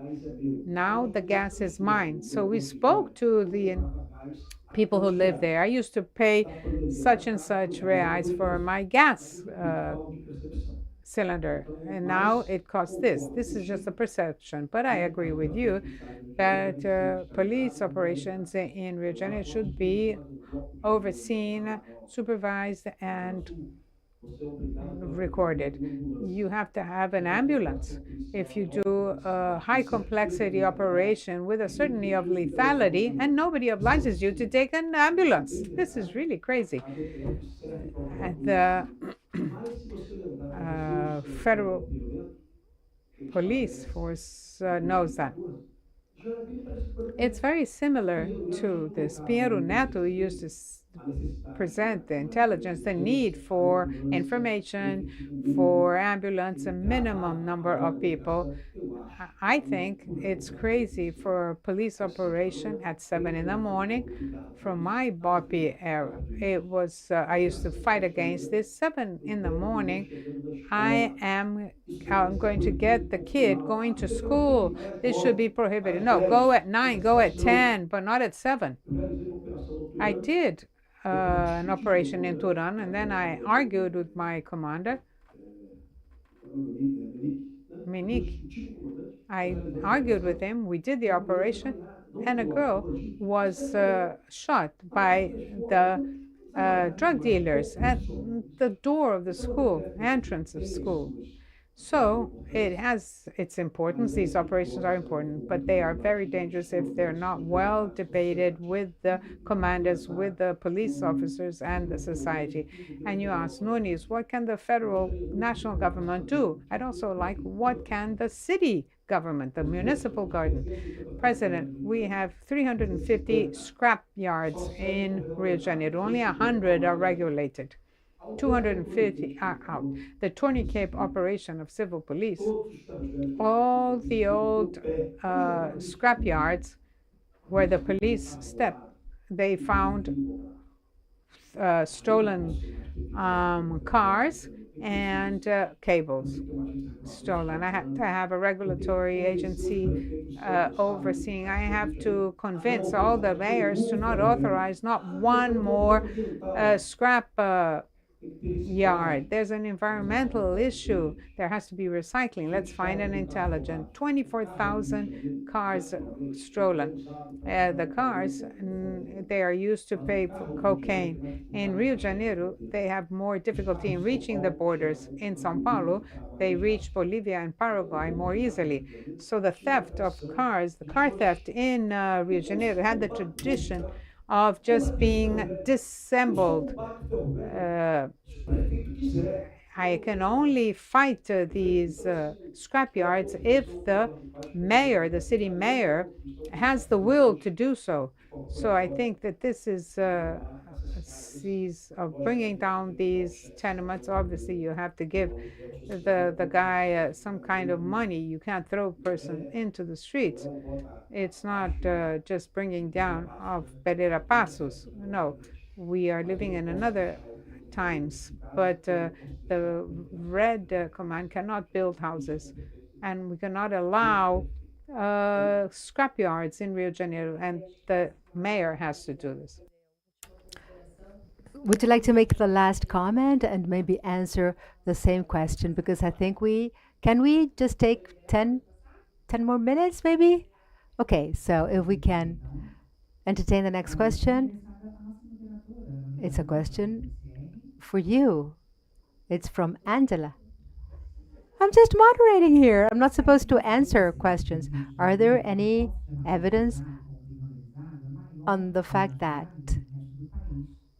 organized crime in Rio de Janeiro is more armed than other armed groups in the country? What can be done to mitigate this scenario in Rio? I will be very brief and then I'll give the floor to Isabel with a question is for you specifically. Unfortunately, in the last survey in Rio de Janeiro, and probably there's another more updated survey when we talk about seized firearms by Pimentel's intelligence service, by the police forces, being there with the civil police forces. Figures are more than 10 years old. We had one researcher from Viva Rio NGO, and he passed away. You know when the Air France plane crashed? Such a long time ago? And nobody is checking on information. We have figures on seized goods by police forces with monthly reports with a difference between small weapons, machine guns, and we know that more machine guns and rifles and heavy machine guns and arms are lost somewhere in this seizure process. And the important thing is to track these guns, these rifles, which São Paulo does. There is a fantastic group that does this in São Paulo. The person responsible for this in Rio de Janeiro passed away, and unfortunately, we do not know which are the codes of the seized guns. No, oh yes, the police forces do this. Yes, I know that you have the information, but we need this in the public debate. And me, as a researcher, ask you for information, and you don't give me the information. You say it's confidential. You say it's confidential. You say it's national security. Okay, yes, I agree, it's confidential. But what I wanted to do is maybe talk about this topic of land control, as she is now mentioning, and everybody agrees with the fact that, of course, there are specific characteristics in Rio de Janeiro, but I mean, there is a common backdrop. I mean, and probably there is a way out. If we are all here in this think tank, myself and Maria Isabel, we're devoting our professional career in civil society, Pimentel from the police forces first and then with other roles, and you, Nunes, in government after serving for so many years in the police forces. Of course, we all believe there's a solution. We have to sit down and think about how we can solve the problem. If somebody's saying that they have the golden bullet solution, it's a lie. There's no way we can have a solution today, but we can sit together and try to understand how to give the first step to solve the situation and build a public policy based on evidence that will give us a way forward, shedding light on the current situation. Probably with police force operations. And it's fantastic to know that you're focusing efforts in dismantling barricades together with the national government in this cooperation to track the origin of seized firearms and rifles. Of course, we know that the police forces have intelligence services for this purpose. And now you can make your comments in a minute. But the role of the city government is essential, as well as is the role of civil society, of the business sector, and everybody involved that suffer the consequences of this problem in the city. I think it's essential to be here in this meeting and talk about these topics. Marisabel, do you have reports in your Fogo Cruzado NGO? I will apologize. And 17 minutes ago, I should have left, so I'm running super late for my next appointment. But let me tell you the following. There is a common topic with Anna's comment on weapons, on the federal police forces, and Pimentel's comments. And this is it. And in a way, it's part of my research obsession, which is public security information are very precarious, very, very precarious. When we compare the national unified security system with the education system, with the social assistance system, and the health system, we are doing worse. We're trying to do our best with the resources we have and try to interpret things with no scientific evidence. And I believe that there's something missing. What can the city government do? What can the national government do? What can the state do? What can the business sector do? What can civil sector do? Well, a lot of stuff, many things. But if I talk about my area of expertise, there's a priority, which is produce quality information and share information. So the question here on weapons is a very difficult question. I'm tempted to answer based upon what I'm criticizing my colleagues for, based upon my instinct and experience. I'm here and in Salvador and in Pará, I'm everywhere, and I don't see so many rifles. We see more rifles in Salvador. But how can I know if what I see is a very small window, biased window of reality, or whether in fact it's representative of the whole? How can I give you an answer when we talk about seizures by the police, when we have seizure data? How can I know for sure if this seizure operation represents the arsenal each state holds, or rather if it's just pointing towards where the police forces are focusing their operations on and what they're missing? National government should do their job, and the military and the police forces should control the weapons, because a weapon has to be registered with the military or with the police forces. But the military recognize that they have the slightest idea of their own arsenal in Brazil.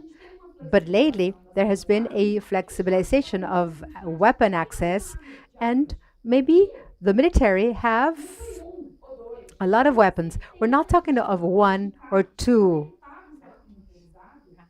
robberies, or. And what about criminal activity? I mean, there are loopholes in legislation, and thanks to these loopholes, there is a possibility to sell rifles. And if you ask the military or the Brazilian army, how many rifles have been stolen, lost, there's no information. And if we have no information, how can we think about public policies? And I will wrap up because I really have to go. It'll be horrible. I apologize. But let me say something as a provocation. A lot of the information we're using to base our databases, and it's not only here that I make this comment, but I also say this in Salvador, in Bahia. We need information, not only information gathered by the civil society. Pimentel is right when he complains about civil society's methodology to establish whether a operation was sufficient or not. But you know what the problem is, Pimentel? It's very difficult to improve our methodologies when the state does not produce their own data. We don't have government information. We have to sit down and say, okay, I show you mine. Will you show me yours? So let's play this game as if we were kids. Let's do this together. Why can't we build data intelligence together? Because if this is not the case, it's like we were kindergarten kids. And Rio de Janeiro deserves better. We shouldn't mistrust one another's information. We at our institute, we are great, and I defend information registries. We need information. I say this when I go to Salvador. Criminal registration information is not enough to assess public policies. I need all the information. I can't only know the result, because we're talking here about very complex issues. If I only know the result, if I only know the results, I don't know how I'm going to get there. What about cargo theft? Why has it increased? Is it because Lula's administration policies increase the quantity of cars in the streets in Rio de Janeiro with financing and etc. And we have a wider fleet, a larger fleet, so we have more car theft because there are more cars out on the street because more people purchase their car. Is that the explanation or not? But we need to cooperate with national, state, and city officials. We cannot hide information from one another. We have to have access to all evidence. Yes, yes. She deserves an applause. Perfect. But our secretariat has several initiatives that are put into practice because we have a way forward. And of course, you will not harvest the fruit if you don't plant the seed. So in order to win this war, we need to sit together and talk.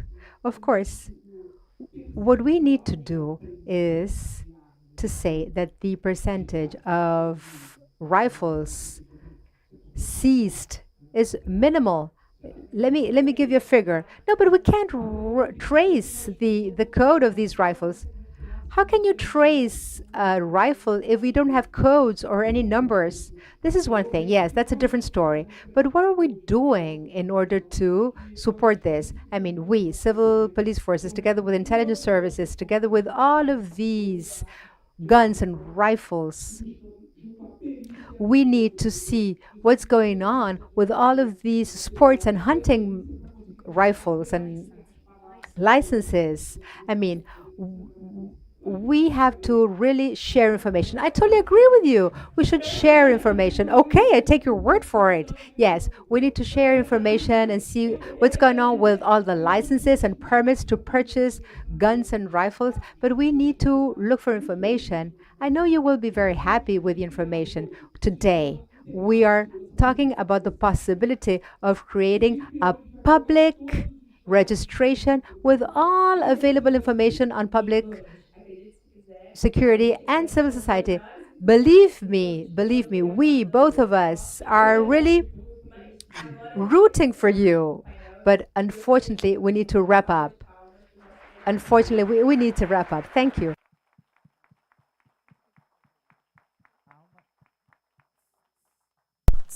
Palmas que são estendidas também à nossa moderadora, Ana. Thank you very much, Ana Paula, for your moderation. And let's step to the front for the final picture. Remember that our next panel,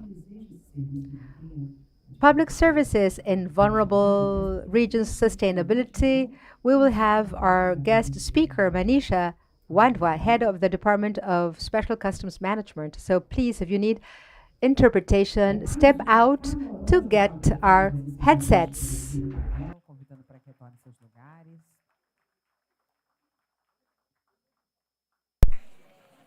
Muito bem, damos início então agora a esse. So now we will start our fourth panel, Public Services Sustainability in Vulnerable Regions. The moderator of our next panel is the National Engineer Academy member and former Light CEO, Gerson Kelman.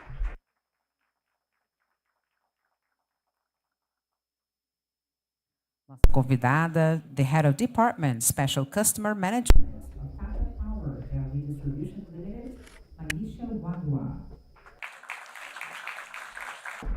Manisha Wadwa.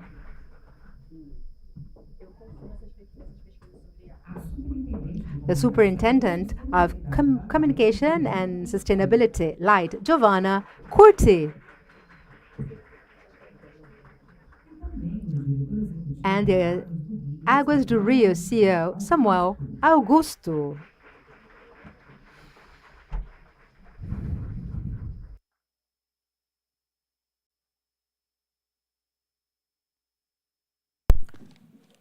Samuel Augusto. Samuel, Manisha, Jerson, welcome. And remember, you can make your questions and suggestions through the QR code. Hello, good afternoon. It's a joy to be here. Thank you for the invitation to be part of this seminar. I think that I took office in 2010 as CEO of Light.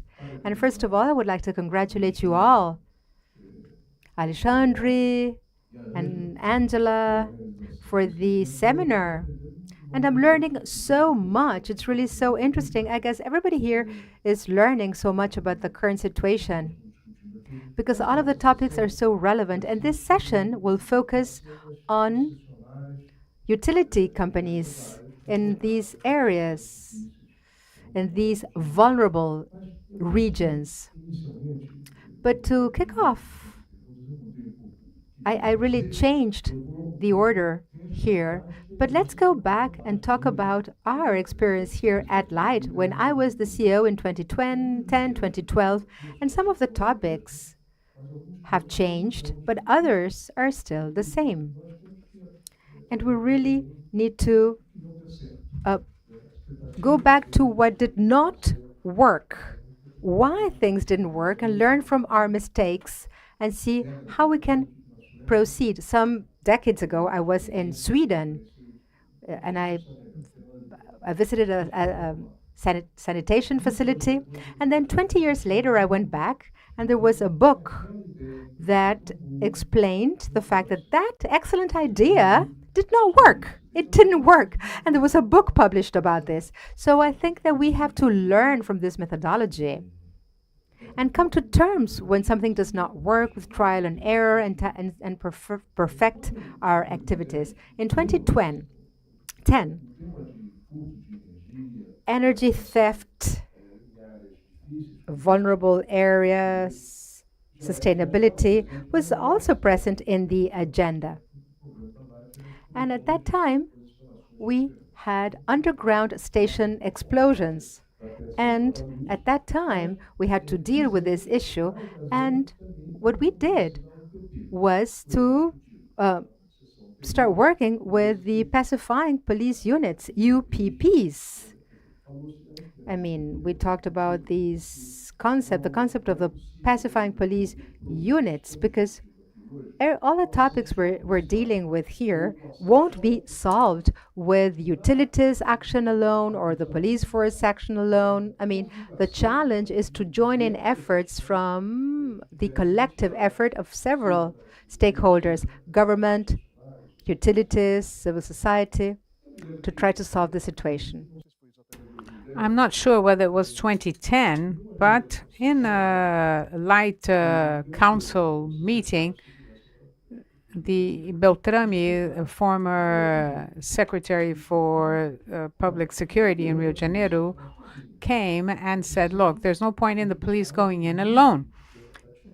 There is a difficulty of utilities, of being able to provide the service minimally, appropriately, because the population doesn't feel like they are proper citizens. And how are you going to provide a bad quality service? I mean, there is a situation of the formal city, which is different in terms of public services from what one observes in these communities. And Light was part. It wasn't the only one, but they were part of it. So Beltrami came to a meeting of the council.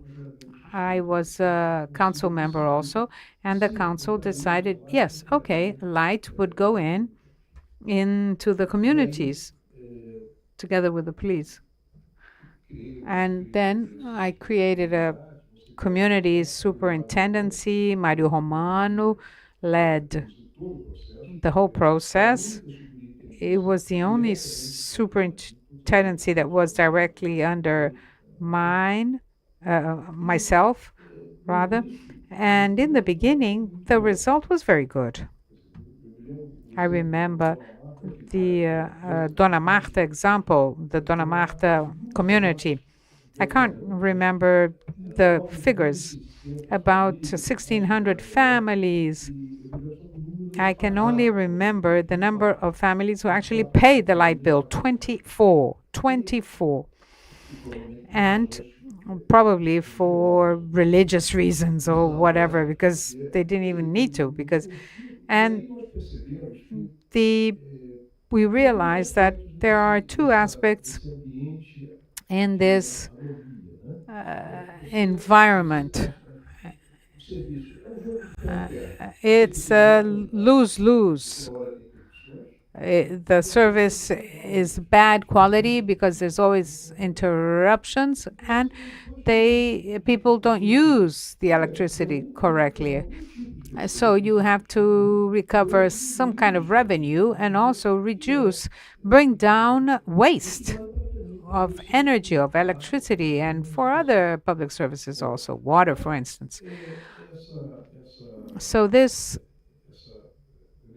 I remember that in the beginning, at the beginning of this Pacifying Police Unit program, the UPP, the rate of delinquency rate was greater. And so this is an important lesson.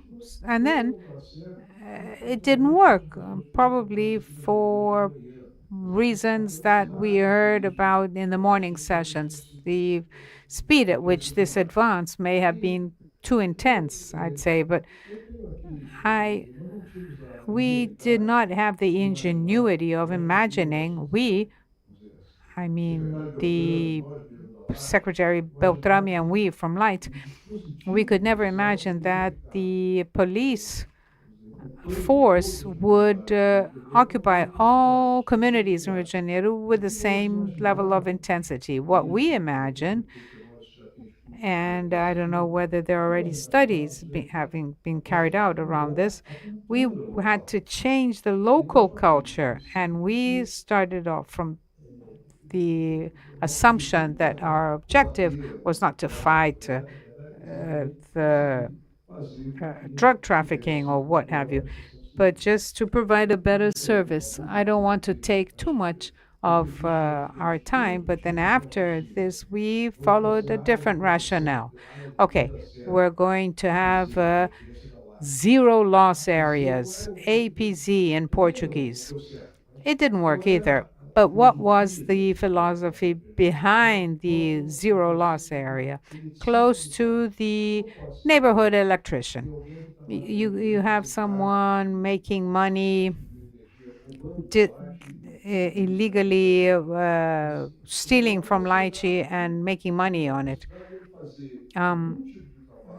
You should have some kind of legal opportunity for the person. You have to provide the person that's doing this illegal, the enemy army turns into a friendly army.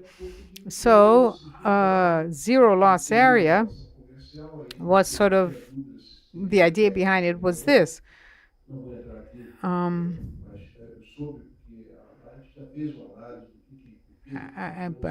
Light has already analyzed this. I'd be interested to know how this worked, but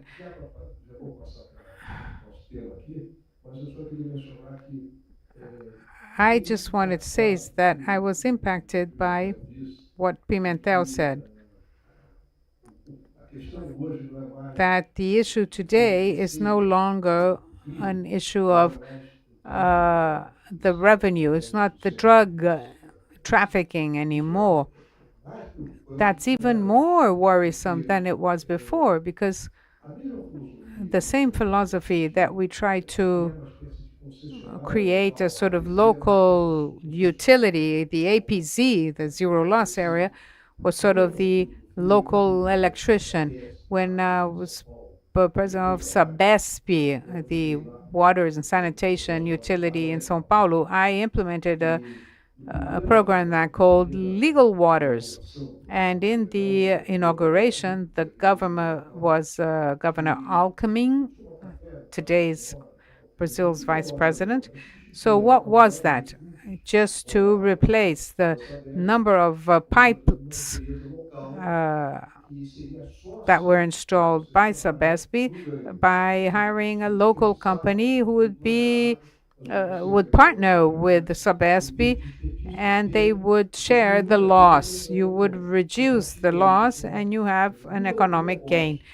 So you change the business. Instead of stealing more from Sabesp, it would be a business of let's try to reduce the losses and share the economic gain resulting from the reduction of losses.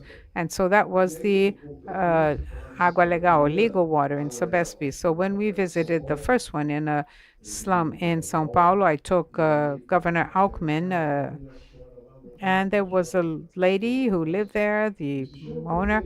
Oh, call the mayor. Who's the mayor? Who's the mayor? And so this guy comes with lots of necklaces, gold necklaces. He was the local owner, and she teased him, and she said, "You see, I used to pay 50 reais a month. She'd pay 50 reais a month, and now I'm going to only pay 15 to Sabesp, and I'm going to have a good service." And I was sort of concerned. Okay, I am removing ending this guy's business. He's going to make holes in the pipes or whatever. But it didn't happen because at that point he used to distribute the water as a process to legitimize his territorial domain. But today the challenge is even worse because the provision of the service is already a source of relevant income.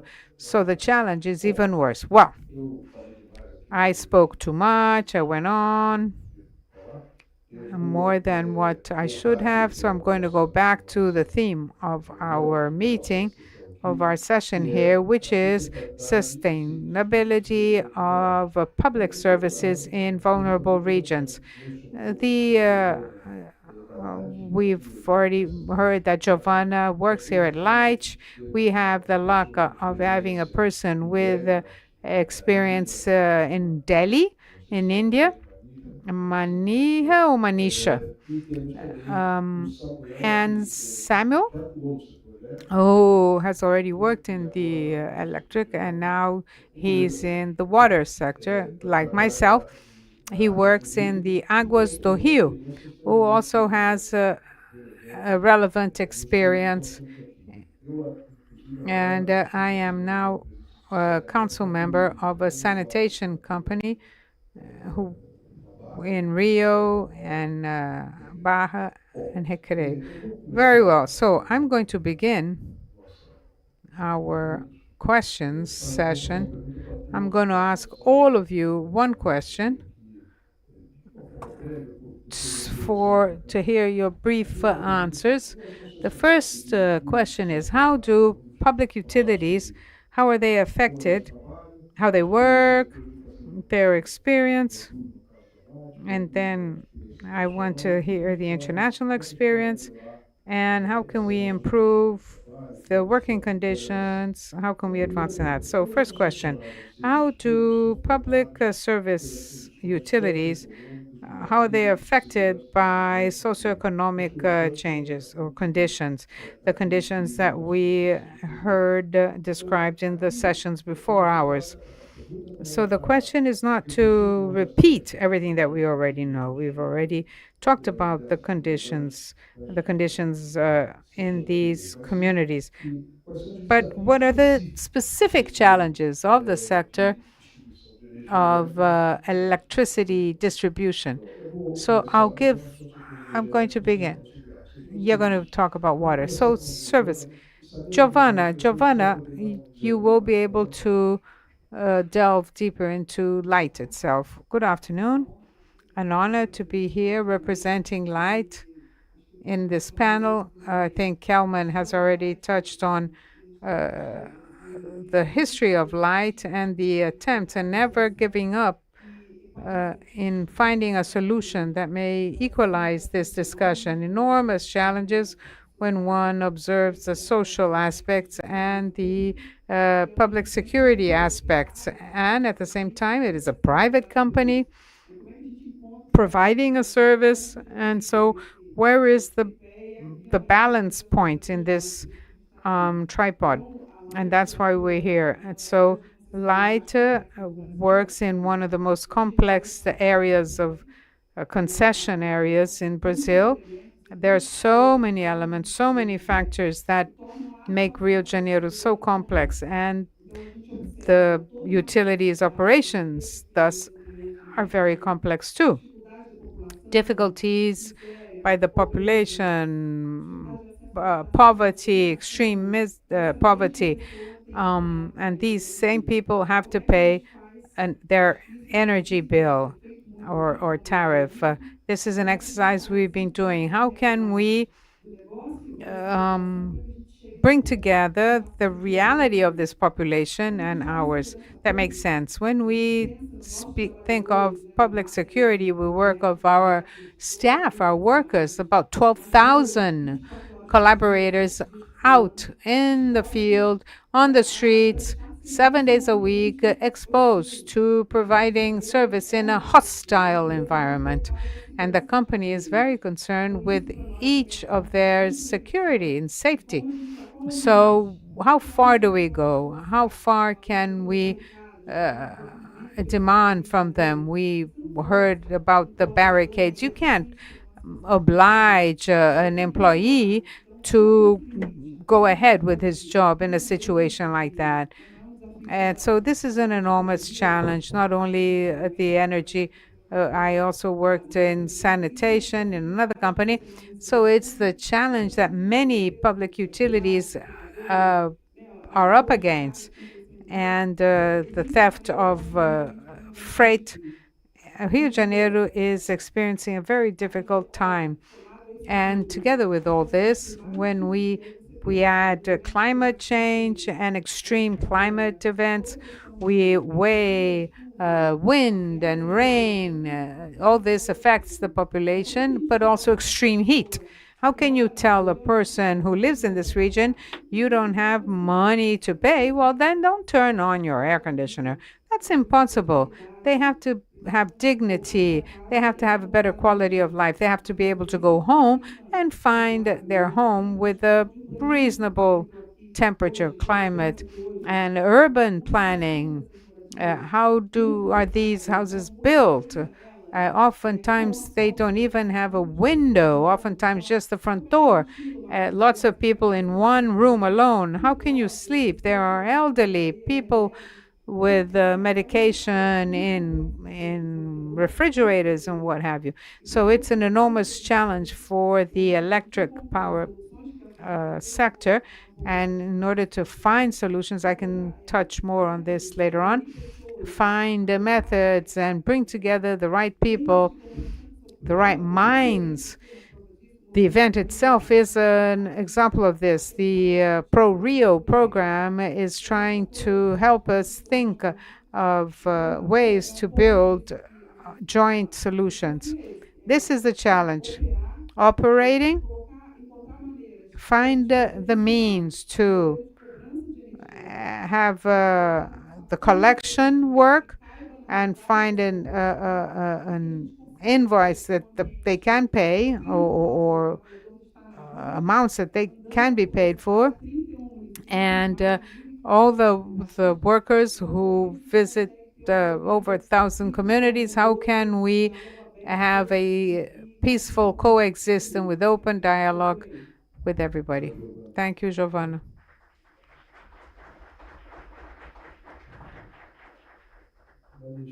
Manisha, today you have heard that the service provision in Rio de Janeiro is very hard as is in countries that have poverty also, like in India, for instance. I don't know whether in India you also have the problems with violence, as you heard we have here. I would suppose not.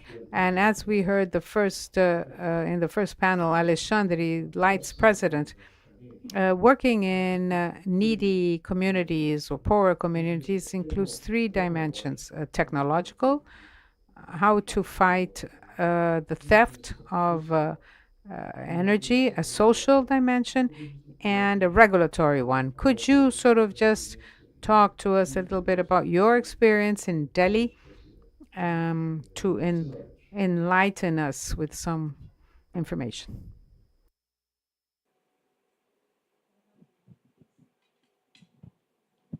Thank you. I will definitely, but before I say something on this, I wish you all a very happy Diwali on behalf of entire India. It's a big festival for us back there in India today, like the Christmas you have. Okay, coming back to your question. Uh, in India, in Delhi, we have the similar situations. It does exist. Might not be identical, but similarities do exist. Our people also were manhandled. They were also captured when they visited slums for the purpose of recovery. So almost similar kind of scenario. So yes, we did face that. And ours was also not a simple and short journey. We took long time to come out of it. But we did take all sort of measures, be it technical, be it relating or connecting with the community and generating, giving them empowerment, and then creating a mutually constructive environment along with the community. And also, you said socioeconomic, you said technological, and third you said regulatory. Yes, we did get support from the regulatory team within our ecosystem and the government as well. But yes, we had to come up with some concept initially, and then we sought help from these stakeholders, and we did get that. So all the challenges did exist, but I'll just share in the last stage of this session, I'll share my presentation in which I have tried to cover entire concept in a squeezed time zone, wherein I'll share that how we have come across this journey. But in nutshell, what I can say is a key thing that worked for us was uh, empowering community by creating a social connect, a strong bond with the community. It sounds very weird if I mean, most of you might be thinking, not possible. How can we create, connect with these people who are doing these criminal activities on a day in, day out basis? So it was the scenario with us also. Initially, we also thought that this is not possible. We were scared to enter into the community. Females would never go within the slums. Even the men, they said no. Everybody loves life. So it was tough for us, but yes, we did overcome. And with your due permission, in the last, I'll cover that, the model, how we came across. Thank you.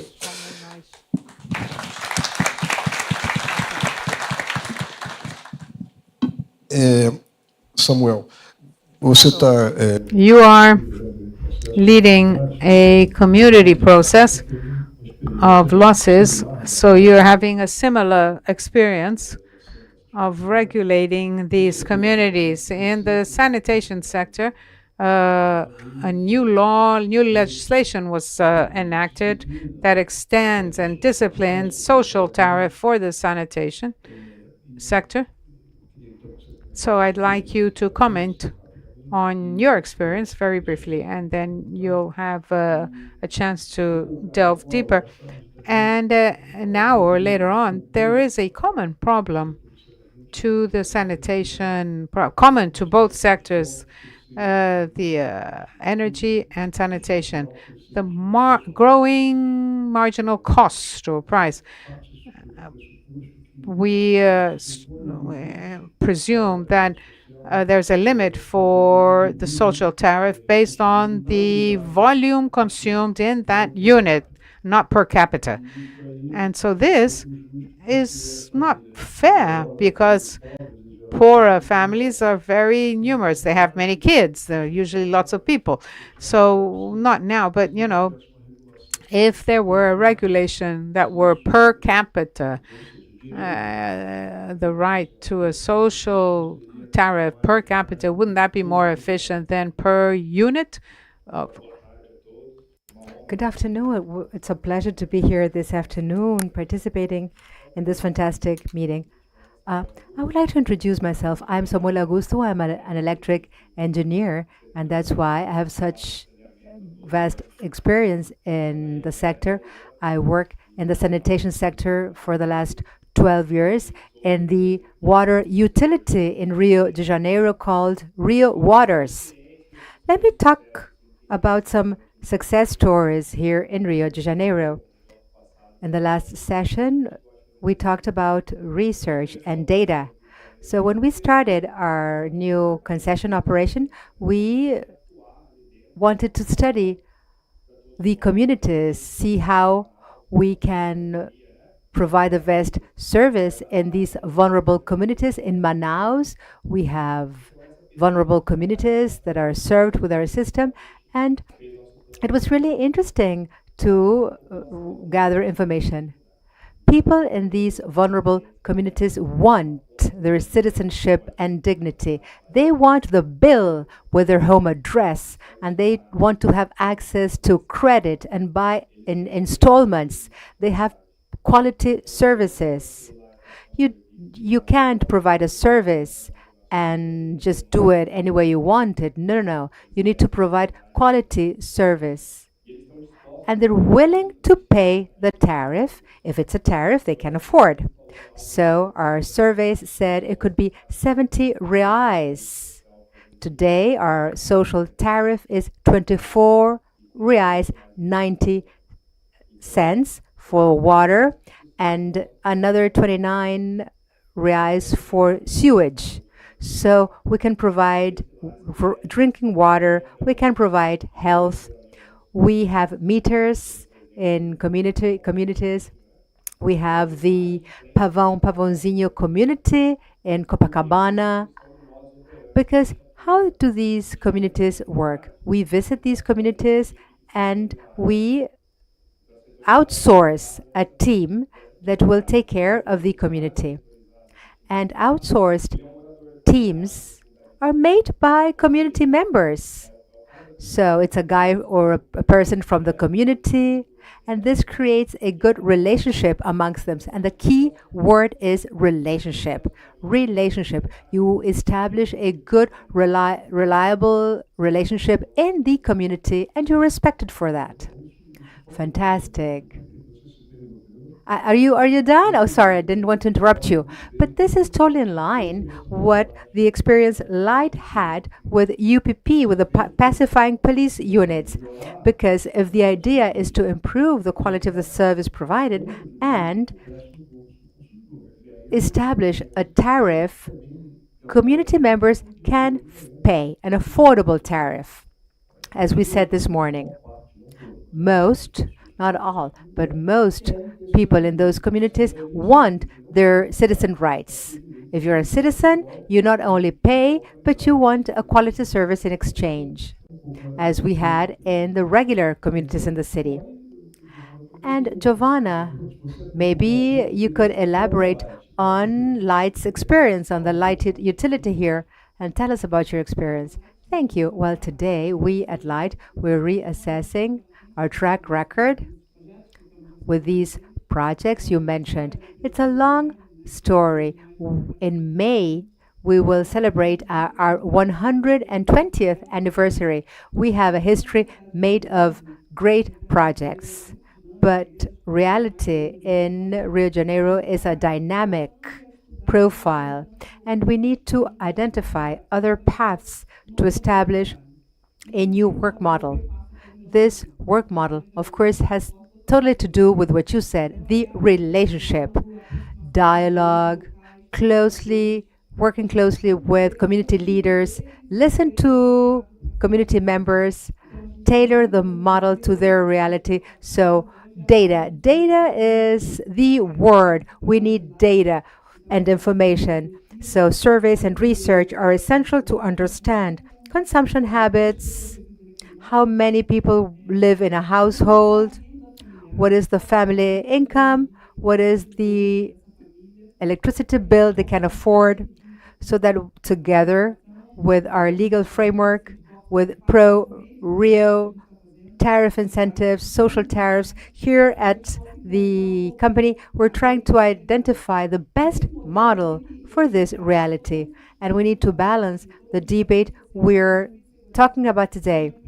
Social challenges, security challenges, with a company that has to work within a legal framework. It's not a free model. I mean, it's a strict model in the best meaning of the word, with guidelines, with a quality of service, and community members expect quality service. So when we go up talk to them, we say, what do you expect from Light?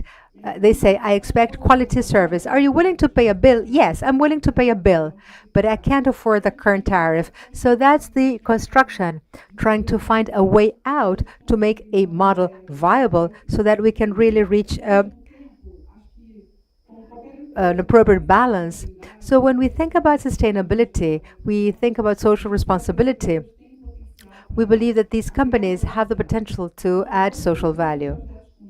Let's think about joint projects, empower our communities, the Indian model of empowering women, women as the head of the household. Let's try to work with education and culture. Let's try to work with education for consumption. Generations and generations have been accustomed to these illegal connections. How can we work along these lines? It's not a generic campaign. You cannot leave the light on 24 hours a day or the air conditioning on 24 hours a day. It's a very high price to pay for you, for the community, for the system. The grid has a number of households to serve. And when we have illegal connections with consumption hikes, because in Rio de Janeiro we have 3 times as much air conditioning than elsewhere in the country because it's very hot in Rio de Janeiro, how can we teach our users that overuse will dismantle the service? Responsible use of electricity, the collective responsibility will work better for everyone, for these vulnerable communities and for society as a whole, because we need to find a balanced model. So we at Light, we're thinking about this structure with new research, updating our data, inspired on other companies with good market practices as the water concession company, with a tariff that's affordable for these communities, trying to be close to these communities' reality, trying to choose women as our counterparts and reference. I work with communities in Rio de Janeiro for more than 20 years, and we know that women are the respected figures in these communities, and they are the breadwinner in these families. So together with other initiative, I believe that Light has implemented this type of model before. Light will never give up. We, as the electricity utility, will try to find the best model. And now, with this new initiative, PRORIO, we're not trying to solve this problem alone. We try to find a solution with you, with community, with civil society, setting up groups. And I was joking with the previous session, we need a WhatsApp group, a work group, best practice group. We need to work in group, build group, establish groups to try to make these joint solutions work. I previously said that when territories are controlled by these gangs and organized crime organizations, this is more complex than providing the service in a territory, trying to strengthen our presence as a utility company. Do you think Light should consider this situation Definitely, because this is the type of problem that a private company cannot face alone. The public power needs to support us, the state needs to support us from a public security perspective. We, as the electricity utility, even though we know that there's organized crime, there are barricades, we need to talk with communities. Communities want to see us, want to talk with us, they want to work with us, even in these organized crime controlled areas. Of course, it's more complicated when the organized crime provide for these services, but we, a private utility, we cannot go in these communities and confront this structure. It is the previous session's topic. We can't do this alone. Would you like to talk about this? Samuel, would you like to make a comment? Well,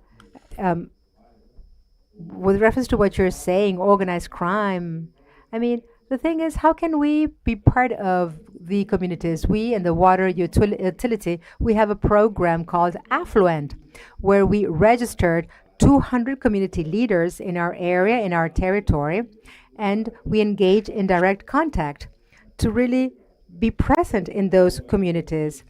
There's no use in trying to do everything at once. The pacifying police units didn't work overnight. It has to be organized, planned. What we are doing right now is the following. We are really trying to fight against water waste. We want to solve the water waste problem. Well, but that's an essential topic. What you say is that water is not a service that is provided by these organized crime gangs. No, we see that it's a problem in communities, which is disorganized. People buy water bottles, water gallons, 20-liter gallons of water, and they purchase 15,000 liters of water for an amount of money. Yes, I understand, but I mean, what you're saying, in your experience, these paramilitary gangs, they don't sell water that is stolen from your utility? No, maybe it's not like you, the electricity utility or gas bottles or cylinders. When we visit communities, we see that there's great diversity with reference to how they deal with this problem. Maybe the water utility does not have this problem, but other water concessions or other water utilities do. I mean, there are differences in how these paramilitary gangs work. They have different tactics according to the territory. Maybe the first lesson is that they have a dynamic, but we need a map to understand what's going on in these organized crime controlled areas. Go on, excuse me, I interrupted you. Yes, it has to do with this, to map where we can efficiently provide the service, spend time and effort in these communities, and then go on. I mean, we can't solve our problems in 1 year. I mean, sanitation, we have the legal framework till 2030, and we have to be efficient in our guidelines. It's better for us and better for our communities. Manisha, I mean, you have a presentation? You said that you wanted to share a presentation. We could do this now. What do you think? Sim, perfeito. Eu acho que nós vamos ter que nos colocar ali para poder ver e não atrapalhar os outros.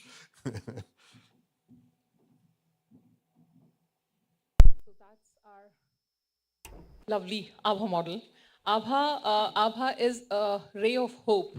It's a Hindi word which we had chosen for these ladies from slums whom we had opted to get associated with ourselves. So Abha is a ray of hope. So this was the scenario way back with us. In 2002, we as Tata Power DDL took over electricity distribution business in Delhi. And with various initiatives in place, as you can see in the ladder, energy audit, HVDS, electronic meters, AMR for high revenue customers, SCADA, aggressive enforcement, we were able to reduce our AT&C losses substantially. We started with 68% in 2002, and by 2009, we were able to bring these loss levels up to 15%. But then, this was a difficult time. We were finding it difficult how to reduce these losses further because all low-hanging fruits were already done. And this was the time to go and to think deeper where to attack next. This was the time when we realized that now if something has to be done, it has to be done in slums. That was the area till date we never penetrated into. Network situation was very, very bad there. Although the operations team worked all across our area of operations extensively, improved the losses, reduced the losses, but in slums, we were a little reluctant to invest as the recovery was least.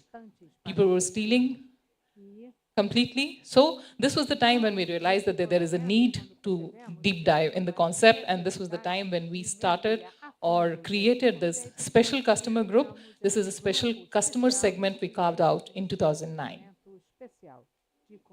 So this is SCG, Special Customer Group model. What we did is we shook hands with corporate social responsibility team existing within our organization. In India, we have a law wherein each and every organization who satisfies the desired criteria is expected, or rather is, the company has to invest 2% of profits into CSR activities, as corporate social responsibility CSR activities. And then what we did is we aligned the CSR concept with our business model. We requested our CSR team to enter into our slums extensively and to do the positive work in the community. The intent was to empower this section of community which was needy at the moment. So what we did is with this CSR team, as you can see in the lower segment of the area, at that time, 2009, we had 218 slums within our area of operations. 70% of slums were not having toilets. 50% of them did not have a regular water supply. 83% of them did not have basic infrastructure. The situation, all in all, was very bad when we entered therein. So we did a lot of CSR activities for every age group existing within the community. It was done in a very focused manner. Since there was a paucity of time, I did not bring the entire concept. We worked for every section of community therein, every age group. For the kids, we started tuition classes. For the youth, we started vocational training centers within slums, free of cost, of course, for the kids. For the elders, we started a free mobile health dispensary, wherein they could take health benefits, as medical treatment is not free in India. So the poor people find it really difficult to get themselves treated. We started this concept of mobile health dispensary as per pre-decided schedule. This dispensary visits the slums, and the residents already know about it. We inform them in advance, and they take advantage of this. This we done for the elder section of community. And for women, we started women literacy centers. Women in our slum areas were not educated. Very few of them were educated, rather. I would not say 100%, but very few of them were educated. So we started women literacy centers within their vicinity. Women who were educated to some extent, she started a women literacy center in her own house. We did it with help of another Tata Group company and arranged smart classes there. And this lady will teach other ladies from the community in their free hours. When they are free from their household course, they will come to her house and they will be learning basic, they will be having basic learning skills there. So this is the concept of women literacy centers. Other than that also, we did a lot of stuff with help of our CSR team in the slums. This was our way to empower communities. As I said, we started some vocational training programs therein for the youth. So if the young people go through some vocational training program, they're getting jobs basis that. In a way, we are empowering them. Now they are earning and they are able to pay my bills. That was our strategy, because we realized that this section of community is needy. They are stealing because of the need and not because of the greed. So we thought of sort of empowering them. So as far as data is concerned, our entire company business is distributed in 12 districts, 218 slums, 260,000 customers, and more than 1 million slum residents in our area. So these were a few problems with which we had been struggling. Some of us was talking about the identity. These customers are living in unauthorized houses. They do not have any identity. So even if they want to get a metered connection from me, for getting a metered connection, they have to give me their address, some ownership proof. Since they did not have any address, any ownership proof, I could not get them metered connection. But that was my problem area. I wanted them to come into my billing section, but the problem was genuine.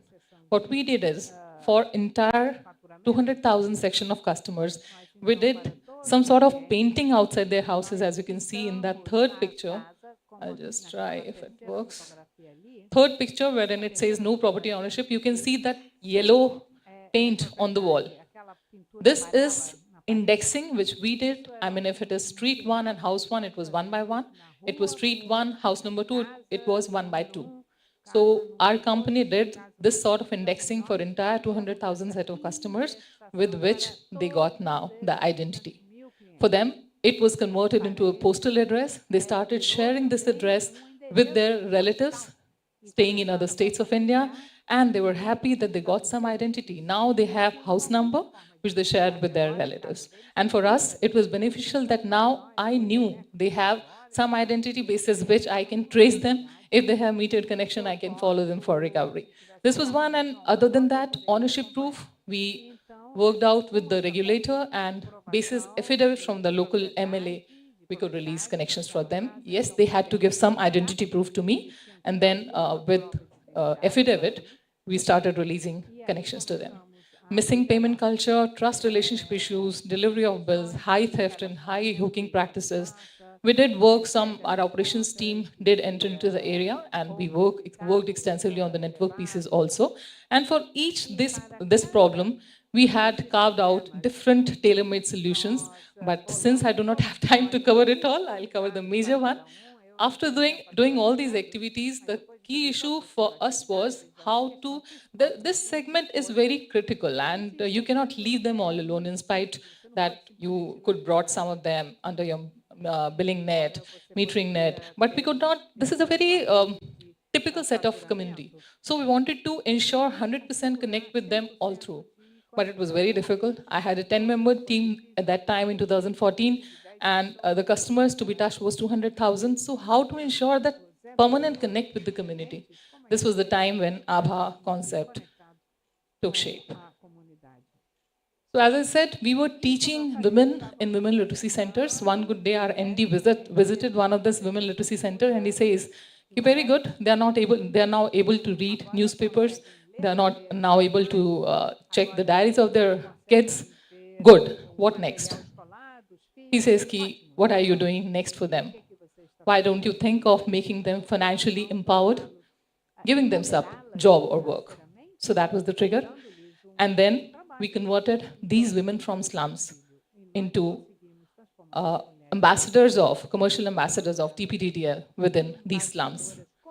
We started with a basic activity. Initially, we started with 5 ABHAs. It was very difficult for us to identify those 5 ABHAs and making them ready to work for us.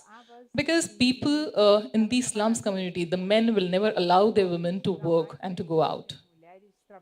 They did not allow. It was very difficult for us. We took help from some NGO. Our people also visited in the area along with the NGOs, and somehow we could convince 5 women who were ready to work with us as ABHAs. But looking into the impact, the chain continued, and from 5 numbers, we graduated to 841, which stayed there with us for 5 years, and now we are at 1,000 number. So how the model worked is, we had 841 ABHAs.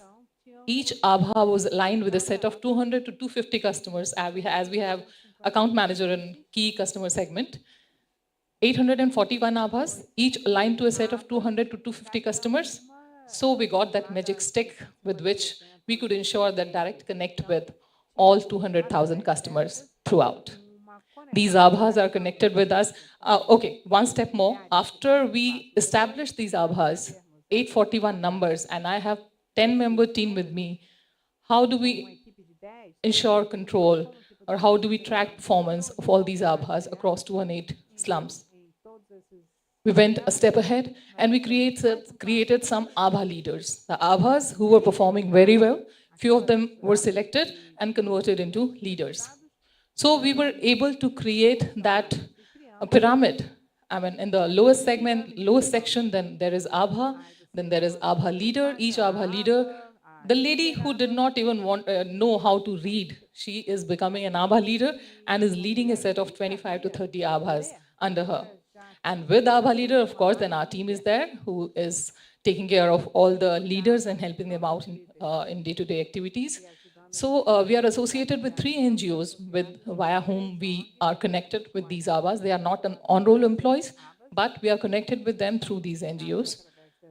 And initially, Abhas were only doing the awareness piece in the community. They were only advised, they were only asked to touch 10 households per day and to tell the customers about the positive works TP Retail is doing in their area. The Women Literacy Center, the Vocational Center, or the Mobile Health Dispensary, or the RO plants in the area. Just go and tell customers that these are the facilities available for you and you can avail them. The intent was definitely to benefit the society also and to create a positive vibe for the organization that, in spite of being a private distribution company, we're there to help you. And it did wonderful. It did create wonderful impact. So started with that piece, gradually we engaged them in our commercial activities. Abhas started recovery activities for us. Initially we thought it will not work much. Who is going to listen to these ladies? But since they belong to same vicinity, it worked. Gradually, but it took over. So the people from their vicinity were listening to them. They were helping them out in a way that whenever we went for disconnection of supply and if a customer was really needy, they were beggars also. Different section of community, few of them were beggars, few of them were masons and all that. So Abhas, since they belong to the same area, they knew that this person is needy, he has a medical issue at home, he does not have funds. Please do not disconnect the supply for him right away and you may give him 2 installments. I'll make sure that he'll clear the payment. Whereas there was some other customer who has the capacity but is not paying willingly, the Abhas will tell us, because they know the internal situation, they are from the same area, they will say, you must disconnect the supply of this customer, he has the funds, he is playing hard with you and you should disconnect the supply. So we had these internal sources available with us now. This is how this model worked.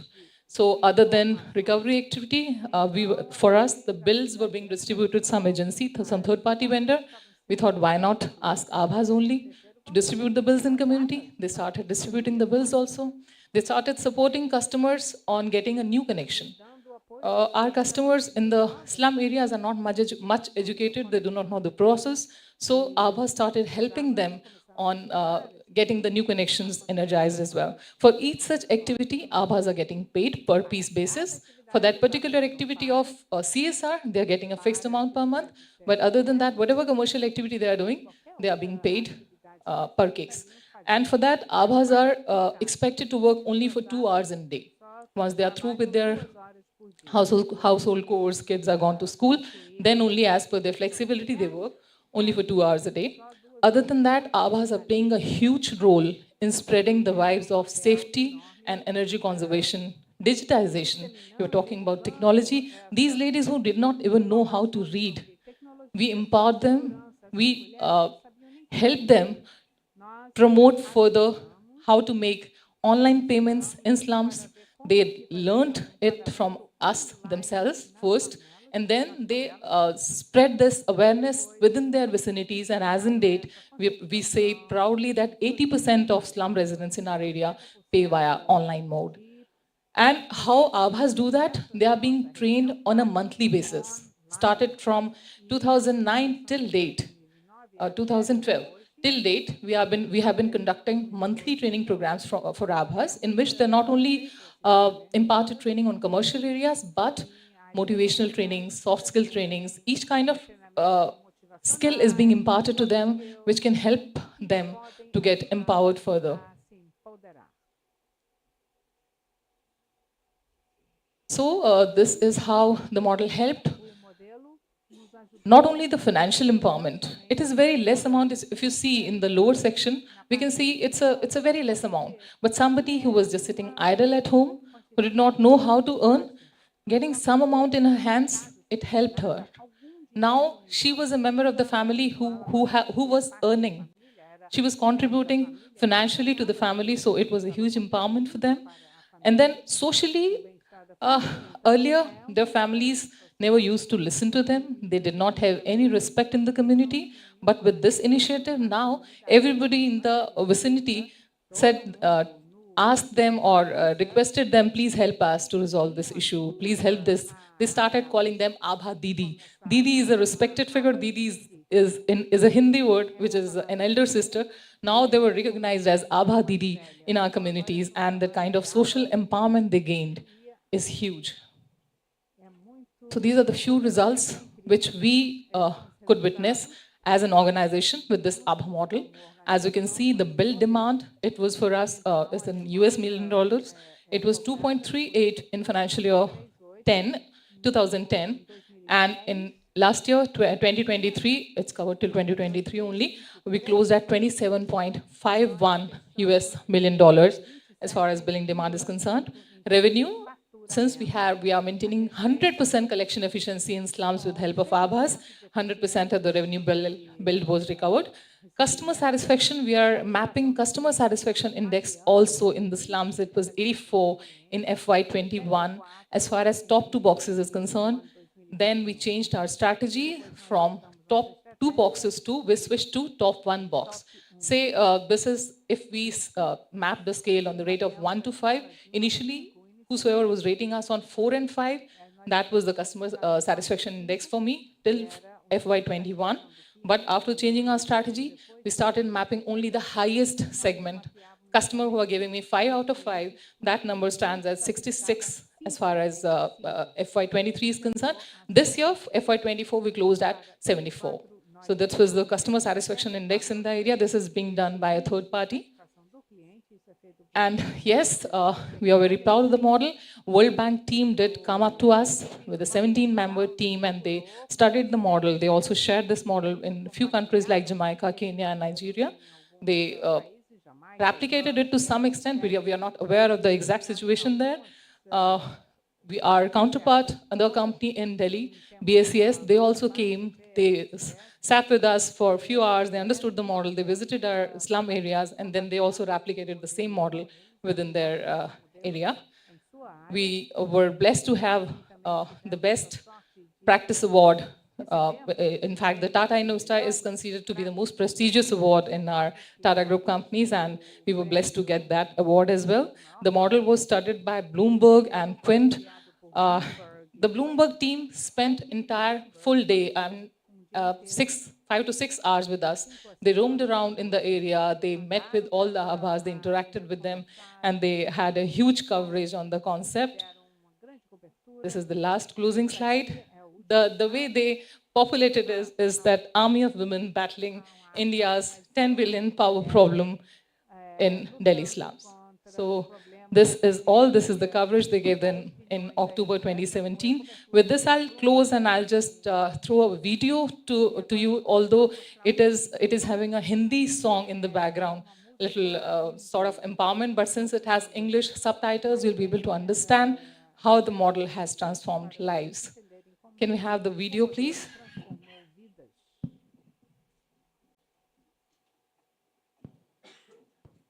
How long is the video? How long is the video? 5 minutes? 3 minutes, okay.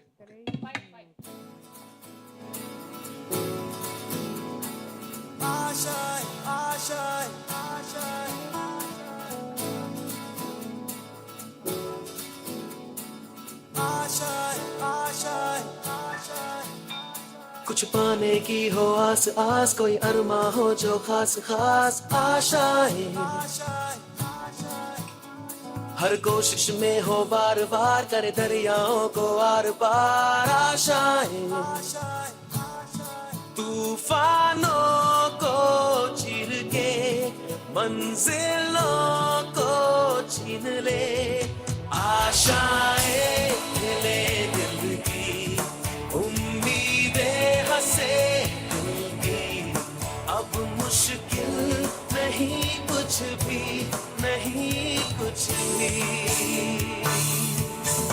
आशाएं ले दिल की उम्मीदें हंसे दिल की अब मुश्किल नहीं कुछ भी नहीं कुछ भी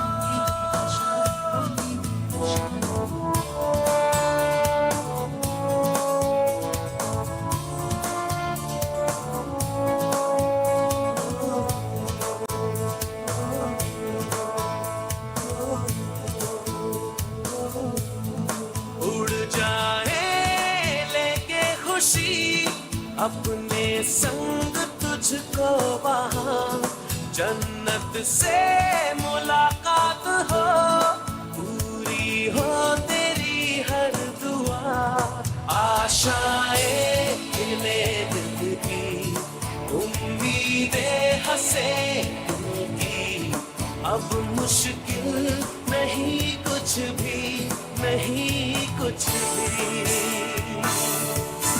आशाएं ले दिल की उम्मीदें हंसे दिल की अब मुश्किल नहीं कुछ भी नहीं कुछ भी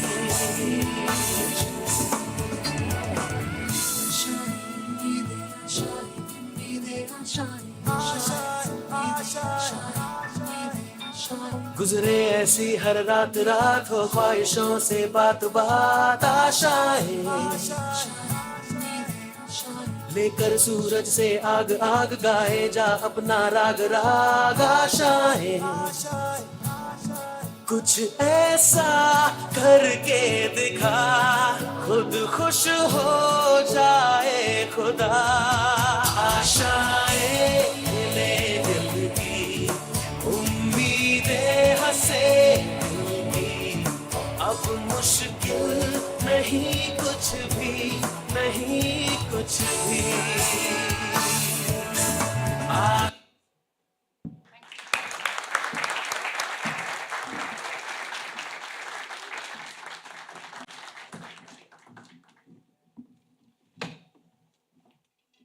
Extremamente interessante. Obrigado, Manisha, por compartilhar conosco essa experiência. Alguns só rápidos comentários. Primeiro que as condições de pobreza, de onde partiu o trabalho que vocês fizeram, não, it's not working. I'm sorry, Manisha, is it on now? Can you hear me, Manisha? Hello, is it on? Okay, Manisha. So he was asking about poverty in these communities where you implemented this project. So, Manisha, let me recap.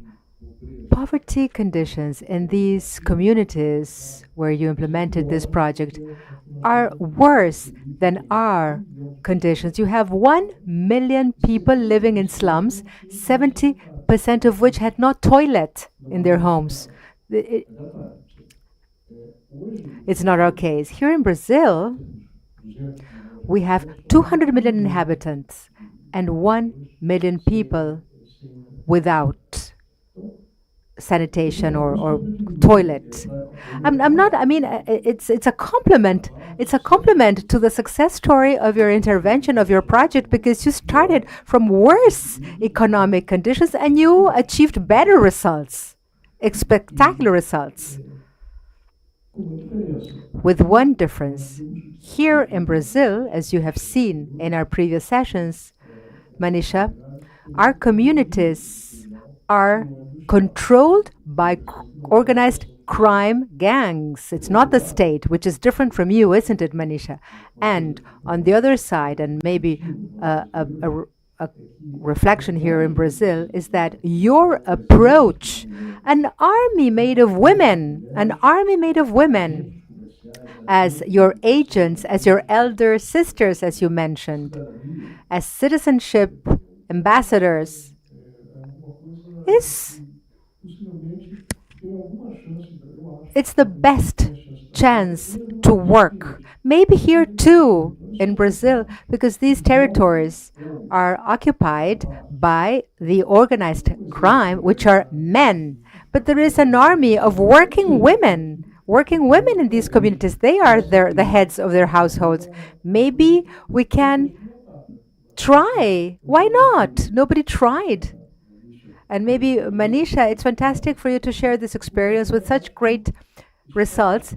And we here at the Light Utility, we're looking for experience, best cases, not in France, in the United States, that don't have problems like ours, but yes, in countries like your country that have similar problems to us. So this exchange of experience with your successful experience, I think it's the best learning experience for us all. We don't have a lot of time, and so I would like to ask the last question to you now, and maybe make your final comments, Manisha. This is my question.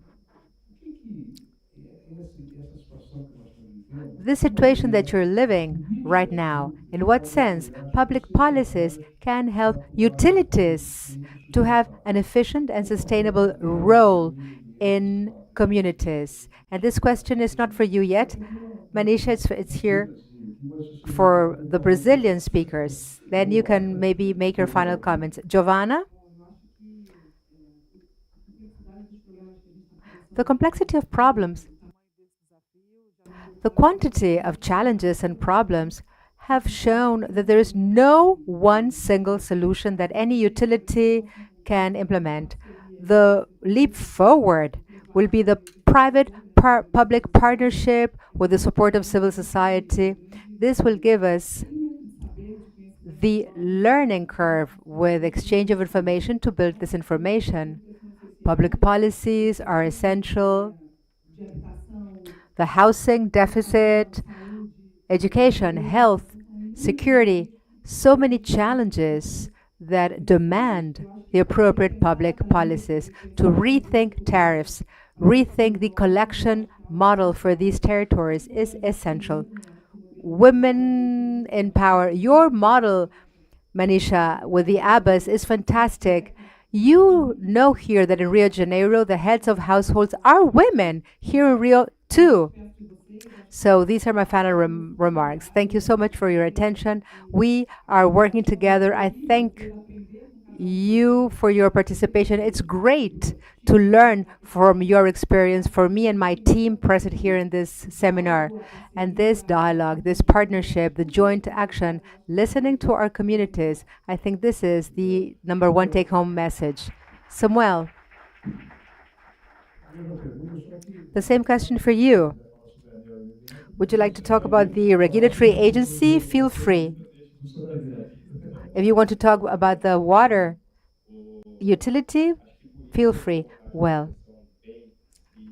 Well-drafted concession policies, good guidelines are essential. We have contract goals, performance indicators. This is the way forward for the universal provision of water, drinking water. We have very bad figures. 100 million people with no access to sewage. No sewage for 100 million people. No sewage. Where do you disperse these served waters, these sewage? In the water reservoirs, in the oceans, in the rivers, in the open. So we need to focus on training and avoid diseases that are a consequence of this sanitation deficit. So we need to take action with appropriate modeling. We will win this war. By 2033, we will have universal sewage for all Brazilians. Thank you so much for the invitation. Thank you for the possibility to be here. And the key question as a take-home message is good service and relationship. With these two words, we can go in the communities, collect our tariffs. We are well received and welcomed. So this is my closing comment. Thank you, Samuel. Manisha, I realized that in India, you have a lot of bureaucracy and red tape problems, as we do here in Brazil. If I understood your presentation, you explained that you couldn't make this electricity service legal because there were no official residencies or deeds for the homes. So you needed an official address, and you tried to solve this. And now the homeowner, the home dweller, has an address, has its citizenship. So now we have a similar experience here in Brazil. If you want to purchase an appliance or something in a store, and you want credit to pay for installments, you need a bill with your address, with your name and address. From your perspective, from the regulatory perspective, what would be your suggestion in this sense? I do not know exactly the situation here, but just a second. But the way we try to create identity for them, I think Brazil also can consider that. And it is not that they are getting full, complete identity with that nameplate, but to the extent possible, it did. I said we clubbed a lot of initiatives with this. One is that they got that house number with this plate. Also, then we got regulators' approval that basis affidavit from local MLA, we can release connection without ownership proof. We could just give that house number, but ownership proof was still not there. This is another. Also, then we knew that they did not have sufficient money to apply for the new connection and to pay for that installation amount. Then again, we pitched in and we said, okay, you pay this minimal amount to me at the time of new connection, and balance can be recovered in 24 equal installments. 24 is huge. 24 equal installments, so that the amount becomes very less for them, and it automatically gets added to the regular bills. So other than that, also a lot of initiatives in addition to this was done. But yes, as far as Brazil is concerned, I don't know the exact periphery, exact situation, but tweaking as per their localized requirement, definitely it can be worked out. Thank you.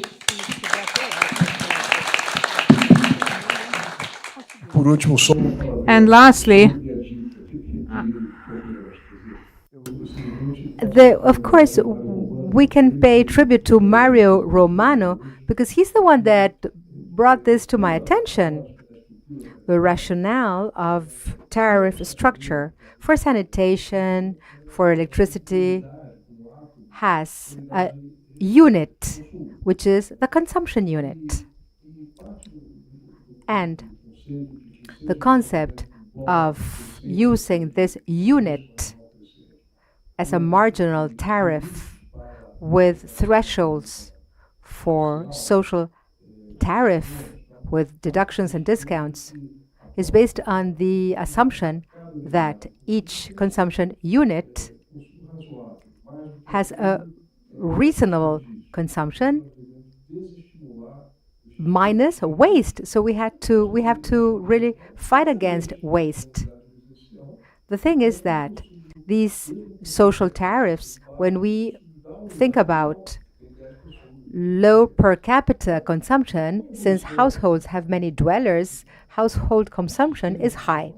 So information systems account for this, and maybe the question about regulation, we can evolve in the sense that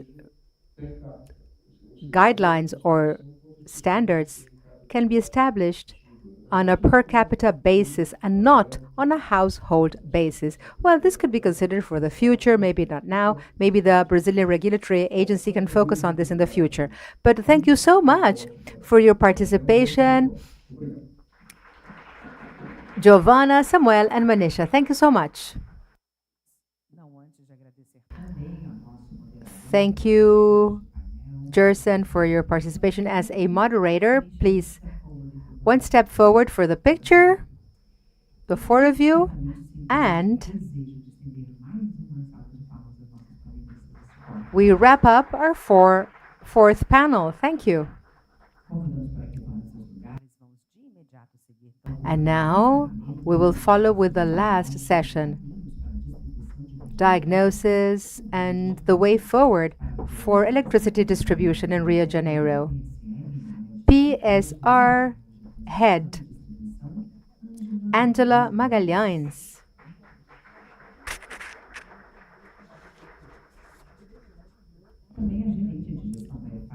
Tariff manager at ANEEL, the Brazilian regulatory agency, Flávia Liss.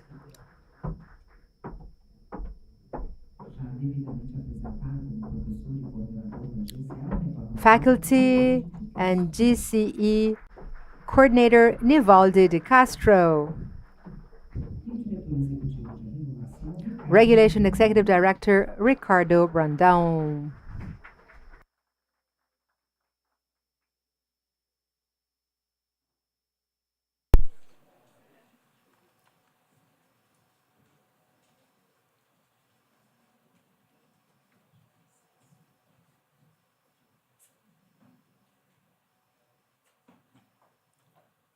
Quem não se acomodar, Angela, you can start. Good afternoon. It is especially important for me. I'm even moved to come back to this place where I served for 18 years out of my 20-year-old career in the electricity sector. And when I took the cab this morning, I wrote down the address and my phone appeared as home. That was how I saved this address, because I'm coming back home, a place where there are so many friends and people I like, my friends and coworkers, others that are in the house after I left and I admire. And of course, I admire this company because of its purpose, which is to distribute electricity in the metropolitan area of Rio de Janeiro. Rio de Janeiro city we love, and we hope for its recovery.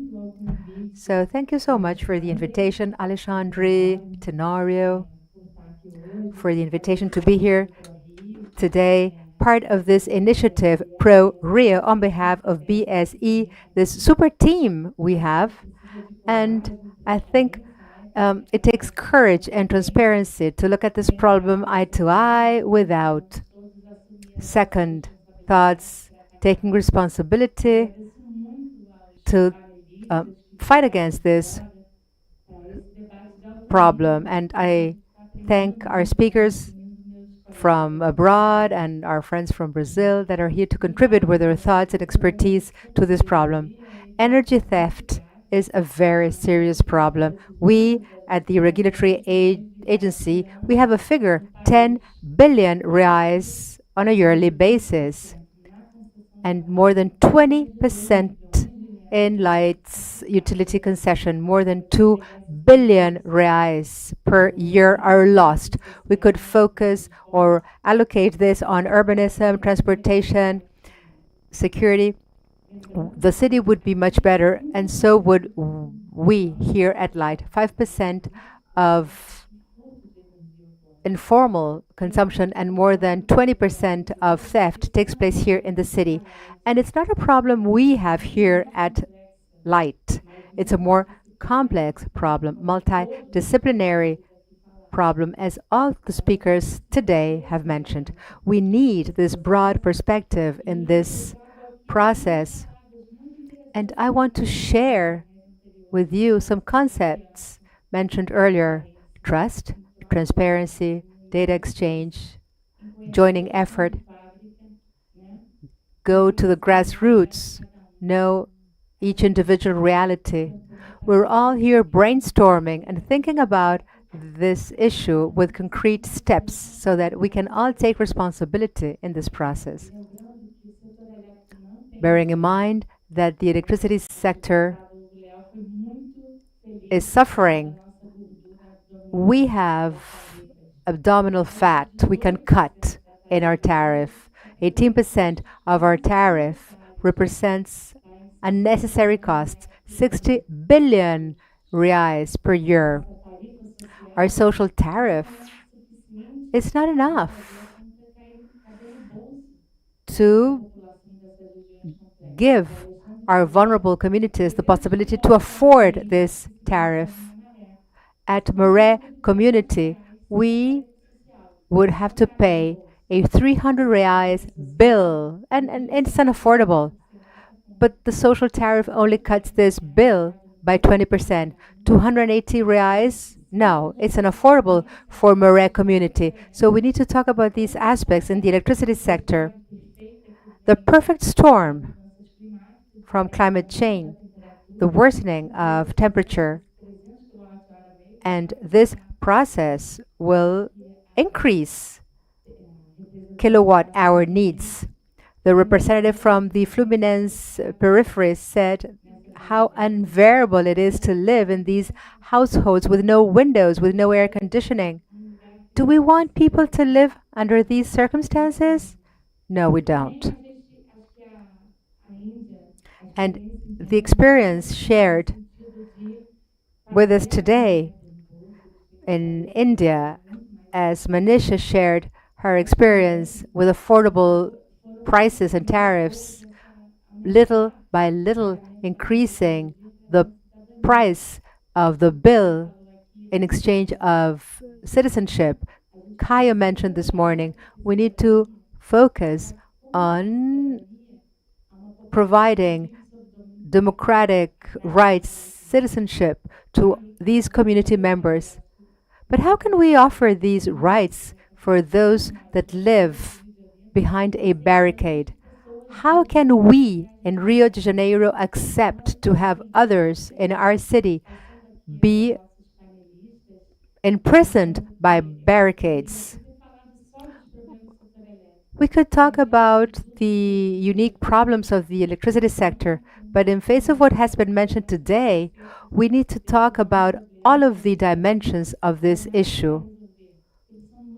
We're not here to solve these problems. They're too complex to be solved, but we can mitigate, each of one doing our share. I loved what Isabella mentioned. She said, this is such a large problem that we can't think that it's nobody's problem. We cannot think it's nobody's problem. It's everybody's problem. It's our problem. And we need to take specific steps to mitigate this problem, taking responsibility. So, Flavia, what are your comments on this? Good afternoon. Hello, everyone. Angela kicked off. And of course, we need to do our homework as agents, government, the regulatory agency, distributors, well, governments, national, state, city, the legislative power, the social tariff, which are the guidelines and parameters. Since the 90s, we talk about consumption. And in the 90s, we thought that the goal was to provide universal service. But today, we consider this from a different perspective. There are different consumption standards. So social tariff parameters need to be updated. The current consumption pattern will not fight against energy poverty. Subsidies. A tariff is made up of 4 components: distribution, to pay for the utility, transmission, pay for transmission, energy purchase, to pay for the generators, And these components are not above inflation rates. But the fourth component of the rate, which are taxes, have risen well above the inflation rates and consumer price indices. So this is how we have to establish our subsidies with a regressive model for our tariffs. So the legislative has to consider this composition. And the third component is taxation. 30% of the bill are taxes. And today, here at Light, city taxes have no tax rates. The social tariff and the regular tariff would pay the same rate for this city tax. So we have the same tax rate for a normal residential tariff and for the social tariff. And the tariff should be affordable. Now, with the tax reform, state governments have the chance to change this because 100% of taxes levied at national level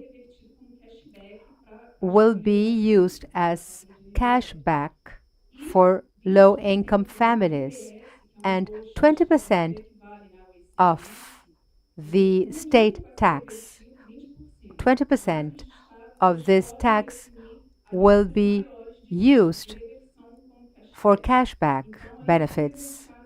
So this is our homework for state governments. Do you want to make social tariffs affordable? Well, a 20% tax rate should increase for social tariff cashbacks.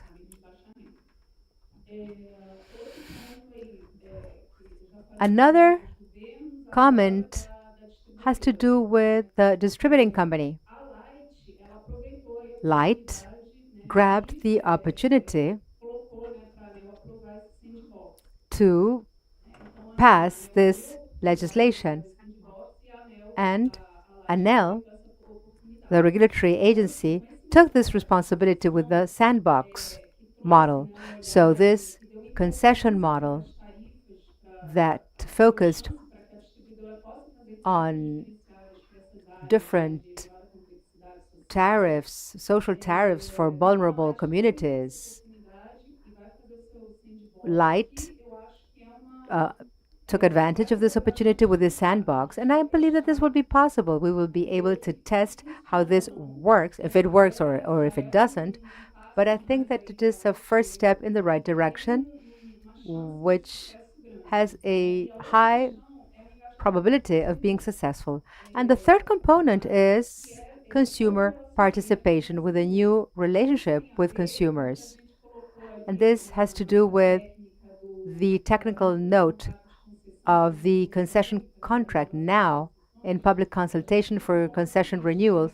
We included something in the text. People are focusing on losses, cycle investment, etc. But there is a clause, a new clause called user consultation. And this has everything to do with what we're talking about here. I mean, maybe now this clause is not excellent, but it talks about and it represents consumer participation. So everything we mentioned in the morning has to do with this clause, that is, with reference to some activities the utility will take. We will try to engage our consumer, trying to create a solution, partnering with what the consumer thinks. As we said this morning, the utility company has to interact and go into the communities and understand what is the best solution. The regulatory authority has two lines. We opened this sandbox model in the concession, in the renewable concessional model, with different tariff rates for vulnerable communities, and the distributing company can also have its own tariff structure. So the distributing company can not only focus on these two areas, but also they will be able to have their own tariffs depending on ANEL's approval. So these are the 3 points that I wanted to raise.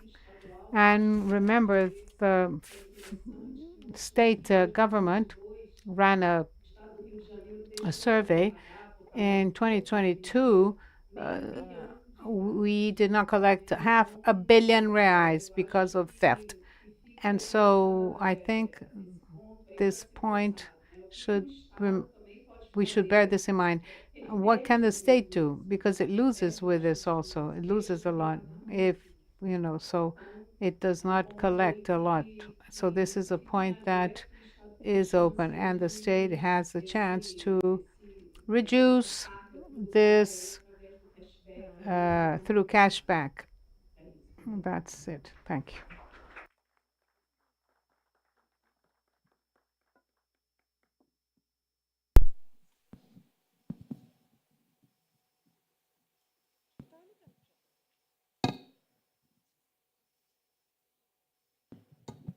Desculpa, o senhor é tão da casa que eu achei. I thought that you could already just go ahead. All right, now Professor Nivaldi, who knows light as much or even more than I do. I learned a lot with you. And it was a very constructive learning process. I'd like to highlight the presence of 3 regulation directors, 3 Neo Energia, Fabiano Alder had already, he deserves because of the hell that the group is going through, and Falcone, who is a very dear partner of ours. I don't eat cod in Brazil, only in Portugal, but I ate it here. First of all, Flavio, thank you for this tip about the seed that you. I think it's very important. I reiterate that the decree was a very positive one. This technical note that you published opens a whole new world of possibilities. And this new world, Professor Kelman, with all his experience and knowledge, pointed out in some questions that he asked, is the complexity of one distributor, more particularly with light. And so in reality, there are many problems, many issues there where militia groups have already created their business portfolio, and the drug trafficking problem. It is variable and it's dynamic. Well, one point, the drug trafficking advances, another moment, the militia groups advance, and then the police. And so it is such an enormous complex situation that PRORIO, which Tenório is coordinating, a very positive initiative by Alexandre. I think that the vectors that direct PRORIO and drive PRORIO should drive this complex network of activities by consumers. I think this deserves attention, using AI, something of that kind, create algorithms based on data. It would be important to bring IBGE to this debate. I thought it was very interesting to have work groups. We have to create these discussion spaces for discussion, but presenting these niche. What kind of solution, what kind of challenge, and what kind of solution can be presented? Where militia groups dominate, it's practically zero, because Light was not going to set up a military command to be able to carry out their function. But given the possibilities that the new concession contract offers, the possibility of differentiating, I think it's very important. We do not have this differentiate. It's just one tariff for everybody. The same tariff is for everybody. So if any from São Paulo invests an underground network in a given region, everybody is going to pay, but only one segment will benefit. So the possibility of segmenting differentiated tariff is a very interesting one, and in my opinion, deserves to be analyzed by PRORIO to see precisely these market niches, the challenges and possible solutions. And I think that today, the number of new ideas that came up, more particularly from the representative from India, which was also touched on about the women's role. There's so many women who are breadwinners and who have children. So it's more or less along the lines of what Flavia said. What is your opinion?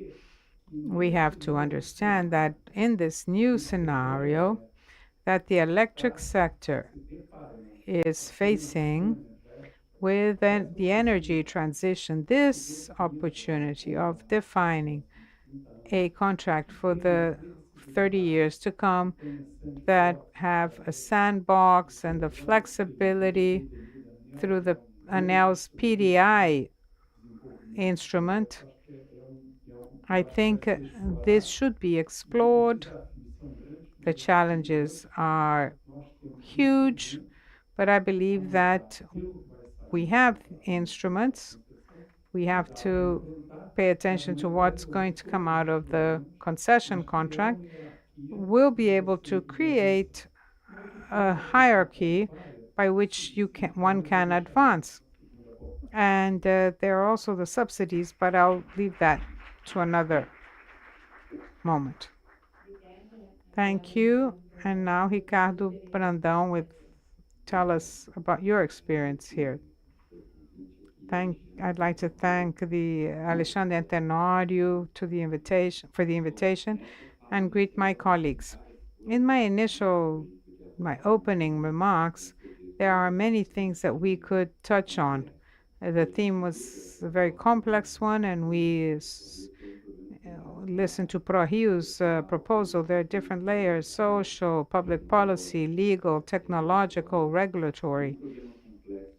And a complex issue such as this one, the first point is that the solutions adopted for some distributors do not work with others. I spoke with Tenório. The SMC box is already in version 8 or 9.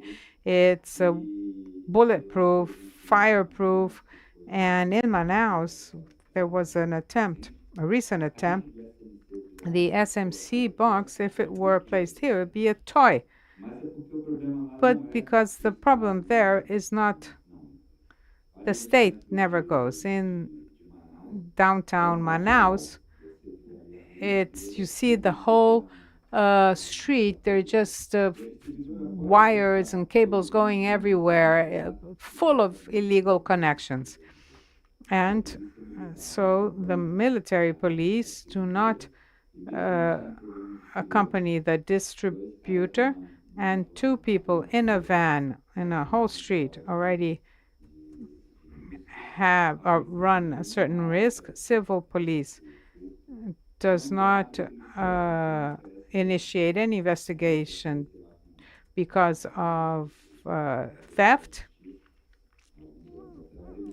and so they only offered the second time round, but we don't even know whether the police would investigate. And when the distributor cuts the line and charges, the consumer goes to the special courts and still gets some money. So you have to analyze and see whether it's actually worthwhile going to all this trouble. But the American journalist J.L. Mencken says that every complex problem has a simple and clear solution, which is wrong. So this one is not going to have a simple solution, but our approach, I go back to why I chose the regulatory theme, not only because of my position, but so we can have this provocation. We adopted in Brazil a price cap model with a well-adopted incentive model adopted by ANEL. A good example of this is operating resources. I only got 3 graphs. Could you please show my slides? The operating cost model is a good example of a regulation through incentives. You establish a benchmark, an efficiency frontier.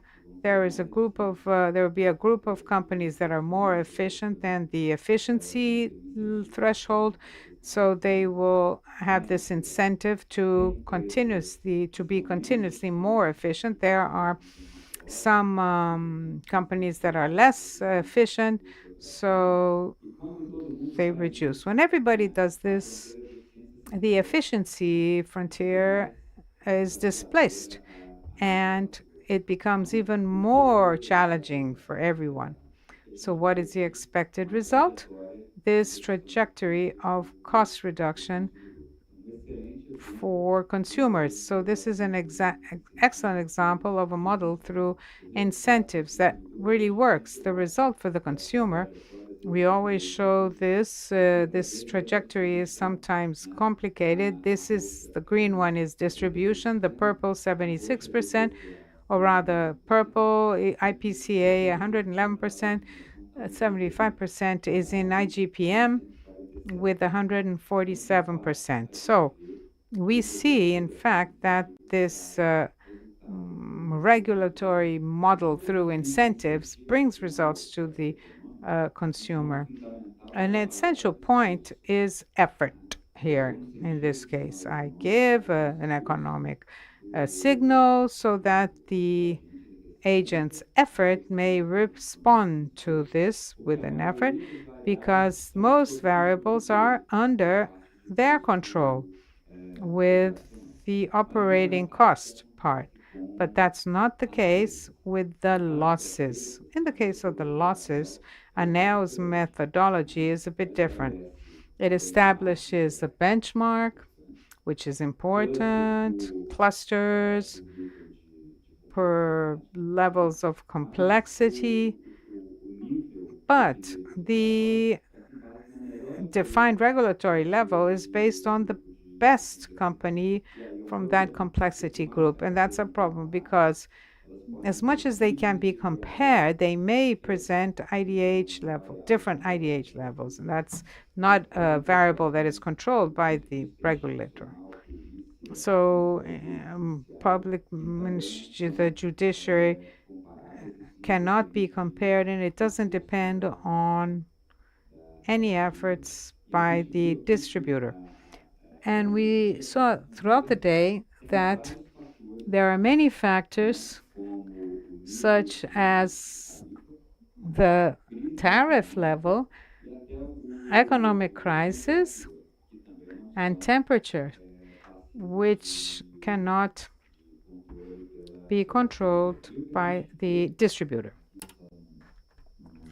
And you can take a look at this chart, and the regulatory loss of electricity is falling in blue. But look at the fluctuation of the upper line. We see that this historic series, it is compounded by the temperature effect in 2023 with an increase. So this estimate with some billion reais is not really lack of incentive, but rather a group of companies that reach this goal.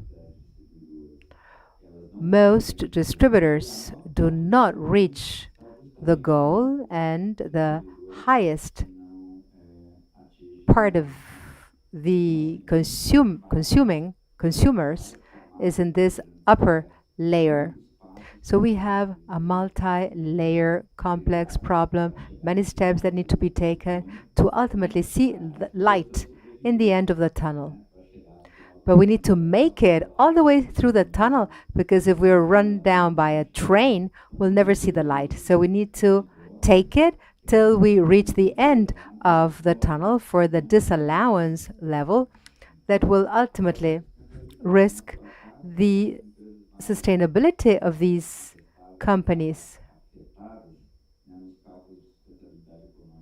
Economic estimates point that light and the water utility are the most affected utilities because they have high loss levels. Of course, these methodologies are always evolving, but this is a methodology that really needs to be updated. I guess that when we created this methodology, I probably said this, but it's just a reflection. Undoubtedly, there are many other topics we need to focus on, but I just wanted to share my concepts here because one of the most important smart methodology is that the A in the word smart is achievable target. So if we have such high levels of disallowance, maybe this is an indication that this methodology, smart methodology, works for some distributors, but there are other group of distributors with high loss levels. Maybe this target is unattainable.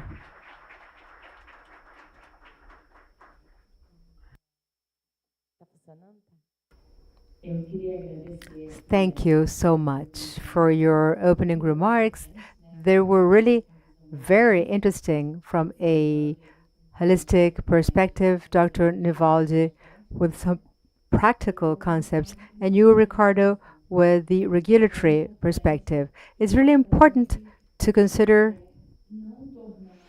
all of these aspects because we run the risk of making some utilities and some concessions unviable.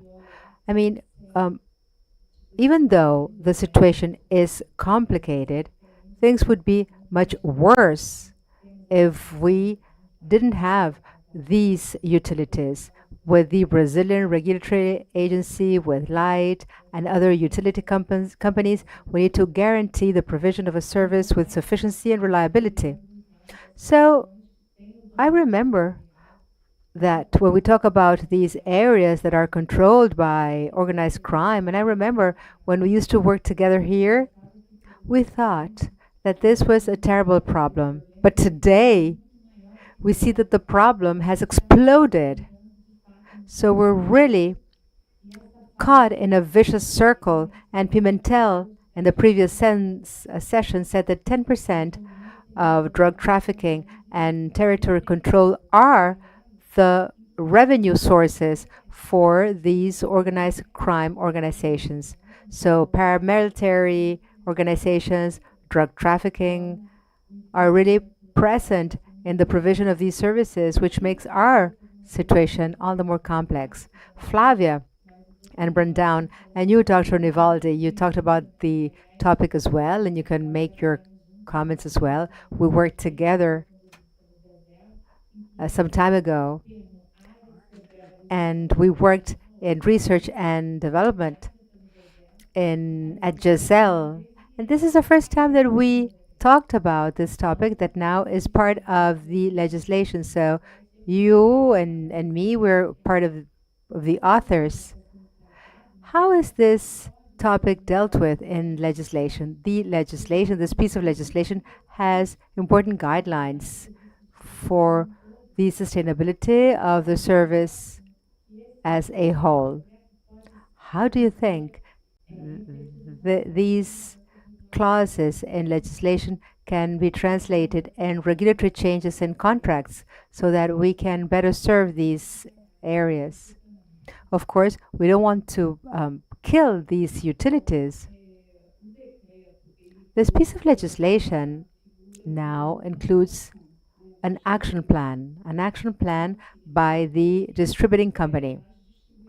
Now, distributing companies that operate, I mean, it's such a complex topic, but well, let me try to rephrase here.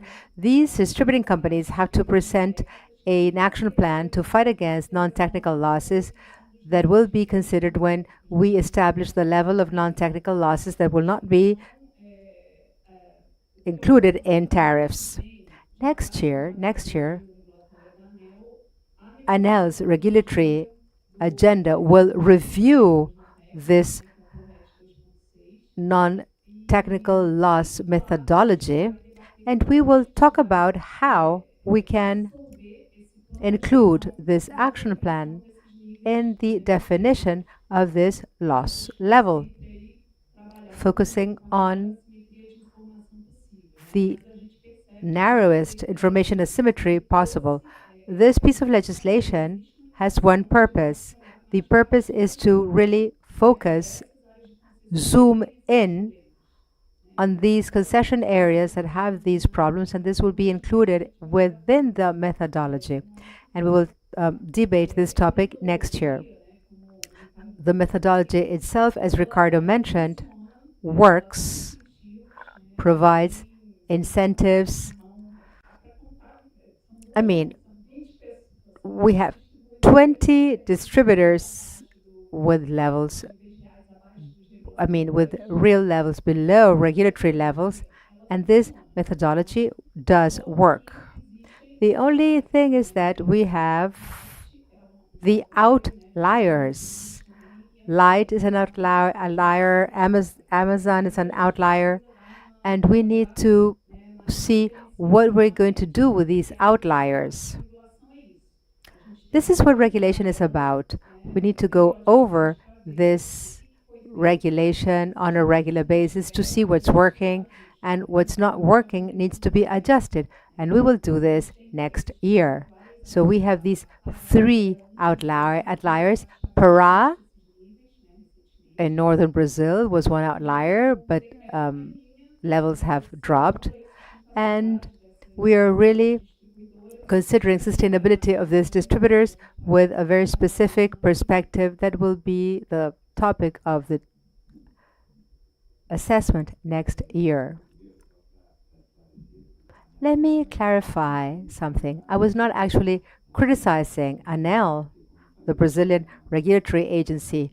It is a complex problem, and we can't have easy solutions. I'm not arguing that the solution is to raise tariffs, but I'm also saying that we don't need to disallow our tariffs. We need to find other sources of revenues, other mechanism, or maybe social policies, because in my career in ANEL, I always said that the regulatory agent does not have all of the tools. ANEL will regulate the tariff component of the bill, which is 25%, and is under great pressure in the electricity bill. But the regulatory agency has one tool, a hammer. And what are they going to do with this hammer? Of course, they won't be a sculpture like Michelangelo and with a hammer create another David. Of course not. So the regulator is in a very tough spot. I think that this legislation is very specific with reference to outliers. There are 2 possibilities. When we talk about concession areas, we can either restrict these areas and treat these areas in a different way, different from other methodologies implemented in the rest of the country, because in the case of light, if we deduct these areas with severe operational issues, we see that loss levels are comparable to other concession areas. So this makes sense. A clusterization within concession areas. So this is a tool ANEL did not have in the past, and this legislation included this in concession contracts, and now the regulator has this tool. Another tool that the regulator didn't have in the past and now will be able to use, and one assumption would be non-technical losses, is a tariff difference in concession areas considering quality issues and loss issues. So this tool is a tool that, if well used and tailored to the specific case, will give us an action plan, because no matter how fantastic a methodology can be, there are certain limitations. If the distributing company tested different possibilities to face a problem, if they can themselves propose their own action plan, I believe that we have more chances to be successful in this action, taking the role of the regulator. And as a comment, and before I talk about subsidies, yes, the action plan is interesting with specific experience. I mean, what's the fact today? These operational concession areas, the state is not present in these areas. And in fact, we are giving organized crime incentives. They are the ones that establish fixed tariffs for sanitation, for water. They say, okay, I will charge 50 reais a month from each family, and we, consumers and shareholders, are the ones that pay for this theft, giving organized crime incentives. So, I mean, the state should pay for this, not us in our bills. I know, maybe it's related to the social tariff, but I mean, we're making progress, and I'm happy about this, and I think it's really positive. But Ricardo's chart showing subsidies shows another topic. I remember that when I realized that a subsidy for social tariffs are lower than for GD, I mean, are we giving subsidies to those that have a home and money? We're giving these consumers more incentives than those vulnerable communities, which is totally absurd. And this awkward situation, ever since Dilma's administration, is really not participant in our energy policies. Public policies in the Congress are focusing on what they're interested in. And yesterday, I was in a public hearing, and I was really appalled and surprised by the methodology used in this public hearing. Anybody can say whatever they want, nobody questions anything, and representatives say whatever they want to say, and a subsidy is used when there is a market asymmetry for a new company. What is the use of an incentive? What is the economic incentive behind this? And when we were talking earlier about abdominal fat, yes, we need to be leaner. But what is a subsidy? A subsidy is a benefit provided to support or help out a new company.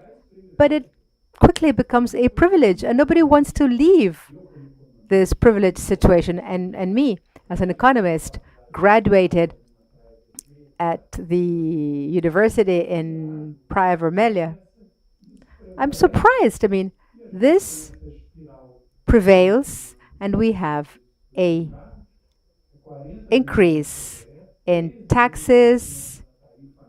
3.5% of last year's average tariff was allocated to subsidies, 3.5%, with an upward trend, spiking upward trend, and no participation of the executive party to try to prevent these subsidies from going on and on.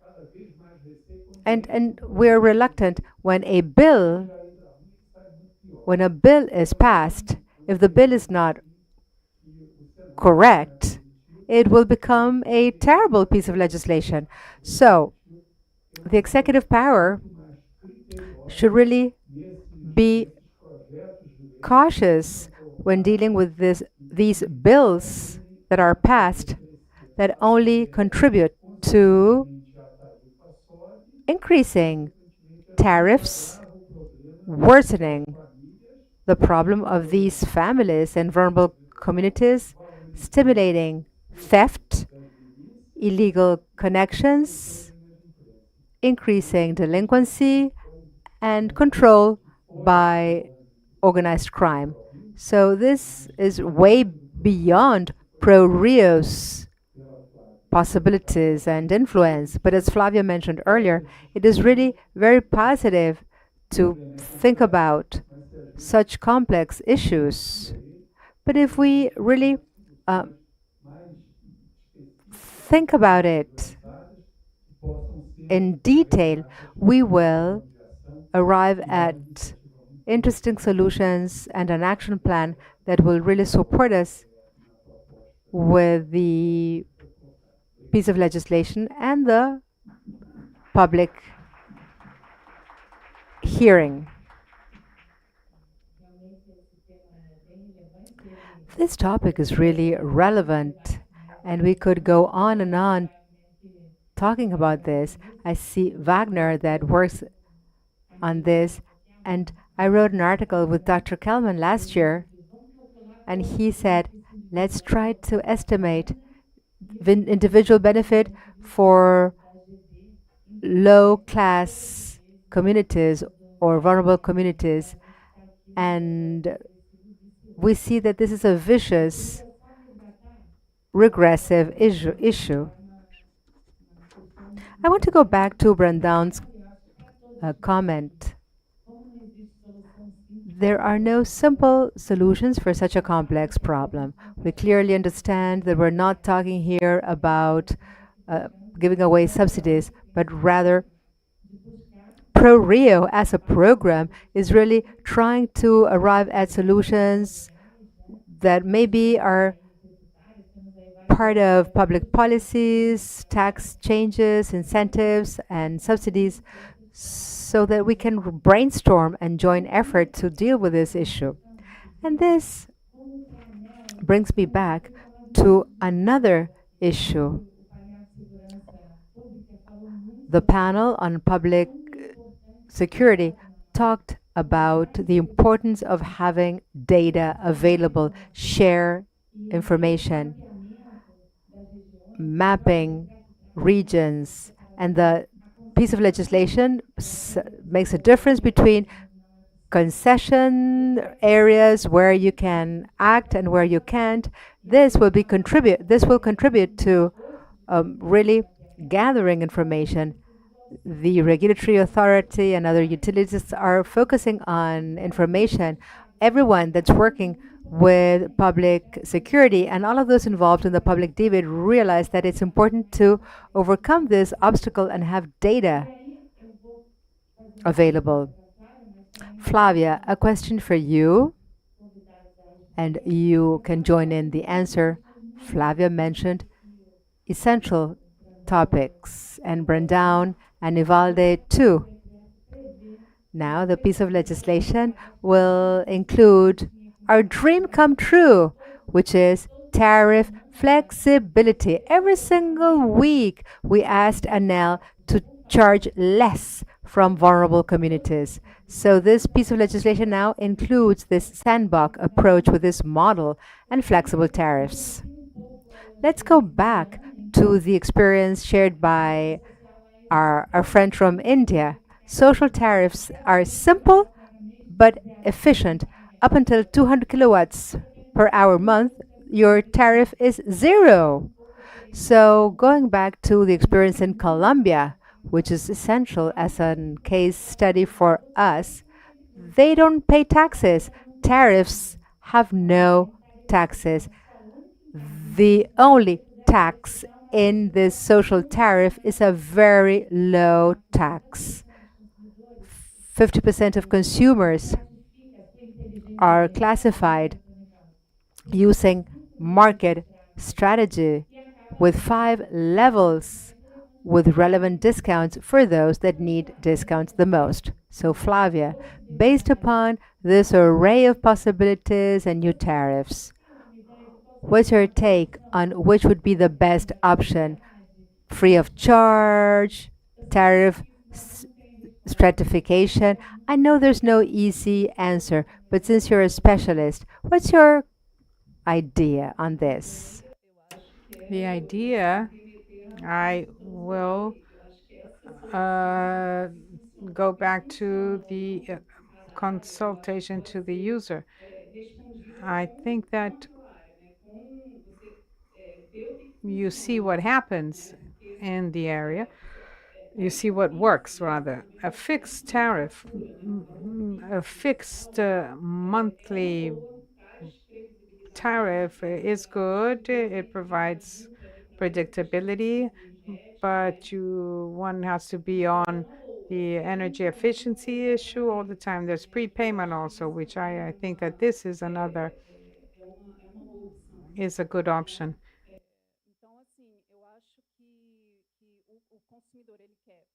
The consumer, it has to be a tariff that fits his pocket and it's predictable, foreseeable for him. So the way that the distributor relates with the consumers in that area, they will know what kind of tariff works. In the morning, we heard some panels that said that the communities in Rio de Janeiro have a different profile from those who live in the Baixada. So how a tariff for one community in Rio is one way, and in Baixada you can have another kind of tariff that has different needs and different consumer habits. So to come closer to the consumer and find with them what works, because to pay something is better than paying zero. I think the answer is with the consumers themselves. I think that moving away from the regulatory and the technological, I'm going to raise another point from the legal aspect, because I've seen this happen in Rio de Janeiro, in the Amazon, in the state of Maranhão, which is this issue of the consumer. They are reconnected and they still have a condemnation. They are sentenced for moral damages. And the jurisprudence is very similar to the one in Rio de Janeiro. The case law is very similar, and bringing a responsibility that they do not have.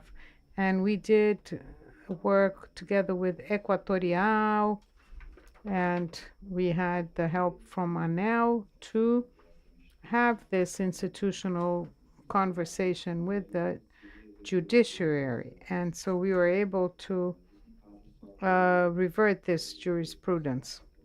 But it doesn't include only the judiciary. We need the institutional integration with the police forces, and there are some important aspects where the military police have a lab financed by the distributor for the analysis of the meters. It's important to have the executive power participating, namely the state one, with regard to public security and the mapping.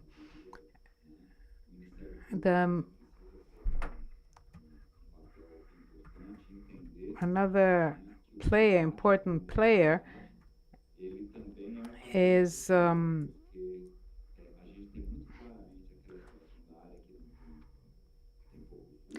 there are areas with very little theft, an area where the state is not present, but it is precisely in these places that is contaminated, because the public prosecutor's office has to participate, and in the area will expand. So the public prosecutor's office has to understand that this is not or just simple theft. The consumer pays, and it's a social dissuasion. If you do not comply with the law, then there will be consequences, so that you have social programs. And so I understand that institutional integration is fundamental. That adds to all these regulatory actions. Well, it only underlines the importance of PRORIO, which is the objective that is being presented and of this seminar itself, a holistic scenario. Those 8 vectors that PRORIO presented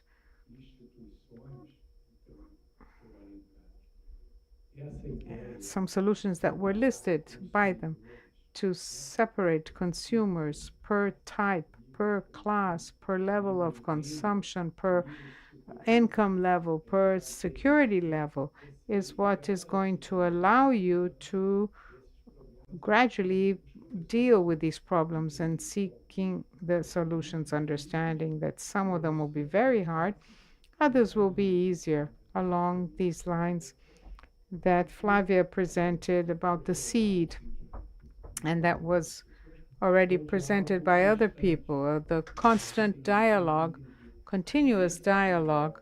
We have to understand that the users of electric energy have to become clients from the perspective of a greater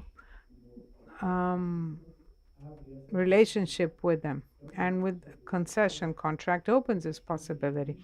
So from this perspective, I am very enthusiastic with the instruments that we will now have, but aware that light and that who are the benchmarks of this problem will quite certainly be able to advance, especially light with the PRORIO program. So I close my remarks. Thank you.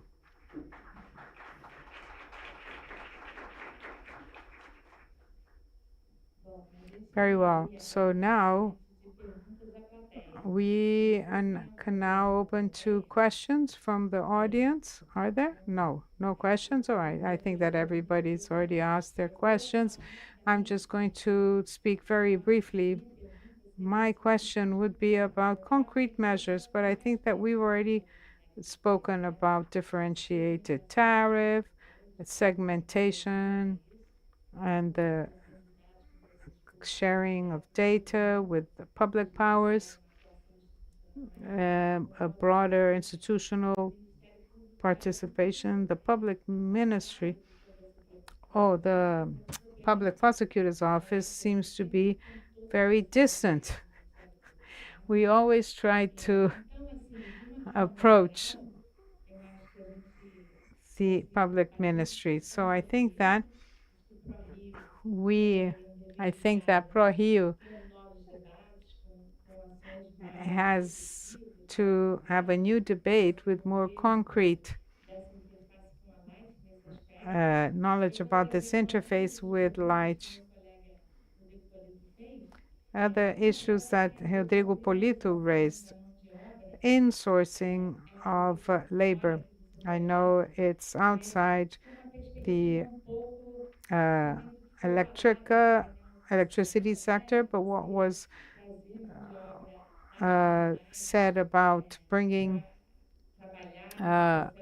labor force from communities, the issue of women's labor that India presented that changed these women's lives.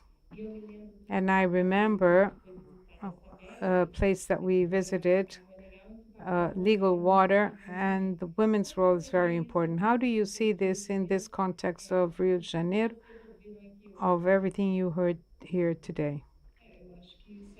I think this is the way to recover and regain trust by the consumer with the distributor. So what happens today is that there is theft and there is the quality of the service that is not good for this consumer for whatever reasons. So the consumer has a rocky relationship with the distributor. So everything that you said is a way of regaining trust in this relationship. So I think that given all the experiences that were presented here today, this is of the essence. We've seen that in sanitation. This sector has presented lots of positive results. So we can have excellent results of this. Insourcing is of the essence. Suffice one to see Light's experience when it was privatized with the stigma of bringing down cost, got the highest salaries, sent everyone away. There was a heat wave. There were problems in the network, and the people that knew all about the grid had been fired. This is a clear example of how insourcing is important because you create this loyalty with the company. I heard an outsourced employee offering service with a uniform and everything, offering a not very regular service to a light consumer in a flat in a building.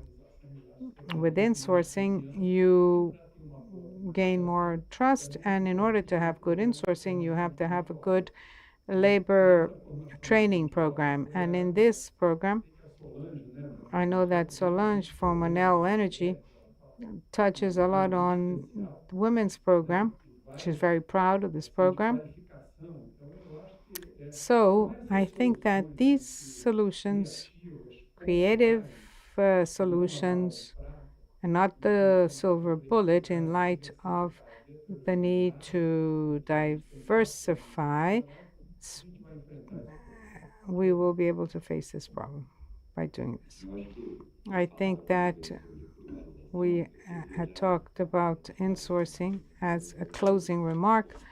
I'd like to raise another point, a perception that we need to, as a country, understand that this is a major problem, a problem of the Brazilian state itself.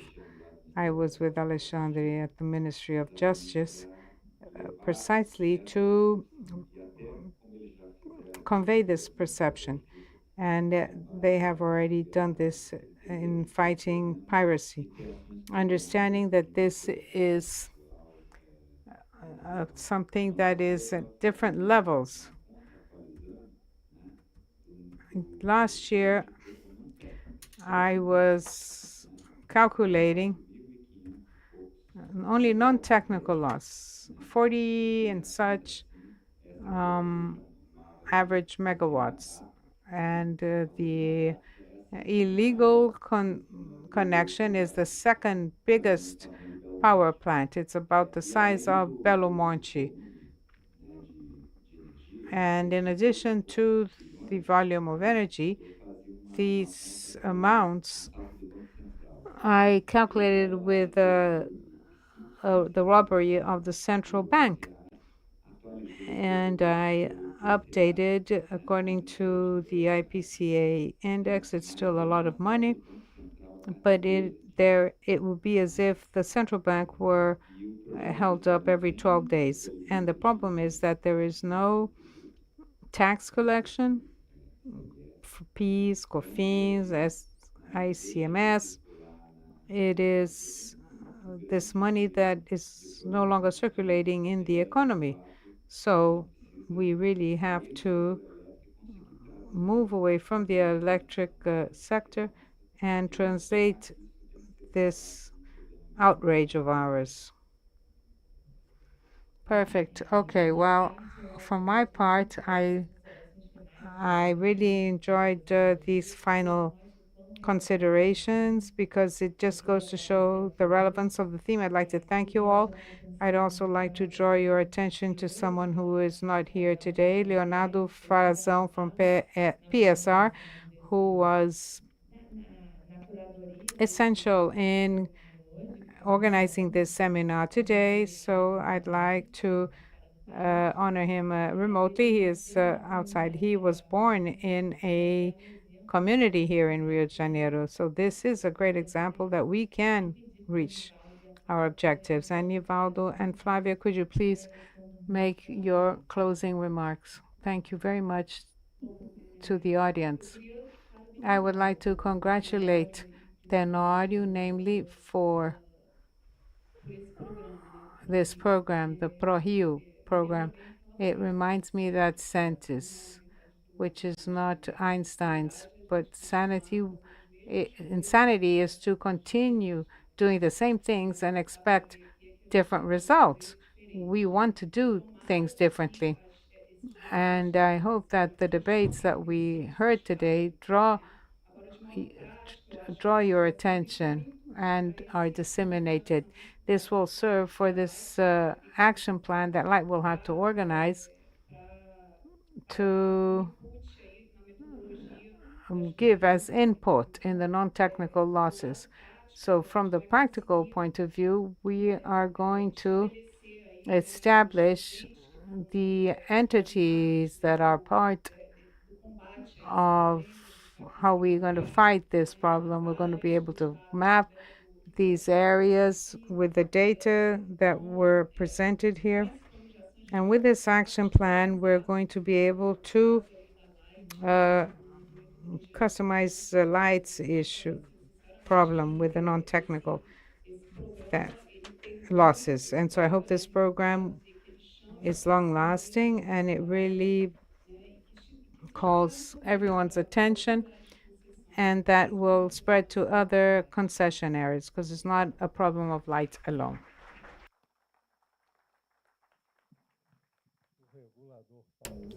The regulatory authority has the last word, because we've always known that regulators are responsible for the regulatory environment, and we are very respectful of Daniela's work, and I'm very happy that she is part of a agency that has the technical quality it has, with such high capacity of understanding the situation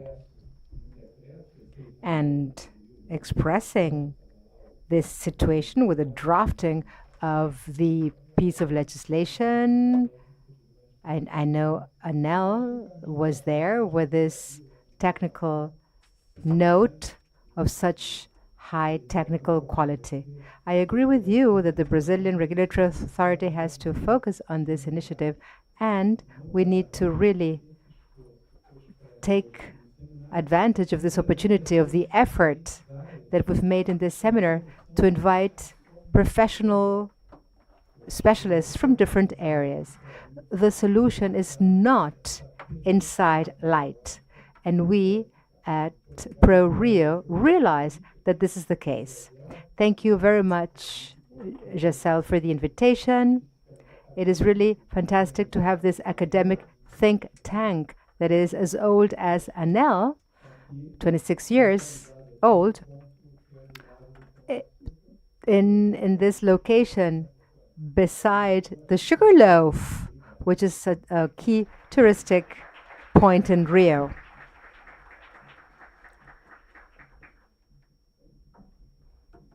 Thank you for your attention.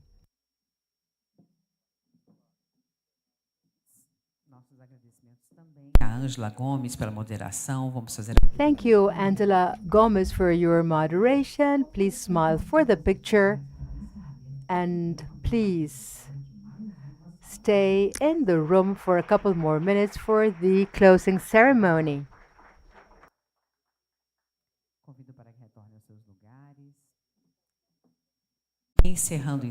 Well, Light PRORIO's closing ceremony, we invite the Regulatory Superintendent at Light, Felipe Tenorio.